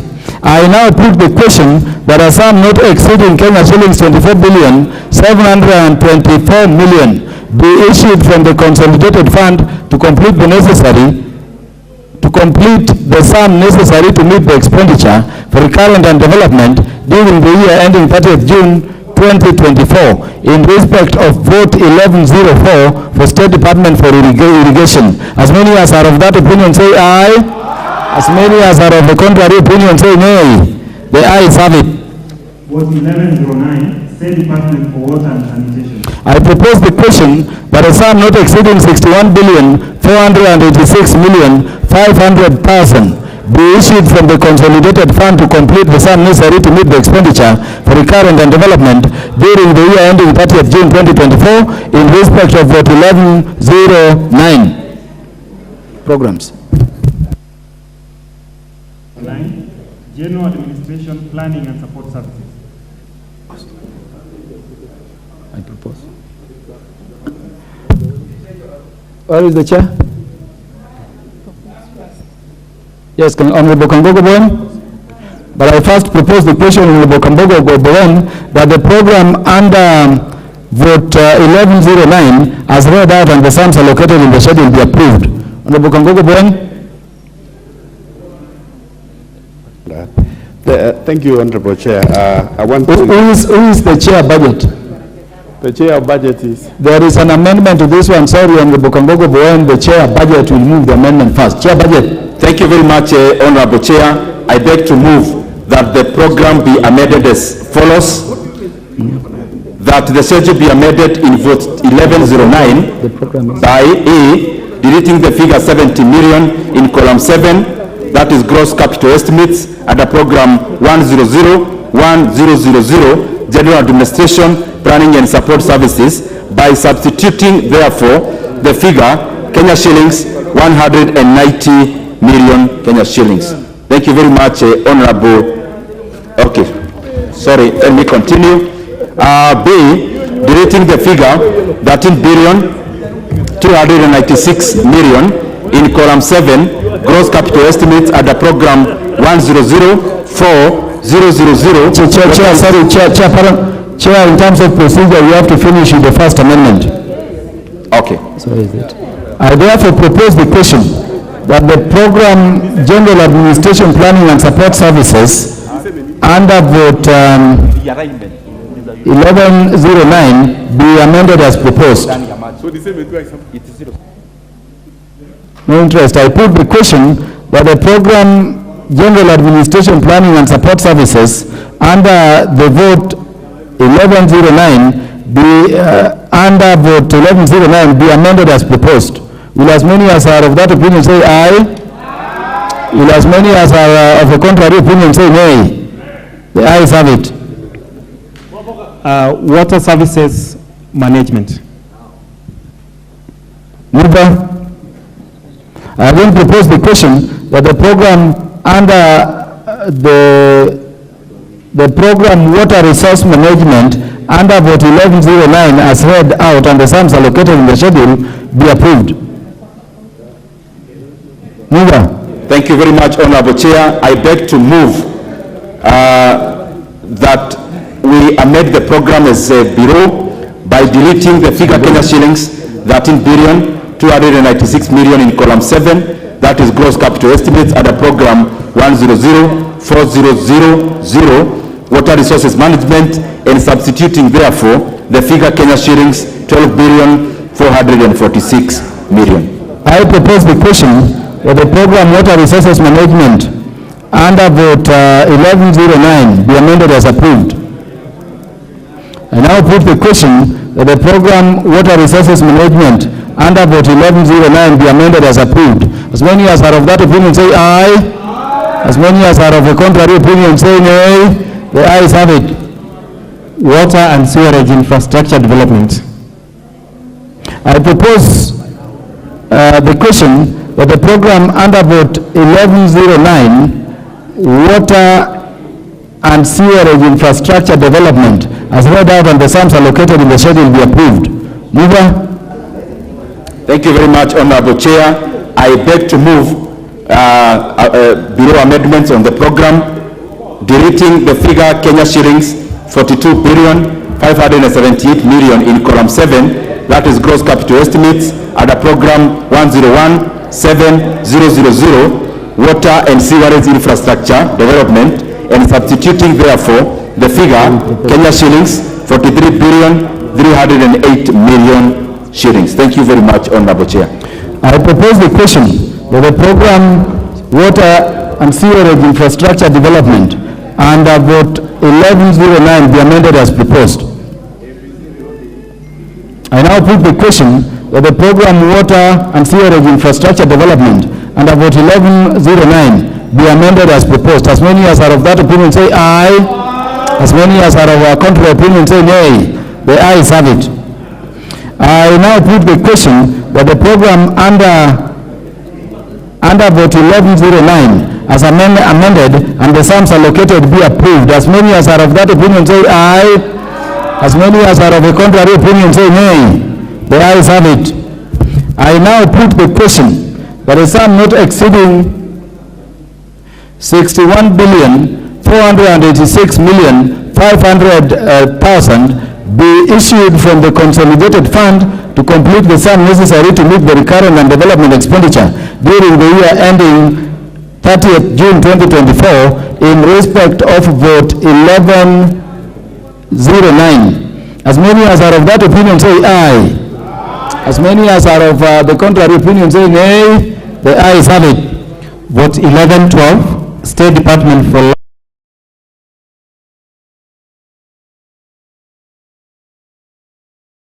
982,863 be issued from the consolidated fund to complete the sum necessary to meet the expenditure, recurrent and development during the year ending 30th June 2024 in respect of vote 1112 for State Department for Lands and Fiscal Planning. Programs under vote 1112, Land Policy and Planning, Land Information Management, General Administration, Planning and Support Services. I propose the question that the programs under vote 1112 as read out and the sums allocated in the schedule be approved. I put the question that the programs under vote 1112 as read out and the sums allocated in the schedule be approved. As many as are of that opinion say aye. As many as are of a contrary opinion say nay. The ayes have it. I now put the question that a sum not exceeding 8,500,000,000 867,982,863 be issued from the consolidated fund to complete the sum necessary to meet the expenditure, recurrent and development during the year ending 30th June 2024 in respect of vote 1112 for State Department for Lands and Physical Planning. As many as are of that opinion say aye. As many as are of a contrary opinion say nay. The ayes have it. Vote 1122, State Department for Information, Communication Technology and Digital Economy. I propose the question that a sum not exceeding 20,999,300,000 be issued from the consolidated fund to complete the sums necessary to meet the expenditure, recurrent and development during the year ending 30th June 2024 in respect of vote 1122, State Department for Information, Communication Technology and Digital Economy. Programs under vote 1122, General Administration, Planning and Support Services, ICT Infrastructure Development, E-Government Services. I propose the question for the programs under vote 1122 as read out and the sums allocated in the schedule be approved.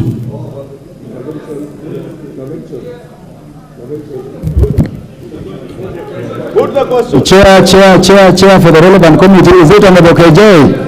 Honorable Kiarie? Chairman, I'm also with those who are saying that we can put the question on this. The import of allocating this money to this sector, Mr. Speaker, is that it cuts across all other sectors, Mr. Speaker, and it is in great support of the manifesto that is moving towards what we are calling the digital superhighway, including installation of 100,000 kilometers of fiber optic, the CIHs in our community that are going to our villages. Point is made. I now put the question that the program under vote 1122 as read out and the sums allocated in the schedule be approved. As many as are of that opinion say aye. As many as are of a contrary opinion say nay. I now put the question that the sum not exceeding 20,099,300,000 be issued from the consolidated fund to complete the sum necessary to meet the recurrent and development expenditure for the year ending 30th June 2024 in respect of vote 1122. As many as are of that opinion say aye. As many as are of a contrary opinion say nay. The ayes have it. Vote 1123, State Department for Broadcasting and Telecommunications. I propose the question that a sum not exceeding Kenya shilling 7,179,972,277 be issued from the consolidated fund to complete the sum necessary to meet the expenditure, recurrent and development during the year ending 30th June 2024 in respect of vote 1123 for State Department for Broadcasting and Telecommunications. Programs under vote 1123, General Administration, Planning and Support Services, Information and Communication Services. I propose the question.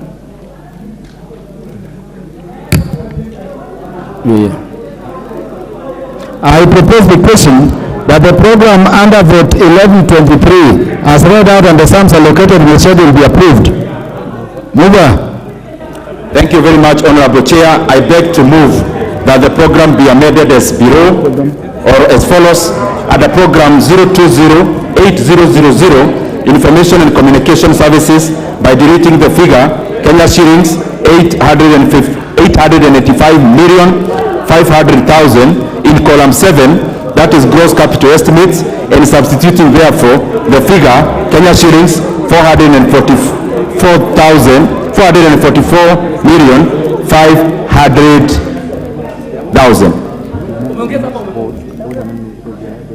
You can move both amendments because they relate to the same budget item. They are both under vote 020-8000, so you can move both. Move the next one.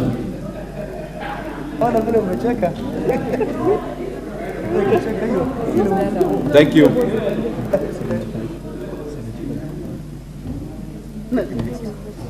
You have the mic, Chair. Thank you very much, Chair.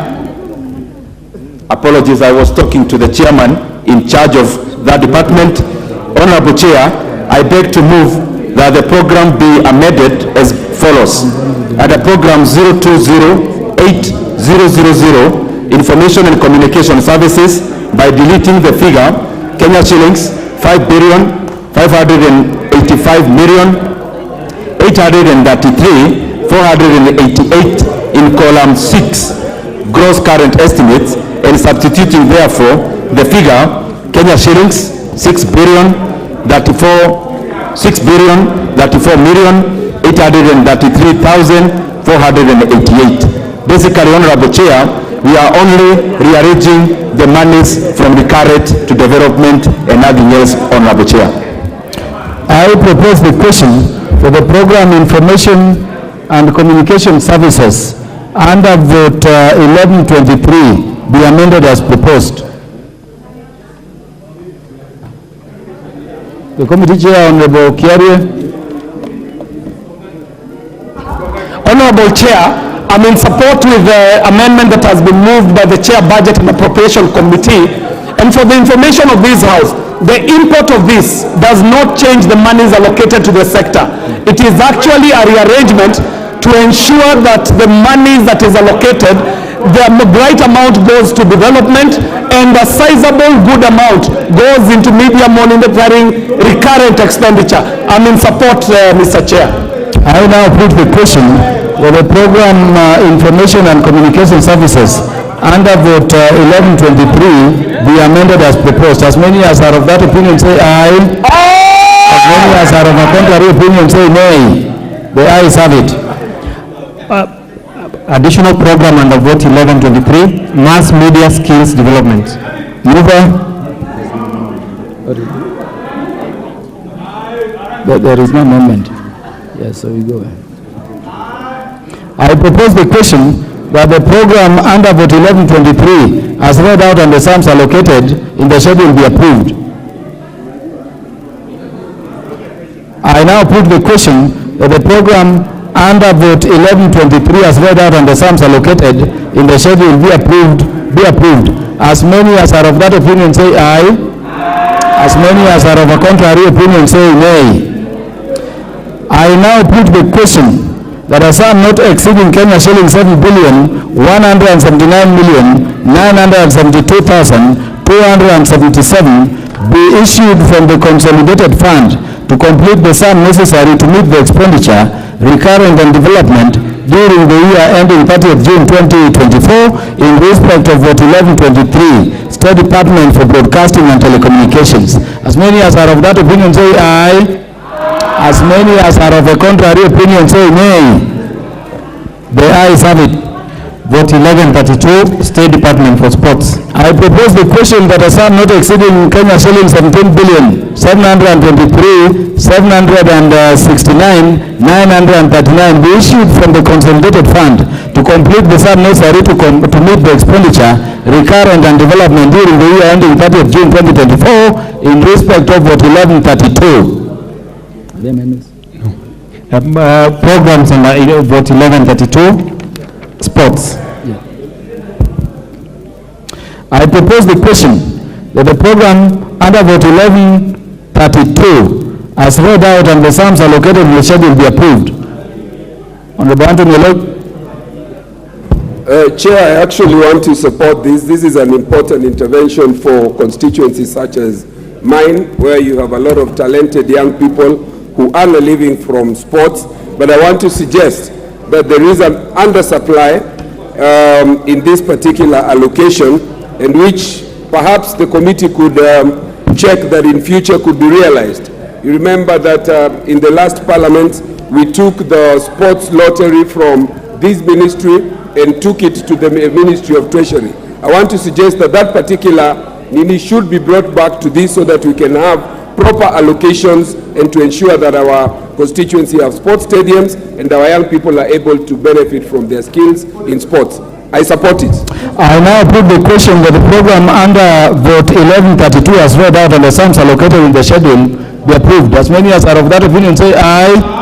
As many as are of a contrary opinion say nay. The ayes have it. I now put the question that a sum not exceeding Kenya shillings 17,723,769,939 be issued from the consolidated fund to complete the sum necessary to meet the expenditure, recurrent and development during the year ending 30th June 2024 in respect of vote 1132, State Department for Sports. As many as are of that opinion say aye.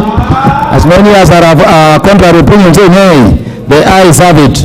Vote 1134, State Department for Culture and Heritage. I propose the question that a sum not exceeding Kenya shillings 2,889,450 million be issued from the consolidated fund to complete the sum necessary to meet the expenditure, recurrent and development during the year ending 30th June 2024 in respect of vote 1134 for State Department for Culture and Heritage.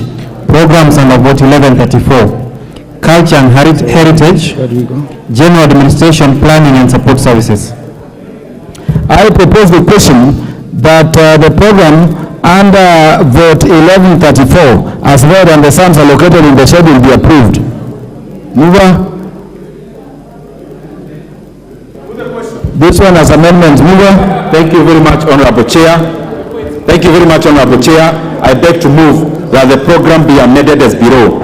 In vote 1134 under program 0905-000 General Administration, Planning and Support Services by deleting the figure Kenya shillings 199,794,949 in column 7 gross current estimates and substituting therefore the figure Kenya shillings 249,784,949. Honorable Chair, this is just rearranging within the same ministry so that we capacitate the department to run its affairs. I propose the question that the program General Administration, Planning and Support Services under vote 1134 be amended as proposed. I put the question that the program under General Administration, Planning and Support Services under vote 1134 be amended as proposed. As many as are of that opinion say aye. Many as are of a contrary opinion say nay. The ayes have it. Additional program, Public Records Management. Mover. Which one? So I go. I propose the question that the program under vote 1134 as read out and the sums allocated in the schedule be approved. I now put the question that the program under vote 1134 as read out and the sums allocated in the schedule be approved. As many as are of that opinion say aye. As many as are of a contrary opinion say nay. The ayes have it. I now put the question that a sum not exceeding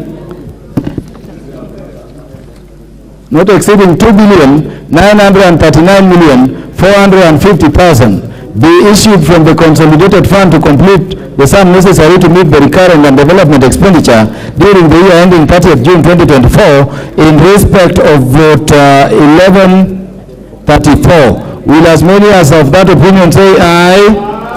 As many as are of a contrary opinion say nay. The ayes have it. Vote 1135, State Department for Youth Affairs and the Arts. I propose the question that a sum not exceeding Kenya shillings 3,974,372,614 be issued from the consolidated fund to complete the sum necessary to meet the expenditure, recurrent and development during the year ending 30th June 2024 in respect of vote 1134 for State Department for Youth Affairs and Arts. Programs under vote 1135, Youth Empowerment Services, Youth Development Services, General Administration, Planning and Support Services, the Arts, Library Services. I propose the question that the program under vote 1135 as read out and the sums allocated in the schedule be approved. I put the question that the programs under vote 1135 as read out and the sums allocated in the schedule be approved. As many as are of that opinion say aye. As many as are of a contrary opinion say nay. The ayes have it. I now put the question that a sum not exceeding Kenya shillings 3,974,374,614 be issued from the consolidated fund to complete the sum necessary to meet the expenditure, recurrent and development during the year ending 30th June 2024 in respect of vote 1135 for State Department for Youth Affairs and Arts. As many as are of that opinion say aye. As many as are of a contrary opinion say nay. The ayes have it. Vote 1152, State Department for Energy. I propose the question that a sum not exceeding Kenya shilling 62,998,517,822 be issued from the consolidated fund to complete the sum necessary to meet the expenditure, recurrent and development during the year ending 30th June 2024 in respect of vote 1152 for State Department for Energy. Programs under vote 1152. Yeah. General Administration, Planning and Support Services, Power Generation, Power Transmission and Distribution.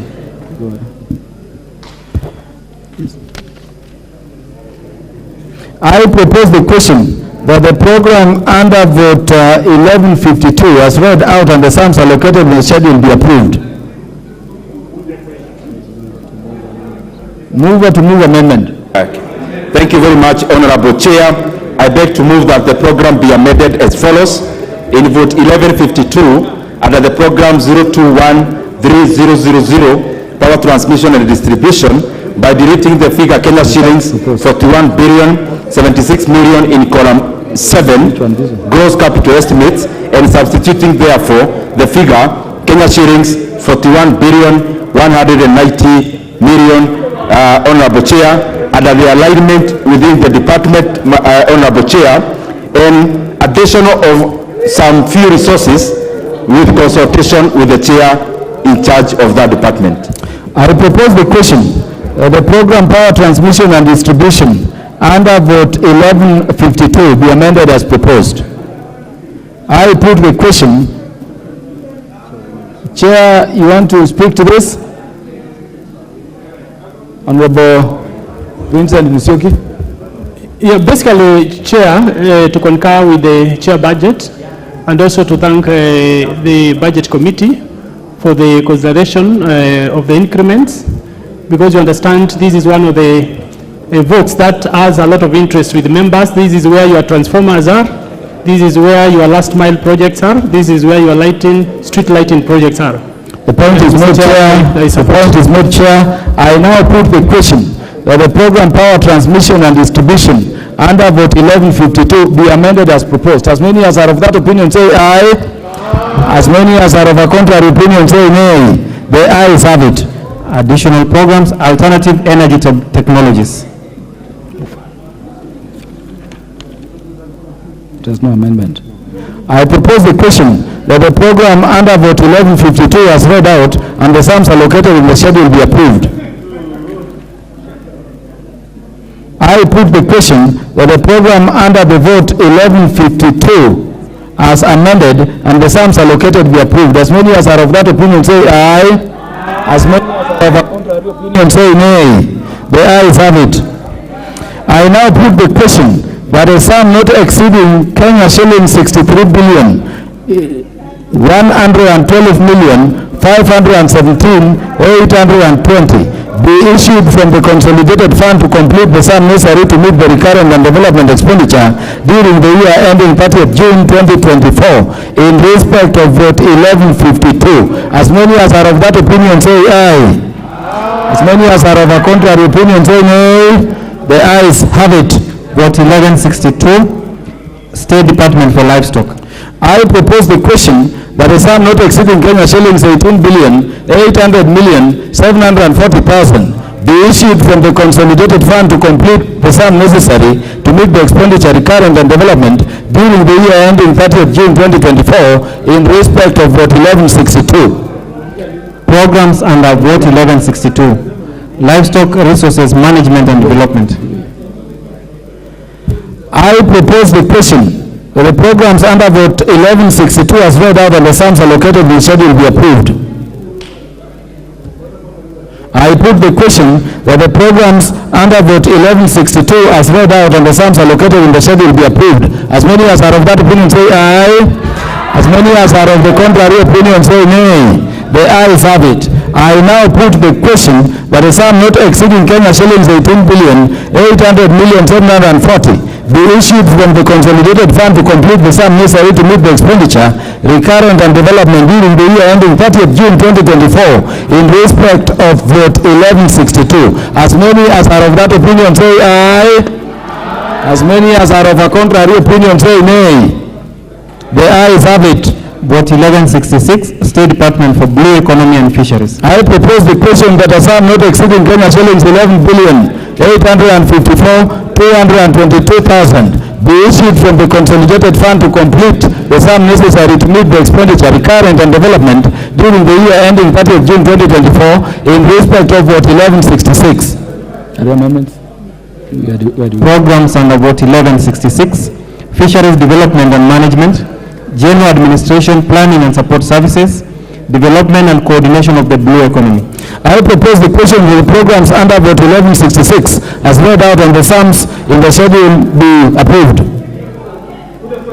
I put the question that the programs under vote 1166 as read out and the sums allocated in the schedule be approved. As many as are of that opinion say aye. As many as are of a contrary opinion say nay. The ayes have it. I now put the question that a sum not exceeding Kenya shillings 11,854,220,000 be issued from the consolidated fund to complete the sum necessary to meet the expenditure, recurrent and development during the year ending 30th June 2024 in respect of vote 1166. As many as are of that opinion say aye. As many as are of a contrary opinion say nay. The ayes have it. Vote 1169, State Department for Crop Development. I propose the question that a sum not exceeding Kenya shillings 2,037,880,000 be issued from the consolidated fund to complete the sum necessary to meet the expenditure, recurrent and development during the year ending 30th June 2024 in respect of vote 1173. Programs under vote 1169, General Administration, Planning and Support Services. I propose the question that the program under vote 1169 as read out and the sums allocated in the schedule be approved. Mover. Thank you very much, Honorable Chair. I beg to move that the program be amended as follows.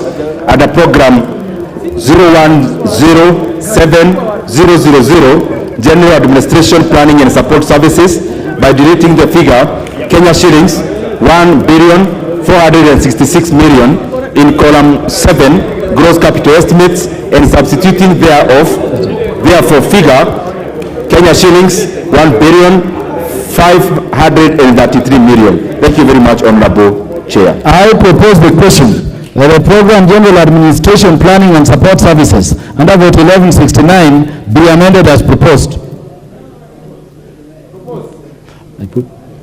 I put the question that the program General Administration, Planning and Support Services under vote 1169 be amended as proposed. As many as are of that opinion say aye. As many as are of a contrary opinion say nay. The ayes have it. Crop Development and Management. I propose the question that the program under vote 1169 as read out and the sums allocated in the schedule be approved. Honorable Chair, thank you very much. I beg to move that the program be amended as below. Under program 0108-000, Crop Development and Management, by deleting the figure Kenya shillings 27,895,681,275 shillings in column 7, gross capital estimates, and substituting therefore the figure Kenya shillings 28,083,691,275 shillings. I now propose the question that the program Crop Development and Management under vote 1169 be amended as proposed. I put the question that the program under vote 1169, the program Crop Development and Management under vote 69 be amended as proposed. As many as are of that opinion say aye. As many as are of a contrary opinion say nay. I now put the question, Agribusiness and information management, agricultural research and development. I propose the question that the program under vote 1169 as read out and the sums allocated in the schedule be approved. Mover? There is no amendment. I put the question that the program under vote 1169 as amended and the sums allocated be approved. As many as are of that opinion say aye. As many as are of a different contrary opinion say nay. The ayes have it. I now put the question that a sum not exceeding Kenya shillings 46,669,941,275 be issued from the consolidated fund to complete the sum necessary to meet recurrent and development expenditure during the year ending 30th June 2024 in respect of vote 1169. As many as are of that opinion say aye. As many as are of a contrary opinion say nay. The ayes have it.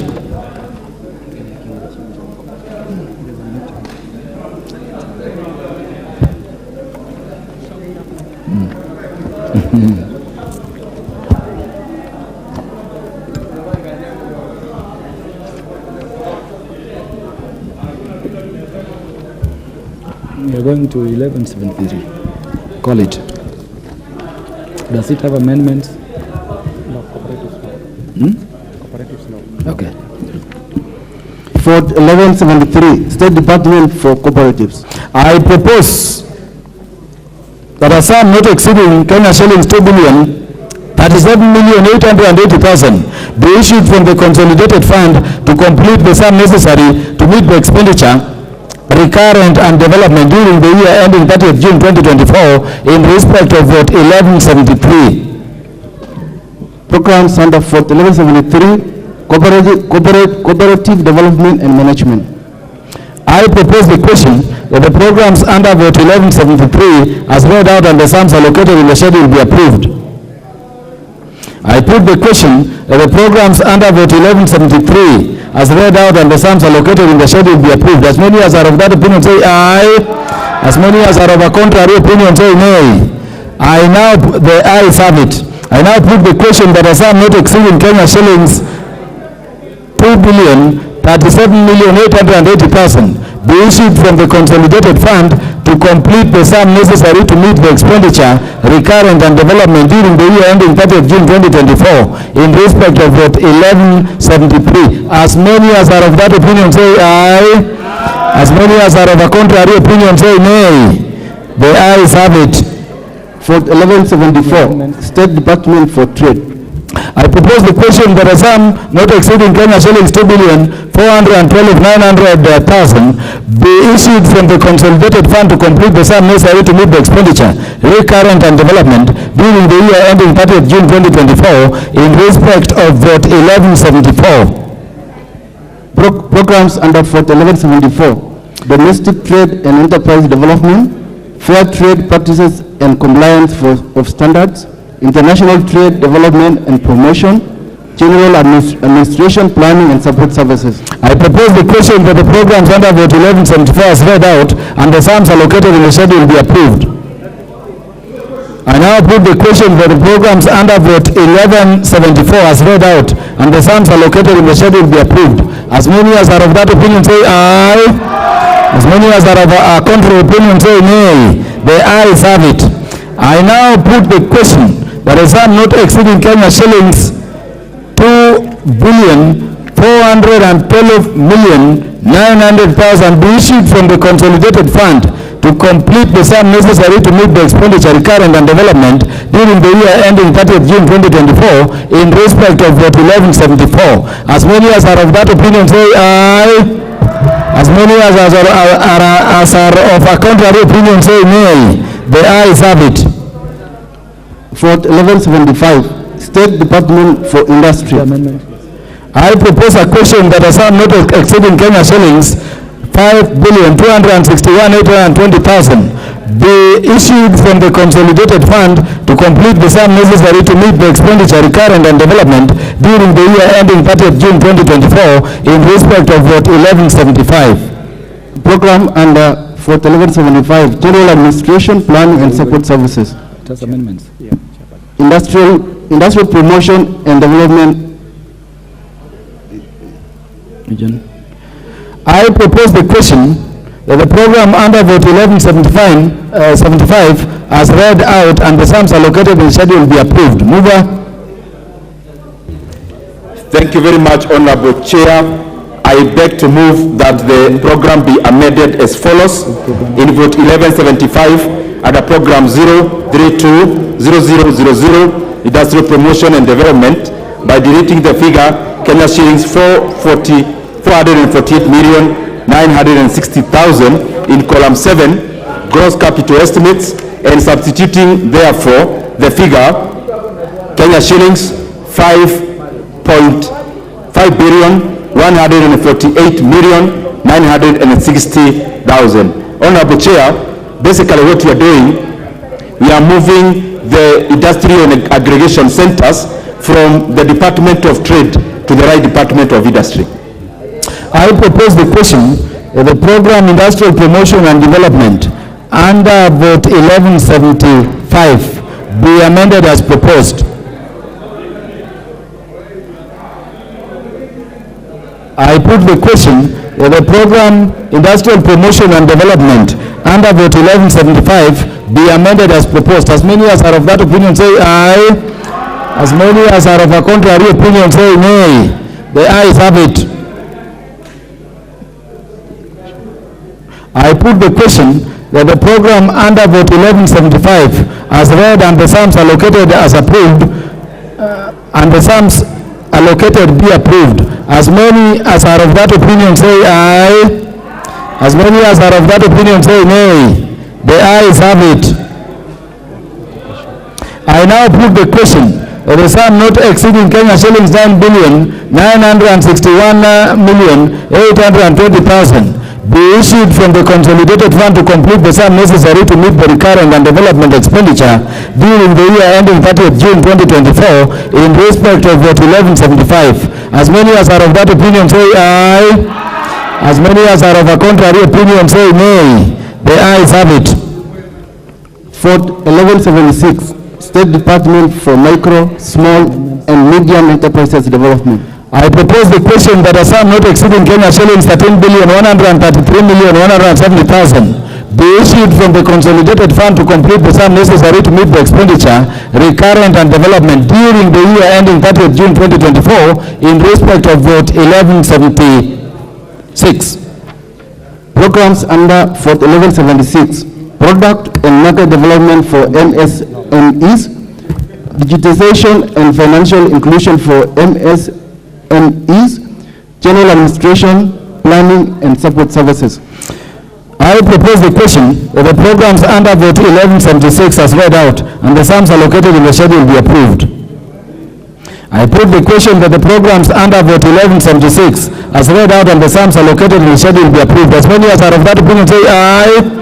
As many as are of a contrary opinion say nay.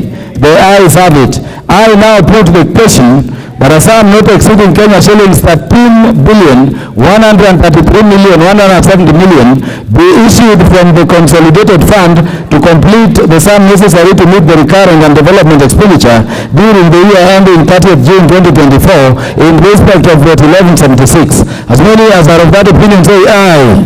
As many as are of a contrary opinion say nay. The ayes have it. Vote 1177, State Department for Investment Promotion. I propose the question that a sum not exceeding Kenya shillings 12,737,29,340 be issued from the consolidated fund to complete the sum necessary to meet the expenditure, recurrent and development during the year ending 30th June 2024 in respect of vote 1177 for State Department for Investment and Promotion. The program under vote 1177, Investment, Development and Promotion. I propose the question that the program under vote 1177 as read out and the sums allocated in the schedule be approved. Mover. Thank you very much, Honorable Chair. I beg to move that the program be amended as follows. In vote 1177, under program 0322000, investment, development and promotion, by deleting the figure Kenya shillings 11,252,000,000 in column 7, gross capital estimates, and substituting therefore the figure Kenya shillings 6,552,000,000. Honorable Chair, it is the same explanation that I gave, that you are moving the aggregation and industrial centers, 4.7 billion Kenya shillings, from the Department of Trade to the Department of Industry, where it is rightly domiciled. The point is made, Chair. Thank you. I propose the question that the program investment, development and promotion under vote 1177 be amended as proposed. I now put the question that the program investment, development and promotion under vote 1177 be amended as proposed. As many as are of that opinion say aye. As many as are of a contrary opinion say nay. The ayes have it. I now put the question that the program under vote 1177 as amended and the sums allocated be approved. As many as are of that opinion say aye. As many as are of that opinion say nay. The ayes have it. I now put the question that the sum not exceeding Kenya shillings 8,037,029,340 be issued from the consolidated fund to complete the sum necessary to meet the recurrent and development expenditure during the year ending 30th June 2024 in respect of vote 1177. As many as are of that opinion say aye. As many as are of a contrary opinion say nay. The ayes have it. Vote 1184, State Department for Labor and Skills Development. I propose the question that a sum not exceeding Kenya shillings 5 billion, that is 38,468,491, be issued from the consolidated fund to complete the sum necessary to meet the expenditure recurrent and development during the year ending 30th June 2024 in respect of vote 1184. Programs under vote 1184, General Administration, Planning and Support Services, Labor, Employment and Safety Services, Manpower Development, Industrial Skills and Productivity Management. Honorable members, I propose the question that the programs under vote 1184 as read out and the sums allocated in the schedule be approved. I put the question that the programs under vote 1184 as read out and the sums allocated in the schedule be approved. As many as are of that opinion say aye. As many as are of a contrary opinion say nay. The ayes have it. I now put the question that a sum not exceeding Kenya shillings 5,38,468,491 be issued from the consolidated fund to complete the sum necessary to meet the recurrent and development expenditure during the year ending 30th June 2024 in respect of vote 1184. Will as many as are of that opinion say aye. As many as are of a contrary opinion say nay. The ayes have it. Vote 1185, State Department for Social Protection and Senior Citizens Affairs. I propose the question that a sum not exceeding Kenya shillings 36,159,650,000 be issued from the consolidated fund to complete the sum necessary to meet the expenditure, recurrent and development during the year ending 30th June 2024 in respect of vote 1185. Programs under vote 1185, Social Development and Children's Services. I propose the question that the program under vote 1185 as read out and the sums allocated in the schedule be approved. Mover. Thank you very much, Honorable Chair. I beg to move that the program be amended as follows. Under program 090800, Social Development and Children's Services, by deleting the figure Kenya shillings 4,388,496,585 in column 6, gross current estimates, and substituting therefore the figure Kenya shillings 4,358,496,585. I propose the question that the program Social Development and Children's Services under vote 1185 be amended as proposed. Honorable Anthony Olot. Oh, you want to go first? Let us allow the chair to speak first. Okay, Chair, go. Honorable Alice Nganga. Thank you very much, Chair. It is good so that the Inua Jamii program can be able to be pushed to another level, as well as our children, Chair, because our children right now, they are suffering. They are really suffering without food and also money for education. So I support. Thank you, Chair. Honorable Anthony Olot. Chair, even as I support this was one of the ingenious invention of the previous administration, and I'm happy that this administration, in terms of administrative continuity, has picked this up. However, Honorable Chair, one of the things we need to ask is why our wazees are complaining continuously and for long periods of government not remitting money for their social protection. So even as we allocate this money, we must know that we allocate this money so that it can benefit people who are vulnerable, and these vulnerable people are your fathers and my fathers and my mothers. I would like that money that is allocated reaches the end beneficiary. Otherwise, I support it. I support it. I put the question of the program Social Development and Children's Services under vote 1185 be amended as approved. As many as are of that opinion say aye. As many as are of a contrary opinion say nay. The ayes have it. I put the question that the program under vote 1185 as amended and the sums allocated be approved. As many as are of that opinion say aye. As many as are of that opinion, as are of a contrary opinion say nay. The ayes have it. Program under vote 1185, National Social Safety Net. I propose the question that the program under vote 1185 as read out and the sums allocated in the schedule be approved. Mover. Thank you very much, Honorable Chair. I beg to move that the program be amended as follows. At the program 090900 National Social Safety Net by deleting the figure Kenya shillings 27,804,161,457 in column 6, gross current estimates, and substituting therefore the figure Kenya shillings 27,834,161,457. Thank you very much, Chair. In consultation with the Chair, the Honorable Member for Thika Town, Orokiadutu.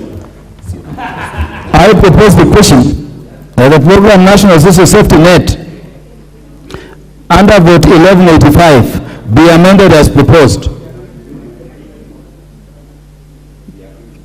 No interest. I now put the question. That the program National Social Safety Net under vote 1185 be amended as proposed. As many as are of that opinion say aye. As many as are of a contrary opinion say nay. The ayes have it. Program under 1185, General Administration, Planning and Support Services. I propose the question that the program under vote,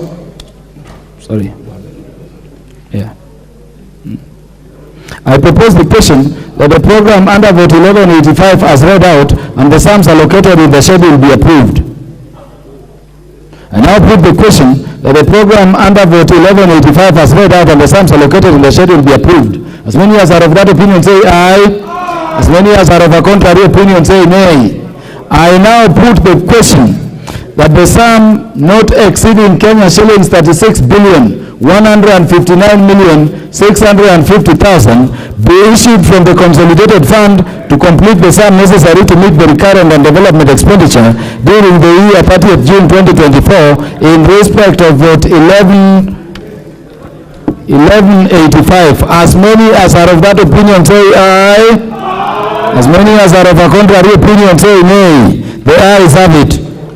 For 1192, State Department for Mining. I propose the question that a sum not exceeding Kenya shillings 2,507,200,000 be issued from the consolidated fund to complete the sum necessary to meet the expenditure, recurrent and development during the year ending 30th June 2024 in respect of vote 1192. Programs under vote 1192, General Administration Planning. mineral resource management, geological survey, and geoinformation management. I propose the question that the programs under vote 1192 as read out and the sums allocated in the schedule be approved. I put the question that the programs under vote 1192 as read out and the sums allocated in the schedule be approved. As many as are of that opinion say aye. As many as are of a contrary opinion say nay. The ayes have it. I now put the question that a sum not exceeding Kenya shillings 2 billion, I will repeat. I now put the question that a sum not exceeding Kenya shillings 2,507,200,000 be issued from the consolidated fund to complete the sum necessary to meet the recurrent and development expenditure during the year ending 30th June 2024 in respect of vote 1192. As many as are of that opinion say aye. As many as are of a contrary opinion say nay. The ayes have it. You have amendment? Yes. Next one. Vote 1193, State Department for Petroleum. I propose. Where is this? I propose the question that a sum not exceeding Kenya shillings 3,765,960,000 be issued from the consolidated fund to complete the sum necessary to meet the expenditure recurrent and development during the year ending 30th June 2024 in respect of vote 1193. Program under vote 1193, exploration and distribution of oil and gas. I propose the question that the program under vote 1193 as read out and the sums allocated in the schedule be approved. Mover. Thank you very much, Honorable Chair. I beg to move that the program be amended as follows. In vote 1193 at the program 0215000, exploration and distribution of oil and gas by deleting the figure Kenya shillings 342,960,000 in column 6 gross current estimates and substituting therefore the figure Kenya shillings 25,222,411,755. The essence of this, Honorable Chair, is that we are taking care through ANA from the fuel stabilization levy, Honorable Chair, to take care of the arrears in terms of subsidy. As I said there before, the other administration promised subsidy, give subsidies, but it is this administration that is actually paying for those subsidies. The point is made, Chair. I propose the question that the program exploration and distribution of oil and gas under vote 1193 be amended as proposed. I put the question that the program exploration and distribution of oil and gas under vote 1193 be amended as proposed. As many as are of that opinion say aye. As many as are of a contrary opinion say nay. The ayes have it. I now put the question that the programs under vote 1193 as amended and the sums allocated be approved. As many as are of that opinion say aye. As many as are of a contrary opinion say nay. The ayes have it. I now put the question that a sum not exceeding Kenya shillings 28,645,411 issued from the consolidated fund to complete the sum necessary to meet the recurrent and development expenditure during the year ending 30th June 2024 in respect of vote 1193. Will as many as are of that opinion say aye? As many as are of a contrary opinion say nay. The ayes have it.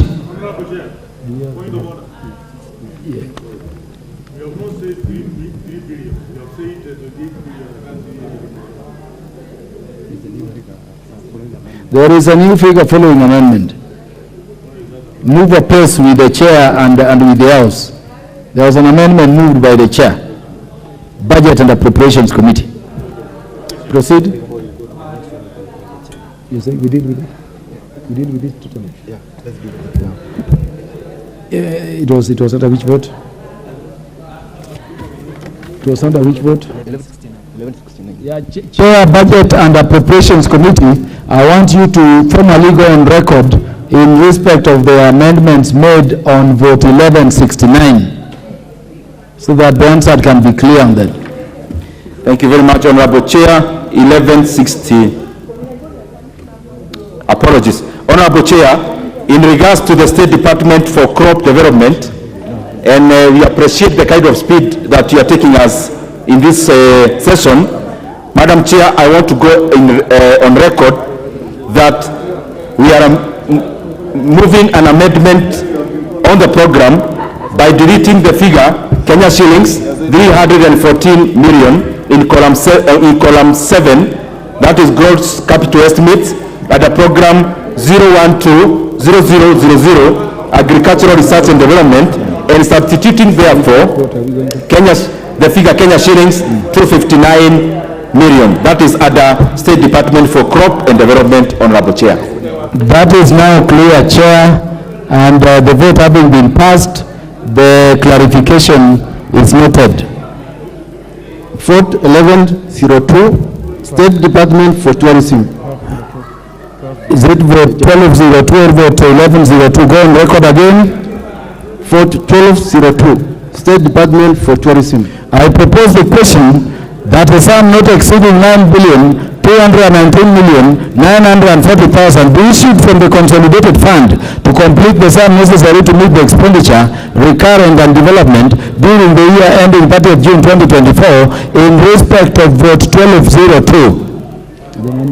Programs under vote 1202, tourism promotion and marketing, tourism product development and diversification, general administration, planning and support services.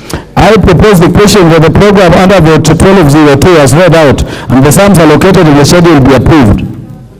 I put the question that the program under vote 1202 as read out and the sums allocated in the schedule be approved. As many as are of that opinion say aye. As many as are of a contrary opinion say nay. The ayes have it.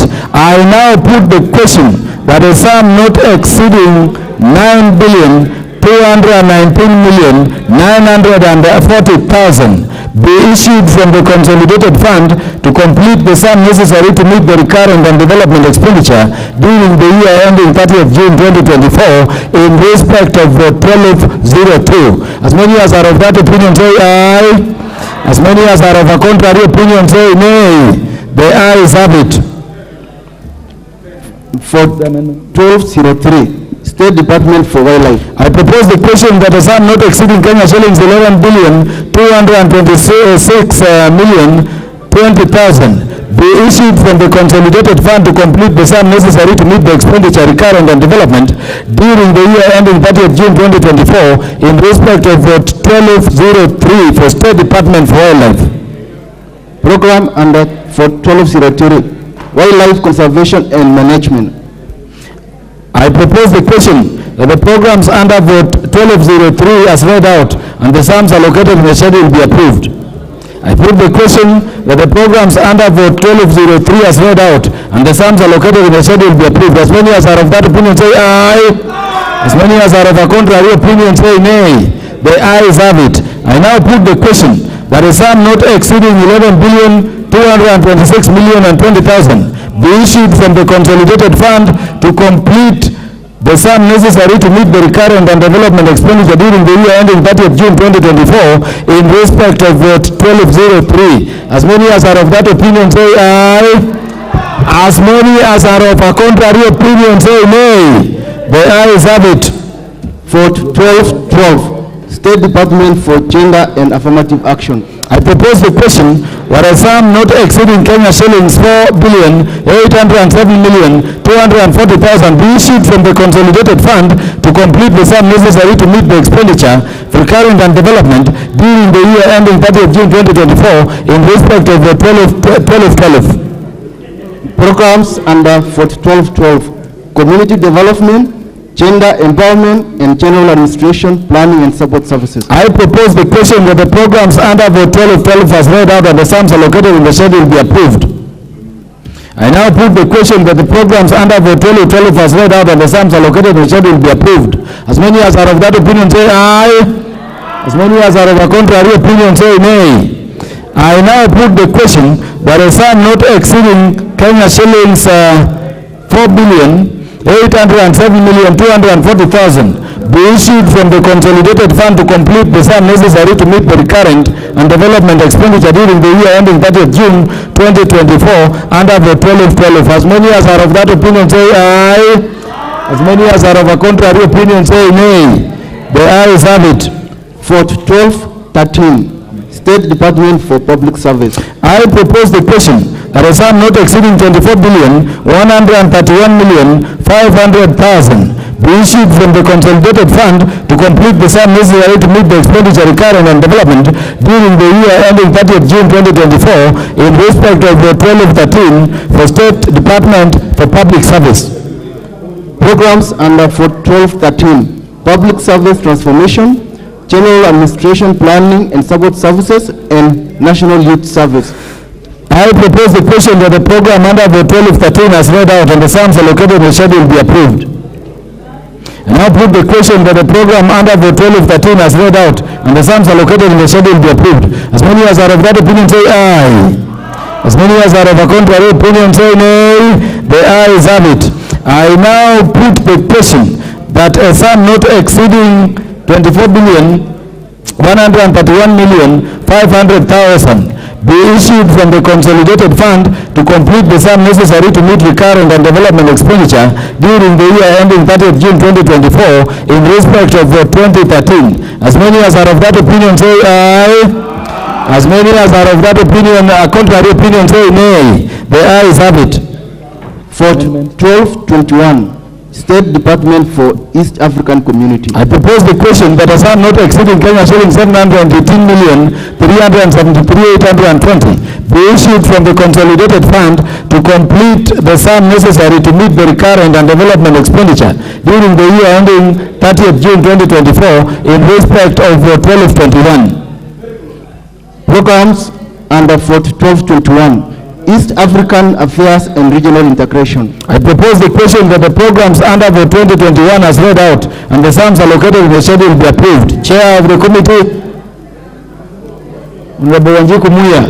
Yes, Chair, I support, but at a time when the community is growing, I feel this is very underfunded, but I support, but let me put my voice that it is underfunded, this department. Point made, Chair. I now put the question. The programs under the 12-21 as read out and the sums allocated in the schedule be approved. As many as are of that opinion say aye. As many as are of a contrary opinion say nay. The ayes have it. I now put the question that a sum not exceeding Kenya shillings 773,820 be issued from the consolidated fund to complete the sum necessary to meet the recurrent and development expenditure during the year ending 30th June 2024 under vote 12-21. As many as are of that opinion say aye. As many as are of a contrary opinion say nay. The ayes have it. Vote 12-52. The State Law Office. I propose the question that a sum not exceeding Kenya shilling 6,411,608,250 be issued from the consolidated fund to complete the sum necessary to meet the expenditure as recurrent and development during the year ending 30th June 2024 in respect of the 12-52. Programs under vote 12-52. Legal Services. Governance, Legal Training and Constitutional Affairs, and General Administration, Planning and Support Services. And I propose the question that the programs under the 12-52 as read out and the sums allocated in the schedule be approved.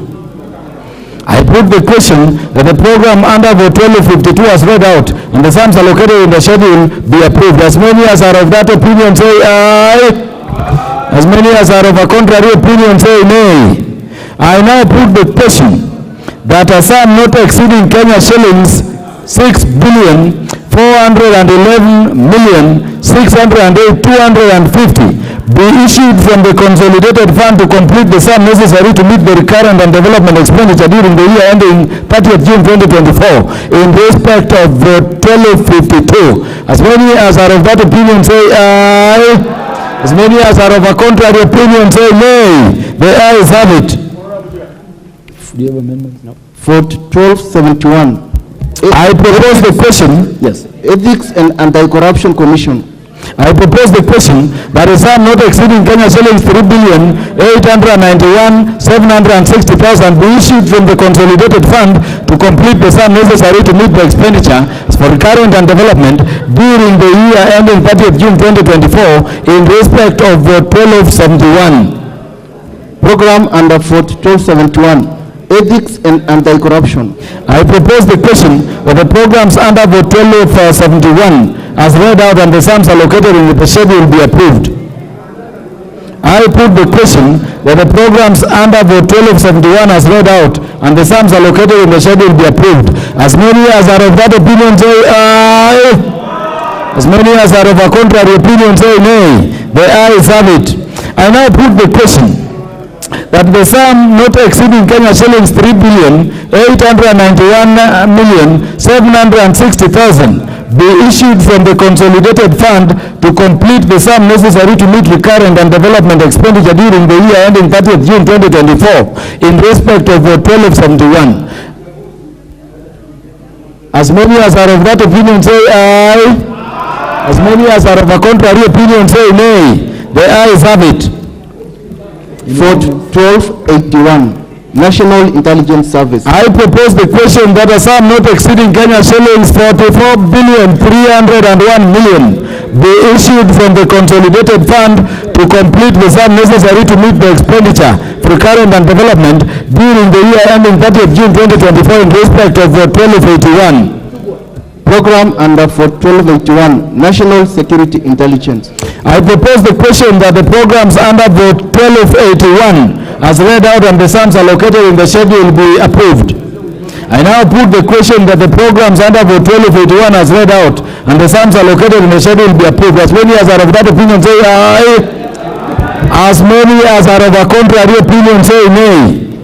I now put the question that a sum not exceeding Kenya shillings 44,301,000,000 be issued from the consolidated fund to complete the sum necessary to meet the recurrent and development expenditure during the year ending 30th June 2024 in respect of 1281. As many as are of that opinion say aye.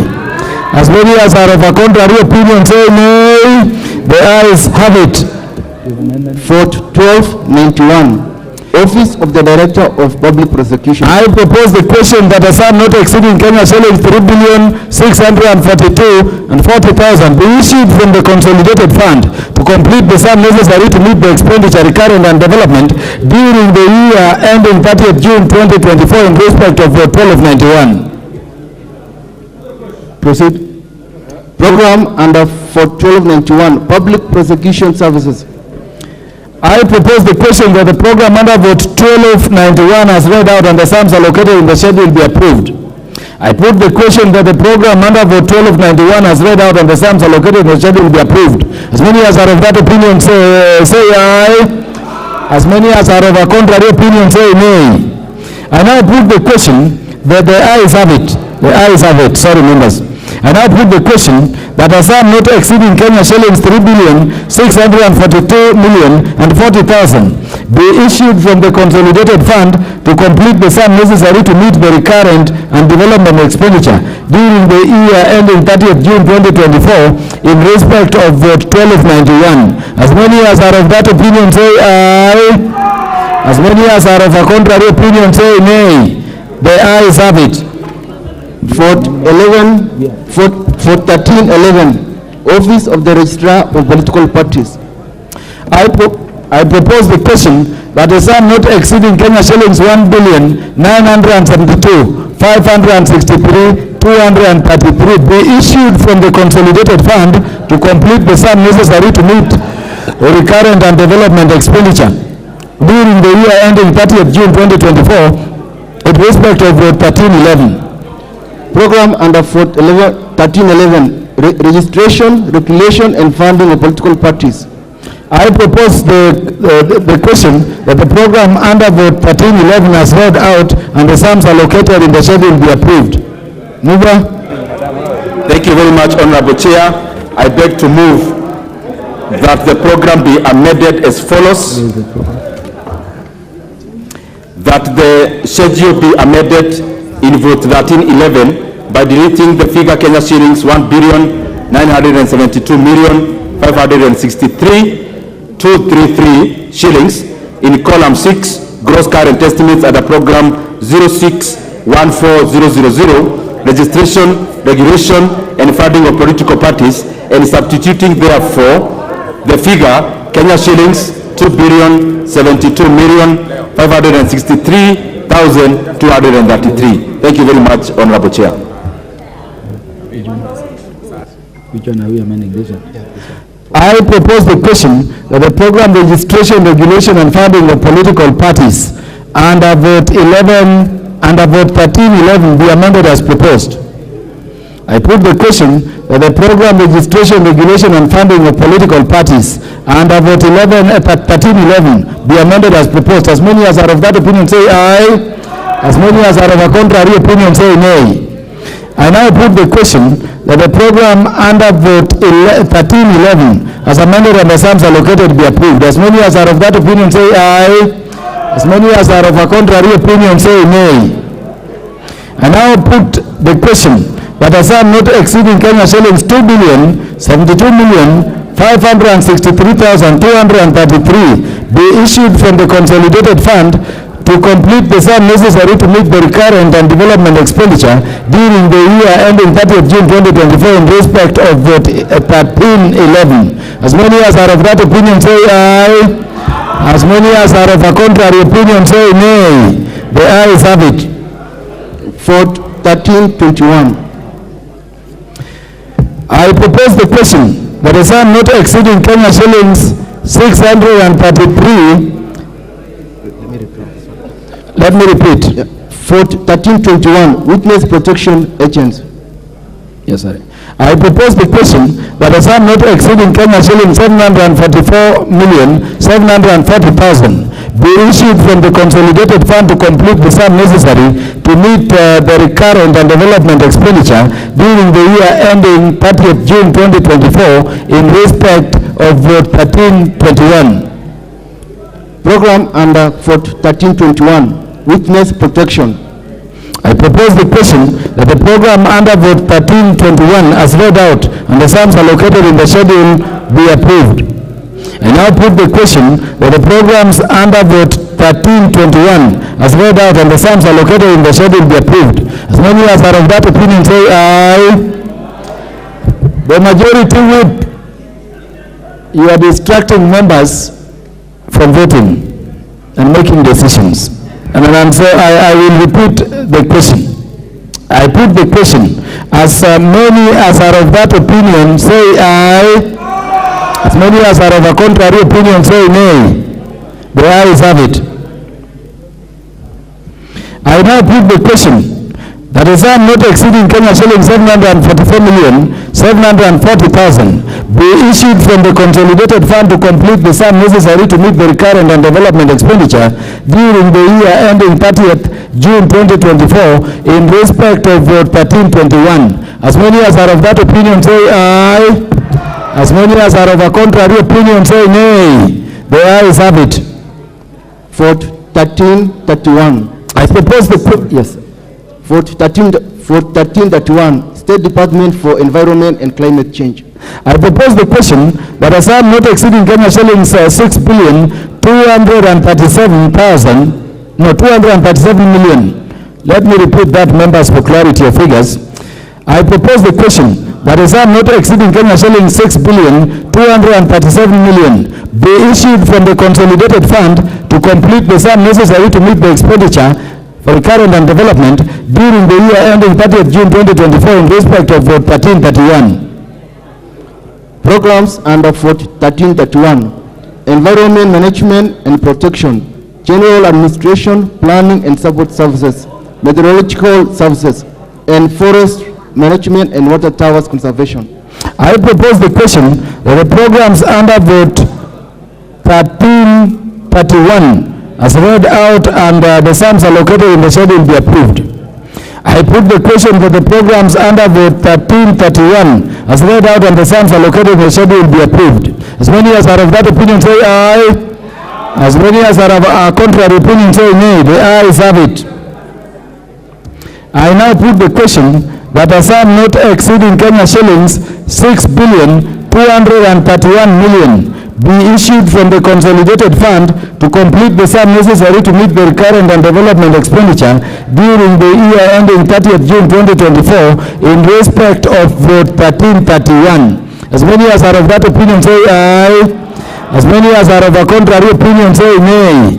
The ayes have it.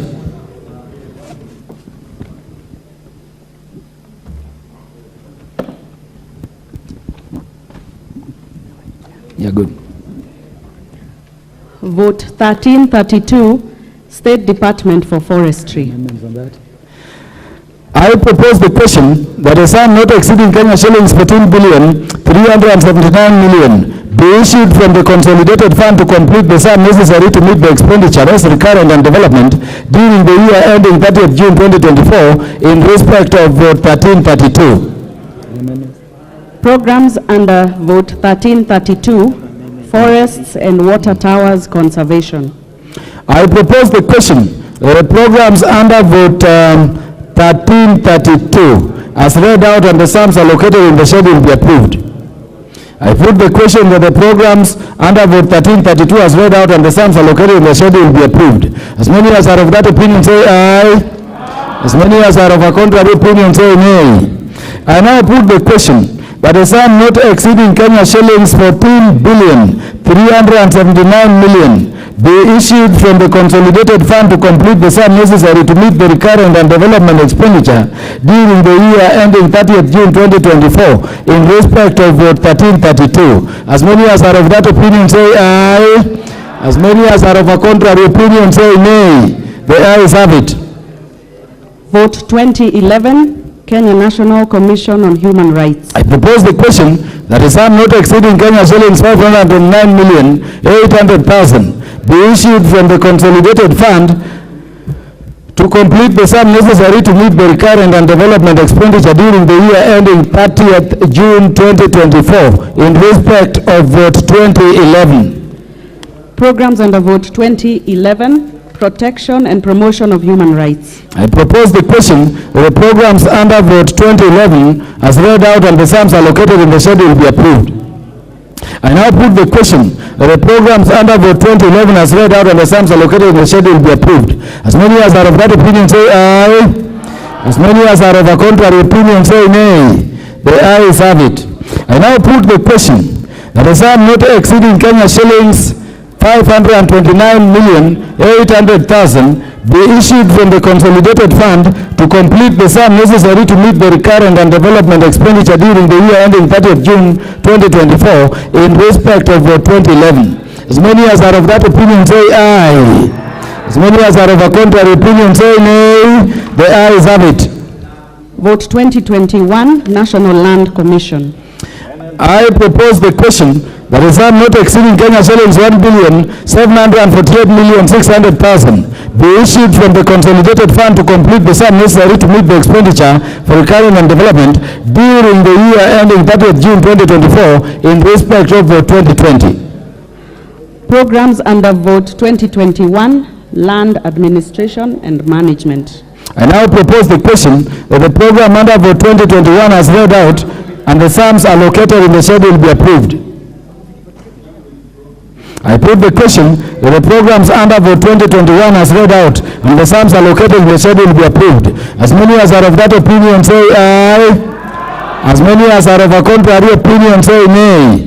The ayes have it. I now put the question that a sum not exceeding Kenya shillings 1,748,600,000 be issued from the consolidated fund to complete the sum necessary to meet the recurrent and development expenditure during the year ending 30th June 2024 in respect of vote 2021. As many as are of that opinion say aye.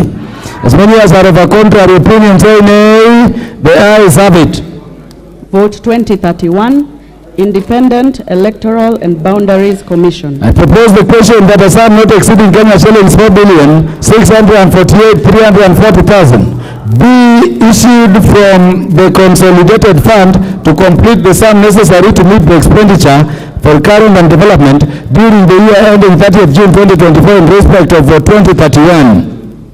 Programs under vote 2031, 1. Delimitation of electoral boundaries. 2. Management of electoral processes. I propose the question that the programs under vote 2031 as read out and the sums allocated in the schedule be approved. I now put the question that the programs under vote 2031 as read out and the sums allocated in the schedule be approved. As many as are of that opinion say aye. As many as are of a contrary opinion say nay.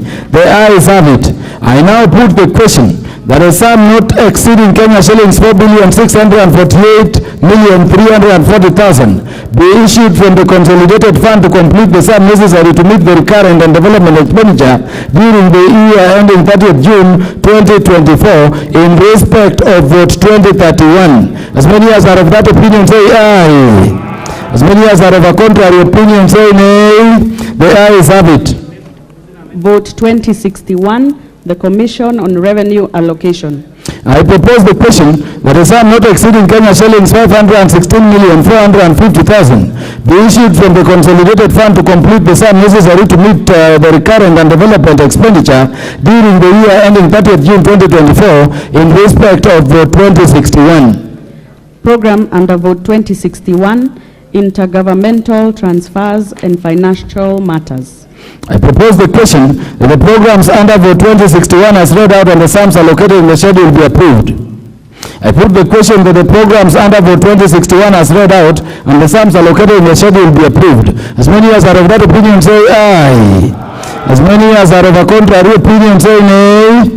The ayes have it. I now put the question that the sum not exceeding Kenya shillings 516,450,000 be issued from the consolidated fund to complete the sum necessary to meet the recurrent and development expenditure during the year ending 30th June 2024 in respect of vote 2061. As many as are of that opinion say aye.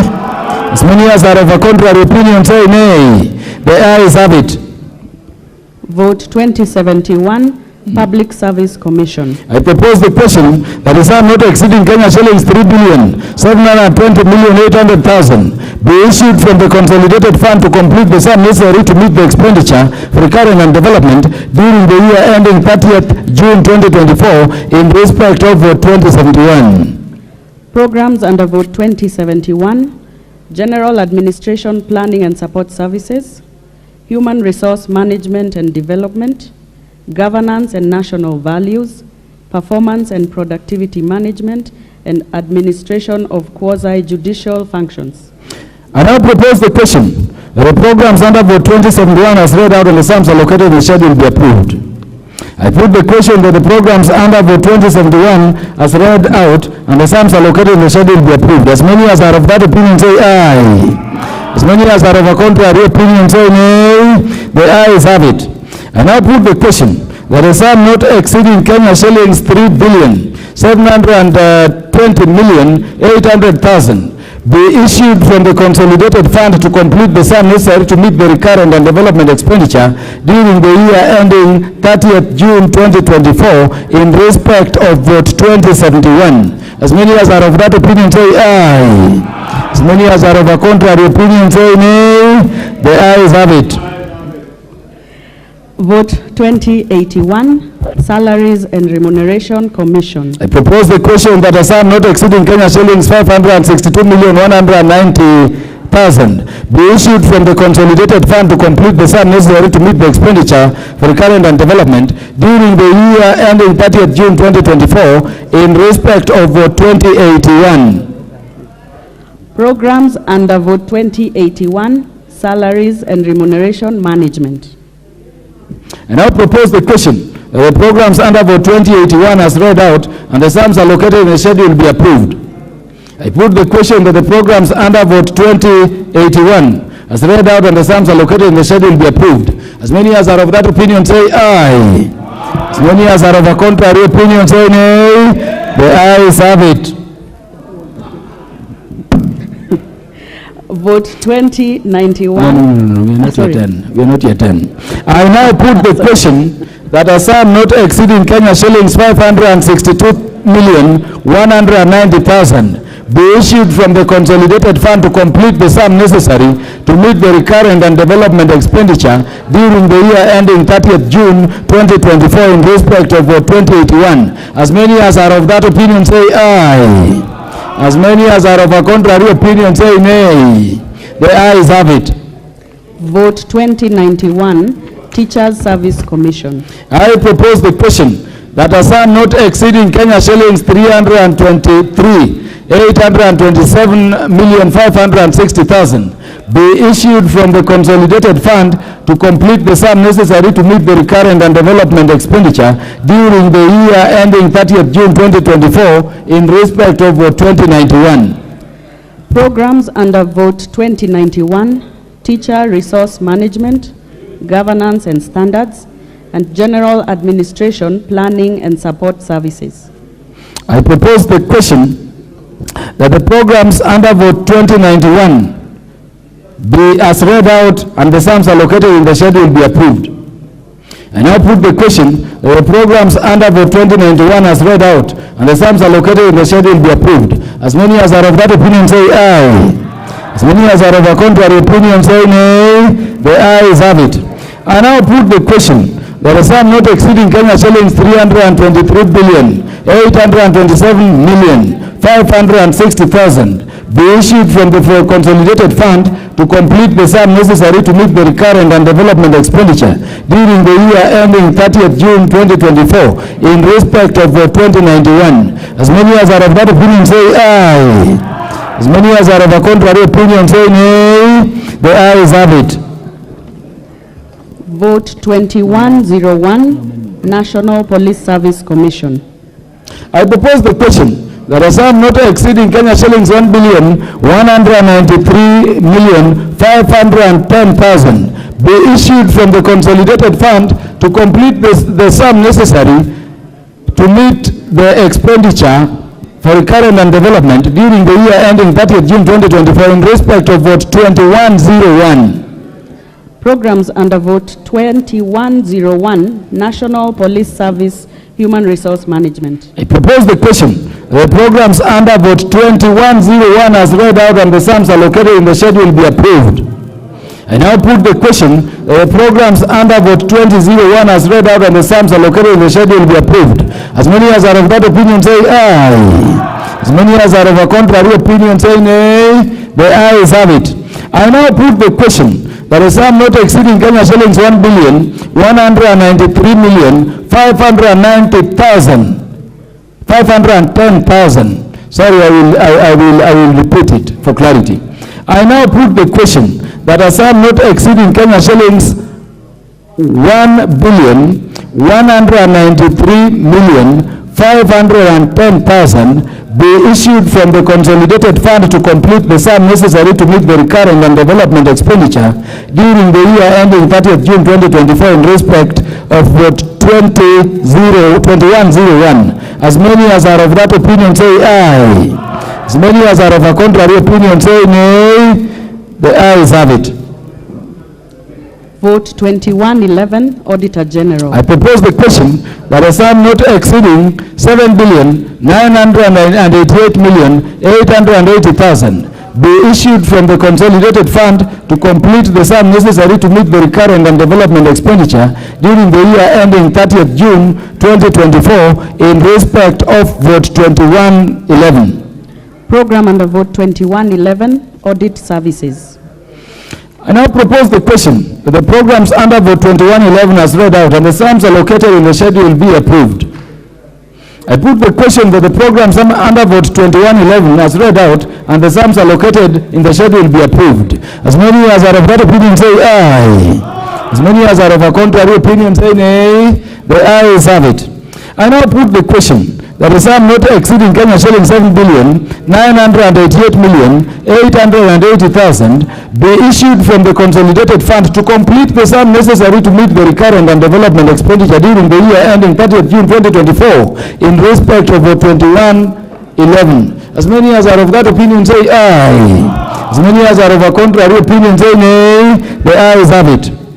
Vote 2121, Office of the Controller of Budget. I propose the question that a sum not exceeding Kenya shillings 766,920,000 be issued from the consolidated fund to complete the sum necessary to meet the recurrent and development expenditure during the year ending 30th June 2024 in respect of vote 2121.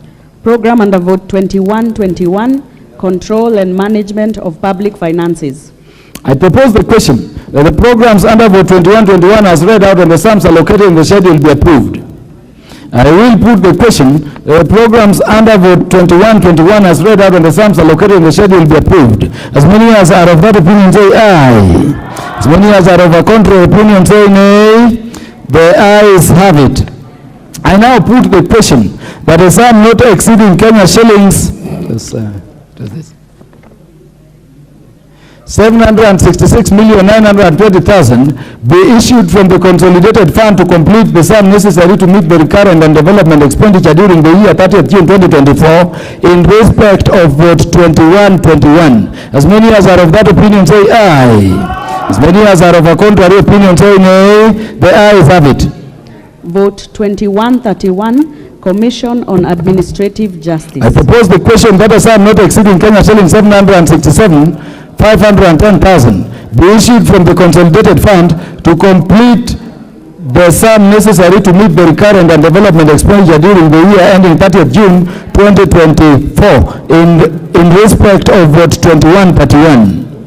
Program under vote 2131, Promotion of Administrative Justice. I now propose the question that the programs under vote 2131 as read out and the sums allocated in the schedule be approved. I put the question that the programs under vote 2131 as read out and the sums allocated in the schedule be approved. As many as are of that opinion say aye. As many as are of a contrary opinion say nay. The ayes have it. I now put the question that a sum not exceeding Kenya shillings 767,510,000 be issued from the consolidated fund to complete the sum necessary to meet the recurrent and development expenditure during the year ending 30th June 2024 in respect of vote 2131. As many as are of that opinion say aye. As many as are of a contrary opinion say nay. The ayes have it. Vote 2141, National Gender and Equality Commission. I propose the question that a sum not exceeding Kenya shillings 472,944,800 be issued from the consolidated fund to complete the sum necessary to meet the recurrent and development expenditure during the year ending 30th June 2024 in respect of vote 2141. Programs under vote 2141, Promotion of Gender Equality and Freedom from Discrimination. I propose the question, the programs under vote 2141 as read out and the sums allocated in the schedule be approved. And I put the question, the programs under vote 2141 as read out and the sums allocated in the schedule be approved. As many as are of that opinion say aye. As many as are of a contrary opinion say nay. The ayes have it. I now put the question that a sum not exceeding Kenya shillings 472,944,800 be issued from the consolidated fund to complete the sum necessary to meet the recurrent and development expenditure during the year ending 30th June 2024 in respect of vote 2141. As many as are of that opinion say aye. As many as are of a contrary opinion say nay. The ayes have it. Vote 2151, Independent Policing Oversight Authority. I propose the question that a sum not exceeding Kenya shillings 1,052,700,000 be issued from the consolidated fund to complete the sum necessary to meet the recurrent and development expenditure during the year ending 30th June 2024 in respect of vote 2151. Program under vote 2151, Policing Oversight Services.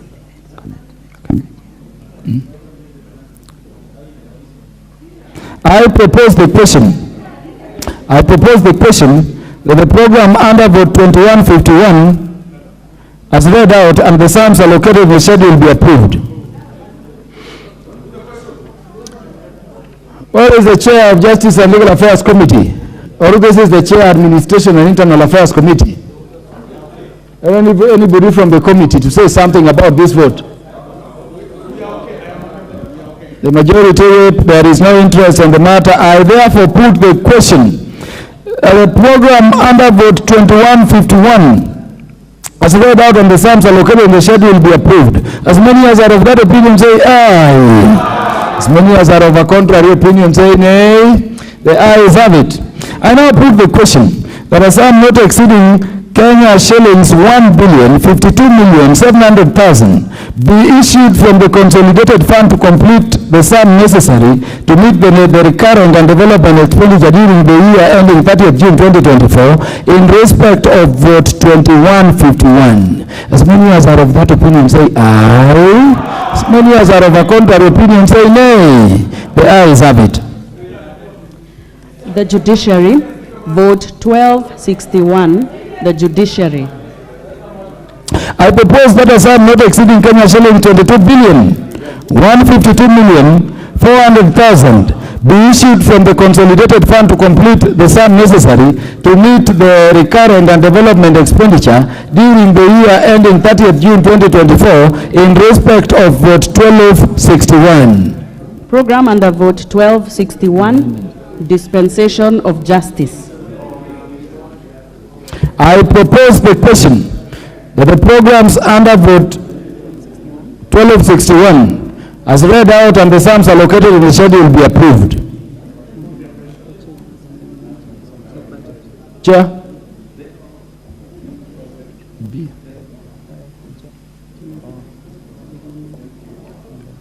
Does the chair have the mic?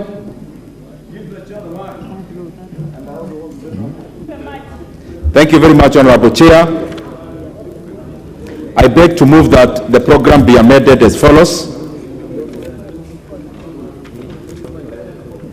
In vote 1261, number 1, under program 06-10000, dispensation of justice, by deleting the figure Kenya shillings 19,952,400,000 in column 6, gross current estimates, and substituting therefore the figure Kenya shillings 20,437,400,000. Chair, would I go ahead with this because it's under the same program? Under program 06-10000, dispensation of justice, by deleting the figure Kenya shillings 2,200,000,000 in column 7, gross capital estimates, and substituting therefore the figure Kenya shillings 1,850,000,000 Kenya shillings. Honorable Chair, what we are doing is to rearrange the budget of the Treasury, and as you are aware, through these budget estimates, we have enhanced the budget for our judiciary to Kenya shillings 22 billion, because we are making our promise right, Mrs. Honorable Chair, that we want to have an independent judiciary, well capacitated to be able to fight with corruption, against corruption, and also to give timely justice to the citizens of Kenya. And that is the reason why we have allocated enough resources to the judiciary and dispensation of justice in this country. Thank you very much, Honorable Chair. Majority Leader, what is out of order?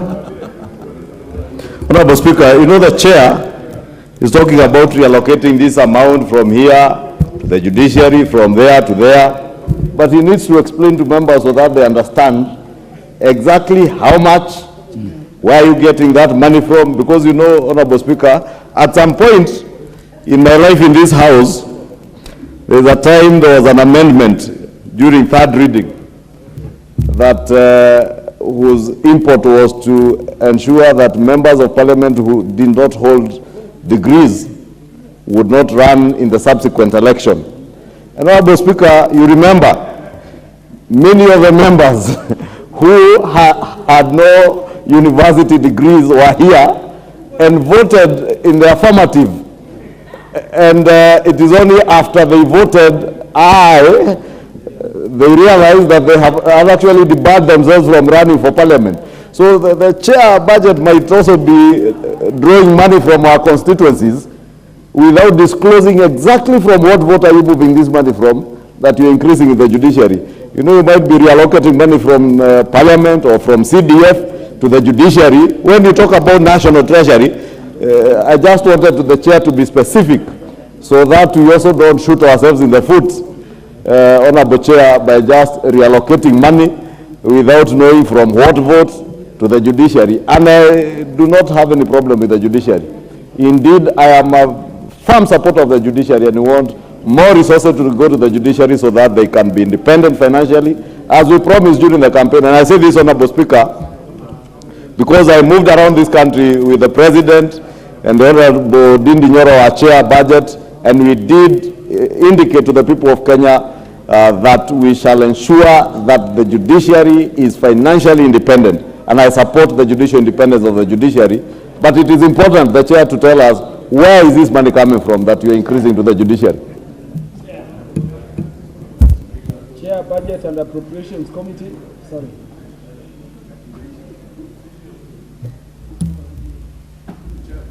Thank you very much, Honorable Chair. And I want to inform this House, because we'll be tabling also the report of finance today evening. I wish, Honorable Speaker, to just raise some background in regards to what we are doing and in answering the Majority Leader, Honorable Kimani Ichung'wah, on where the money is coming from. Honorable Speaker, what the Honorable Majority Leader, I'm sure he knows, is that the Chair of Budget has got a pass. And the pass currently I'm operating on, Honorable Chair, is that I have a pass of 3.679 trillion Kenya shillings, which is the size of the budget that we are reading this for the next financial year. Out of which, Honorable Chair, 2.57 trillion is coming from the ordinary revenue. 347 billion shillings is coming from A&A. 42 billion Kenya shillings is coming from grant. And therefore, Madam Honorable Chair, we have been able to reduce the fiscal deficit currently to just around 718 billion Kenya shillings. On the expenditure, Honorable Chair, we are expecting 3.679 trillion Kenya shillings, out of which 2.3 trillion Kenya shillings is expenditure in terms of the national government, which incorporates the judiciary and the parliament, Honorable Chair. And I'm sure Honorable Kimani Ichung'wah is attentive to exactly know where this money is coming from. Out of that also, Honorable Chair, 986 billion Kenya shillings is the monies that we have allocated to Consolidated Fund Services, commonly known as CFS. That leaves Kenya shillings, 385 billion Kenya shillings into equitable share that we are giving to our counties. Honorable Chair, even as we ask where we are getting money to reallocate, it is important for the Kenyan people to know on how we have actually choreographed this budget. One is that we are now allocating money through value chains. We are not allocating money, throwing money into projects.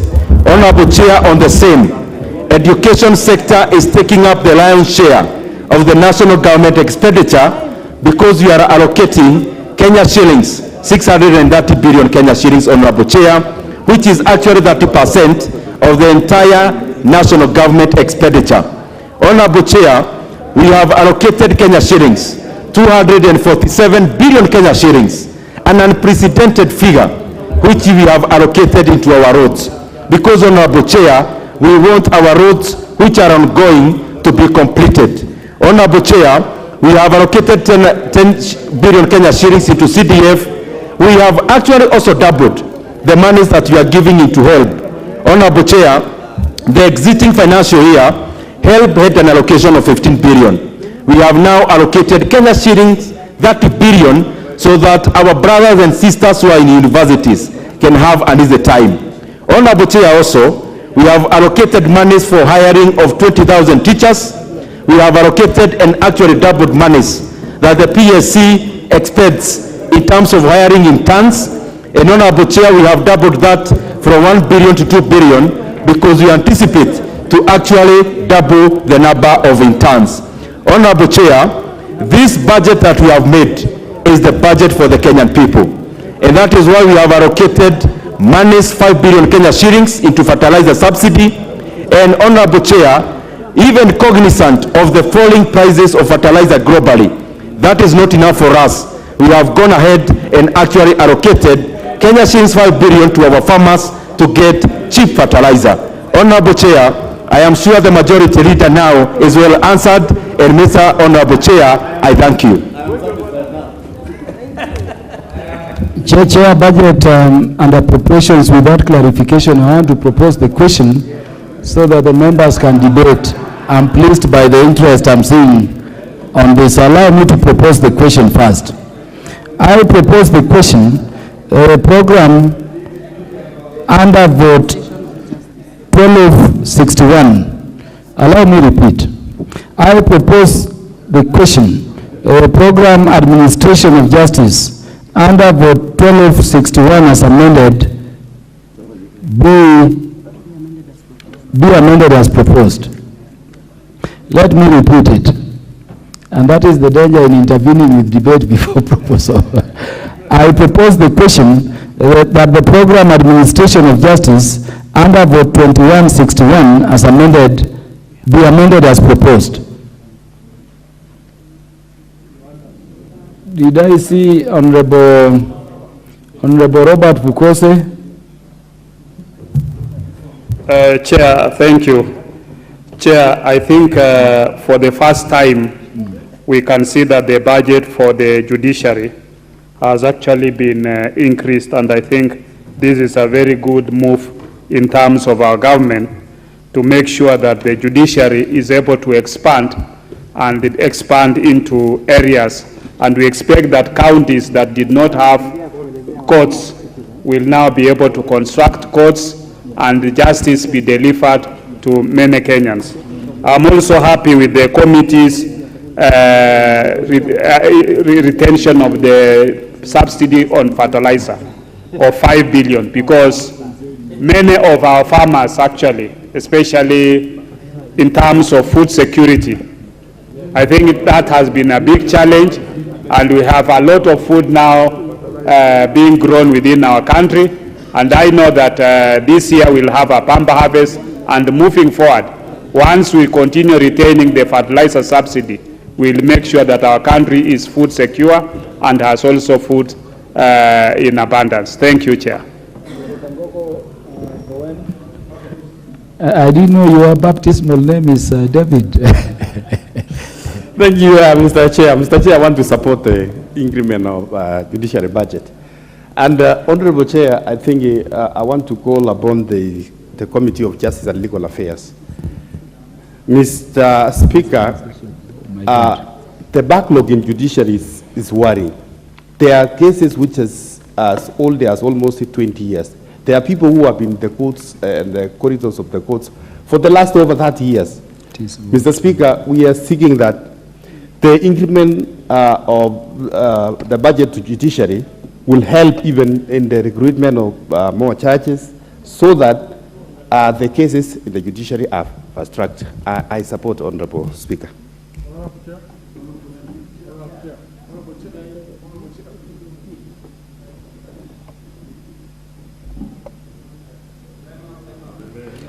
Honorable Silvanus Osoro. Why don't we allow Honorable Osoro as the majority whip to make the last comment on this? Yes, so we can conclude. Yeah. Honorable Chair, I serve in the Jailer Committee. I'm privileged to serve in the Jailer Committee, and when the judiciary tabled their request before us, Honorable Chair, it was actually beyond this. We really tried to balance, because of the other interests that are across different departments, state departments. We tried to push and fit within their proposal. But be that as it may, you and I, Honorable Chair, are legal practitioners, and you know the challenges the judiciary and the courts faces.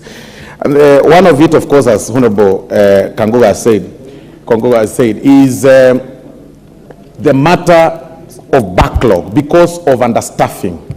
They have a challenge of reaching out to justice or passing justice to the public because they are incapacitated. That to this extent, you can actually count the number of high courts that we have in our country, when we should be having at least a single high court in every sub-county, so that we are able to mitigate the challenges. Because naturally, Honorable Chair, we are actually perennial litigants in nature, that we like taking each other to court. People have failed to embrace the ADR. And that is why it's important for us to help the judiciary, build utmost infrastructure across the country, and so that they are able to mitigate the challenges of the backlog that we have. So for that, Honorable Chair, I beg to support. Point is made, majority whip. Members, allow me now to put the question that the program dispensation of justice under vote 1261 be amended as proposed. As many as are of that opinion say aye. As many as are of that as are of a contrary opinion say nay. The ayes have it. I now put the question that the program under vote 1261 as amended and the sums allocated be approved. As many as are of that opinion say aye. As many as are of a contrary opinion say nay. The ayes have it. I now put the question that a sum not exceeding Kenya shillings 22,287,400,000 be issued from the consolidated fund to complete the sum necessary to meet the current and development expenditure during the year ending 30th June 2024 in respect of 1261. As many as are of that opinion say aye. As many as are of a contrary opinion say nay. The ayes have it.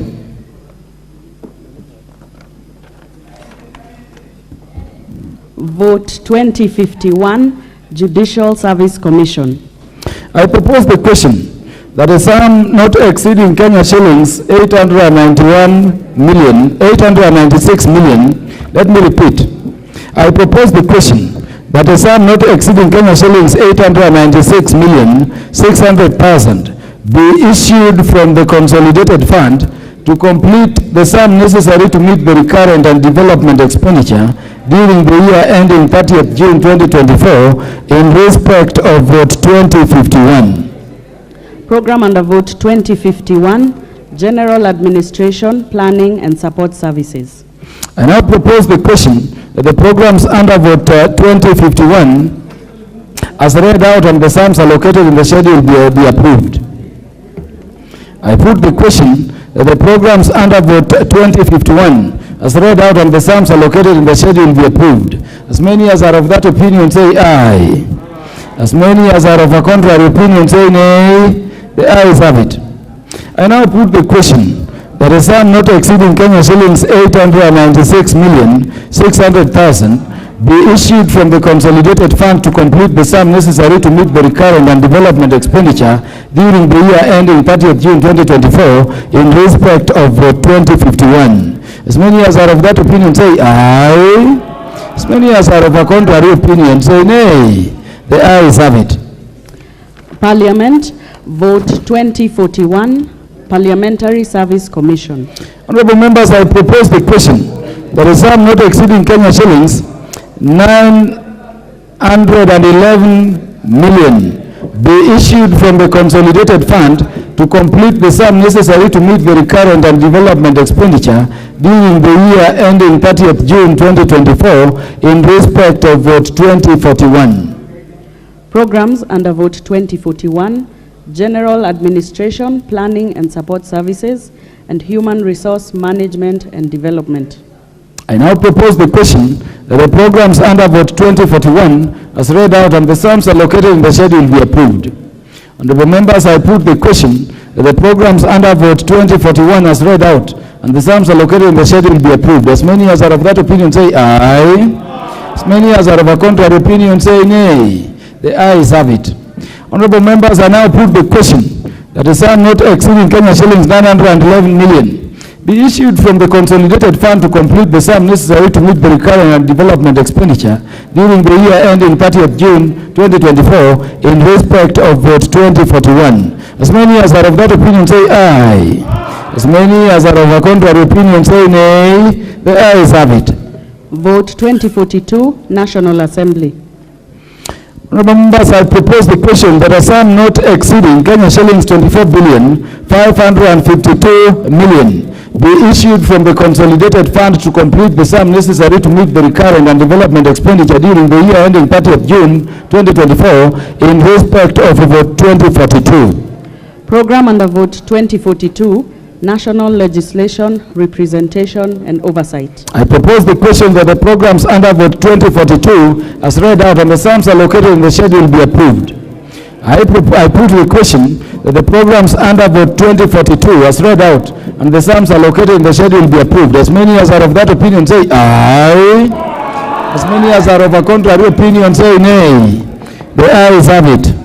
I now put the question that a sum not exceeding Kenya shillings 24,552 million be issued from the consolidated fund to complete the sum necessary to meet the recurrent and development expenditure during the year ending 30th June 2024 in respect of 2042. As many as are of that opinion say aye. As many as are of a contrary opinion say nay. The ayes have it.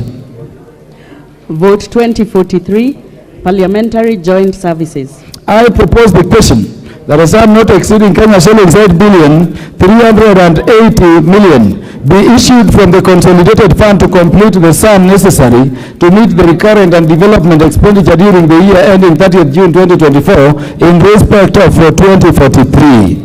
Programs under vote 2043, General Administration, Planning and Support Services, and Legislative Training, Research and Knowledge Management. Honorable members, I propose the question that the program under vote 2043 as read out and the sums allocated in the schedule be approved.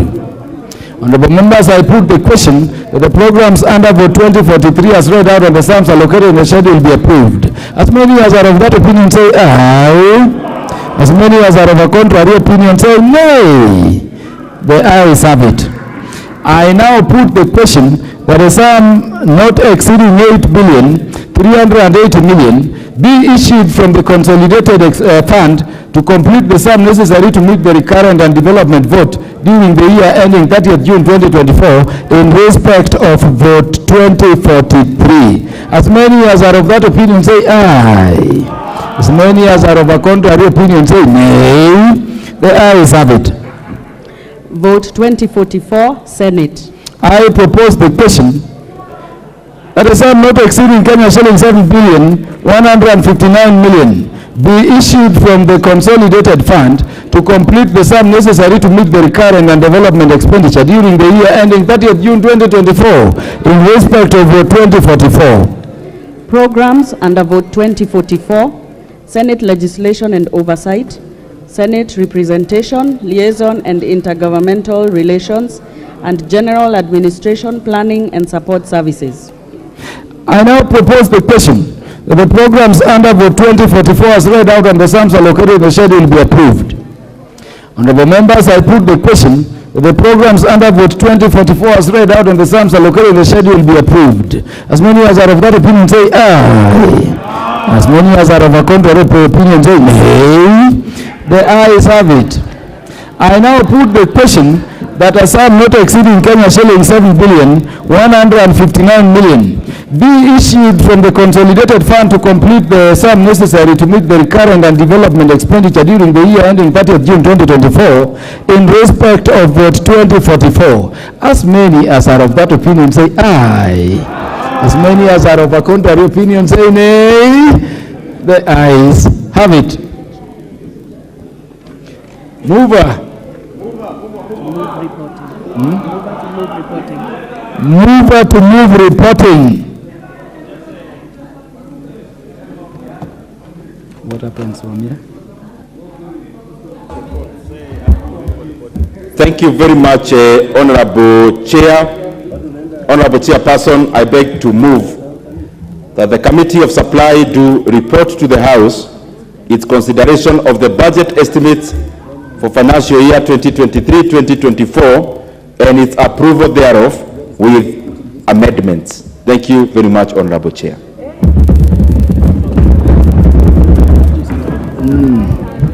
Thank you, Chair, Budget and Appropriations Committee. I put the question, which is that the Committee of Supply do report to the House its consideration of the budget estimates for the financial year 2023-2024 and its approval thereof with amendments. As many as are of that opinion say aye. As many as are of a contrary opinion say nay. The ayes have it.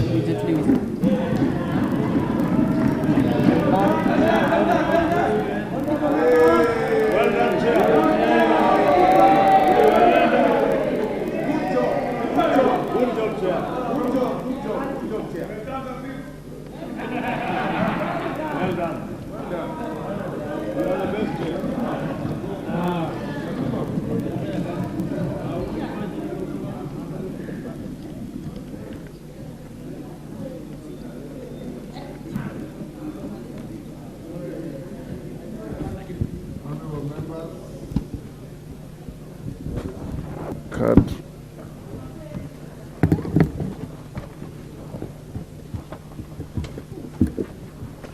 Honorable members, congratulations for a job well done. I have to single out Wangare and Kaluma. I've been watching from the Speaker's chamber, and I made no mistake in picking them to the panel. Chairperson. Then, thank you, Honorable Speaker. Honorable Speaker, I beg to report that the Committee of Supply has considered the budget estimates for the financial year 2023-24 and approved the same with amendments. And pursuant to the provisions of Article 221 of the Constitution of Kenya, Section 39 of the Public Finance Management Act 2012, and the Standing Order 240A, approves the issuance of the sum of Kenya shillings 2,308,410,784,957 from the Consolidated Fund to meet the expenditure during the year ending 30th June 2024 in respect of the votes as approved in the schedule, and that necessary adjustments be made to programs amended in the Committee of Supply.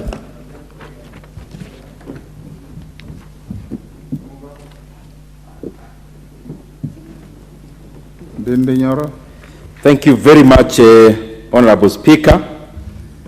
I beg to move that the House do agree with the report of the Committee of Supply in its consideration of the budget estimates for financial year 2023-2024, and pursuant to the provisions of Article 221 of the Constitution, Section 39 of the Public Finance Management Act 2012, and Standing Order 240A, approves the issuance of a sum of Kenya shillings 2 trillion, I beg your apologies, Honorable Chair, approves the issuance of a sum of Kenya shillings 2,308,410,784,957 shillings from the Consolidated Fund to meet the expenditure for the National Executive, Parliament, and the Judiciary during the year ending 30th June 2024 in respect of the votes as contained in the schedule incorporating amendments made in the Committee of Supply. Honorable Speaker, I also request the member for Kiaba, the Honorable John Jogona Kawajiko, to second the motion. Thank you very much, Honorable Speaker.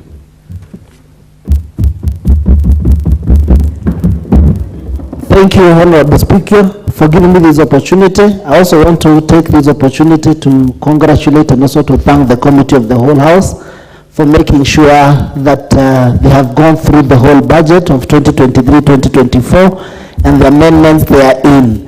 And I therefore, as a member of Budget and Appropriation Committee, I second Mr. Speaker. Thank you. Thank you, Honorable Kawanjiku.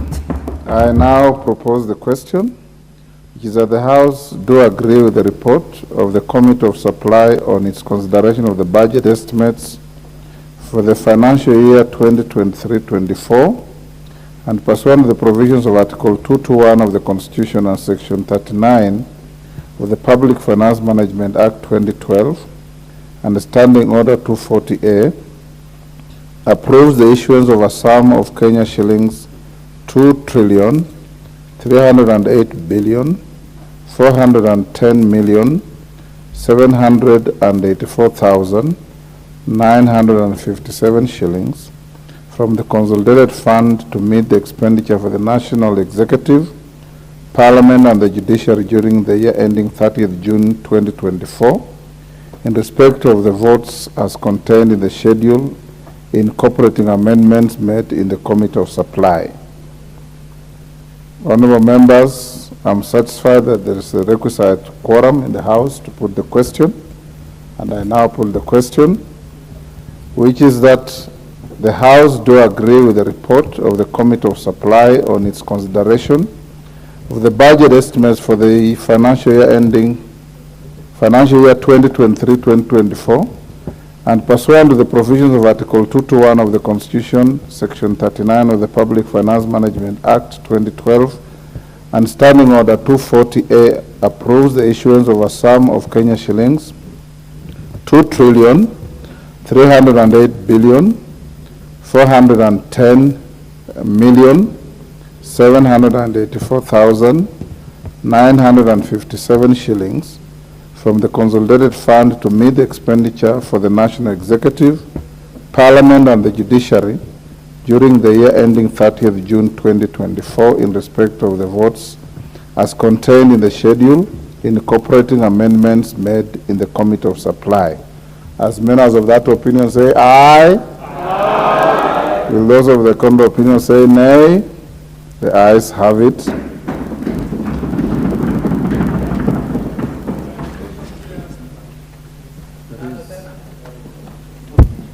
We still have some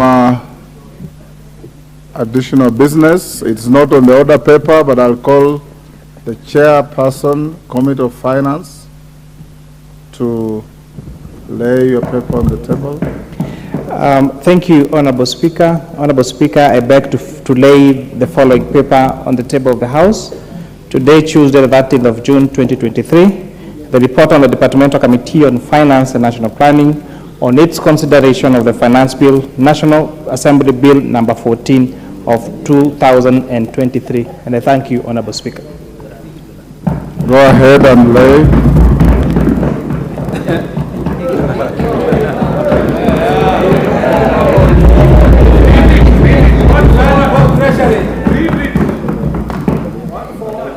Honorable members, I've had an opportunity to scan through the report and allow me on your behalf, even before you debate it, the bill, to congratulate the Committee on Finance and its chair for their serious efforts in working round the clock to meet the deadline and laying the document that the chair has laid on the table.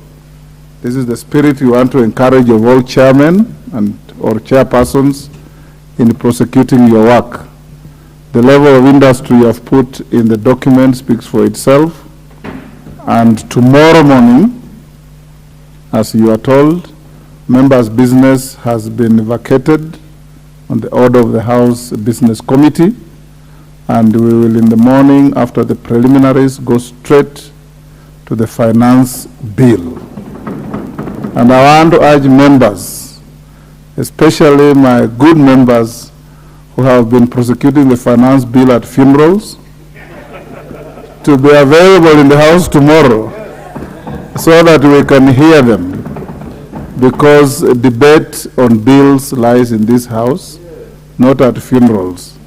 And I want to encourage members to abide by that. Allow me also to thank members on the left side of the Speaker who are present in the House, Mama Elachi, Honorable Nabulindo, and the two other members at the back. The lights are not good, I can't. Is that Zambia? And you have two colleagues. Who is the red next? Mwalio and Gashoka.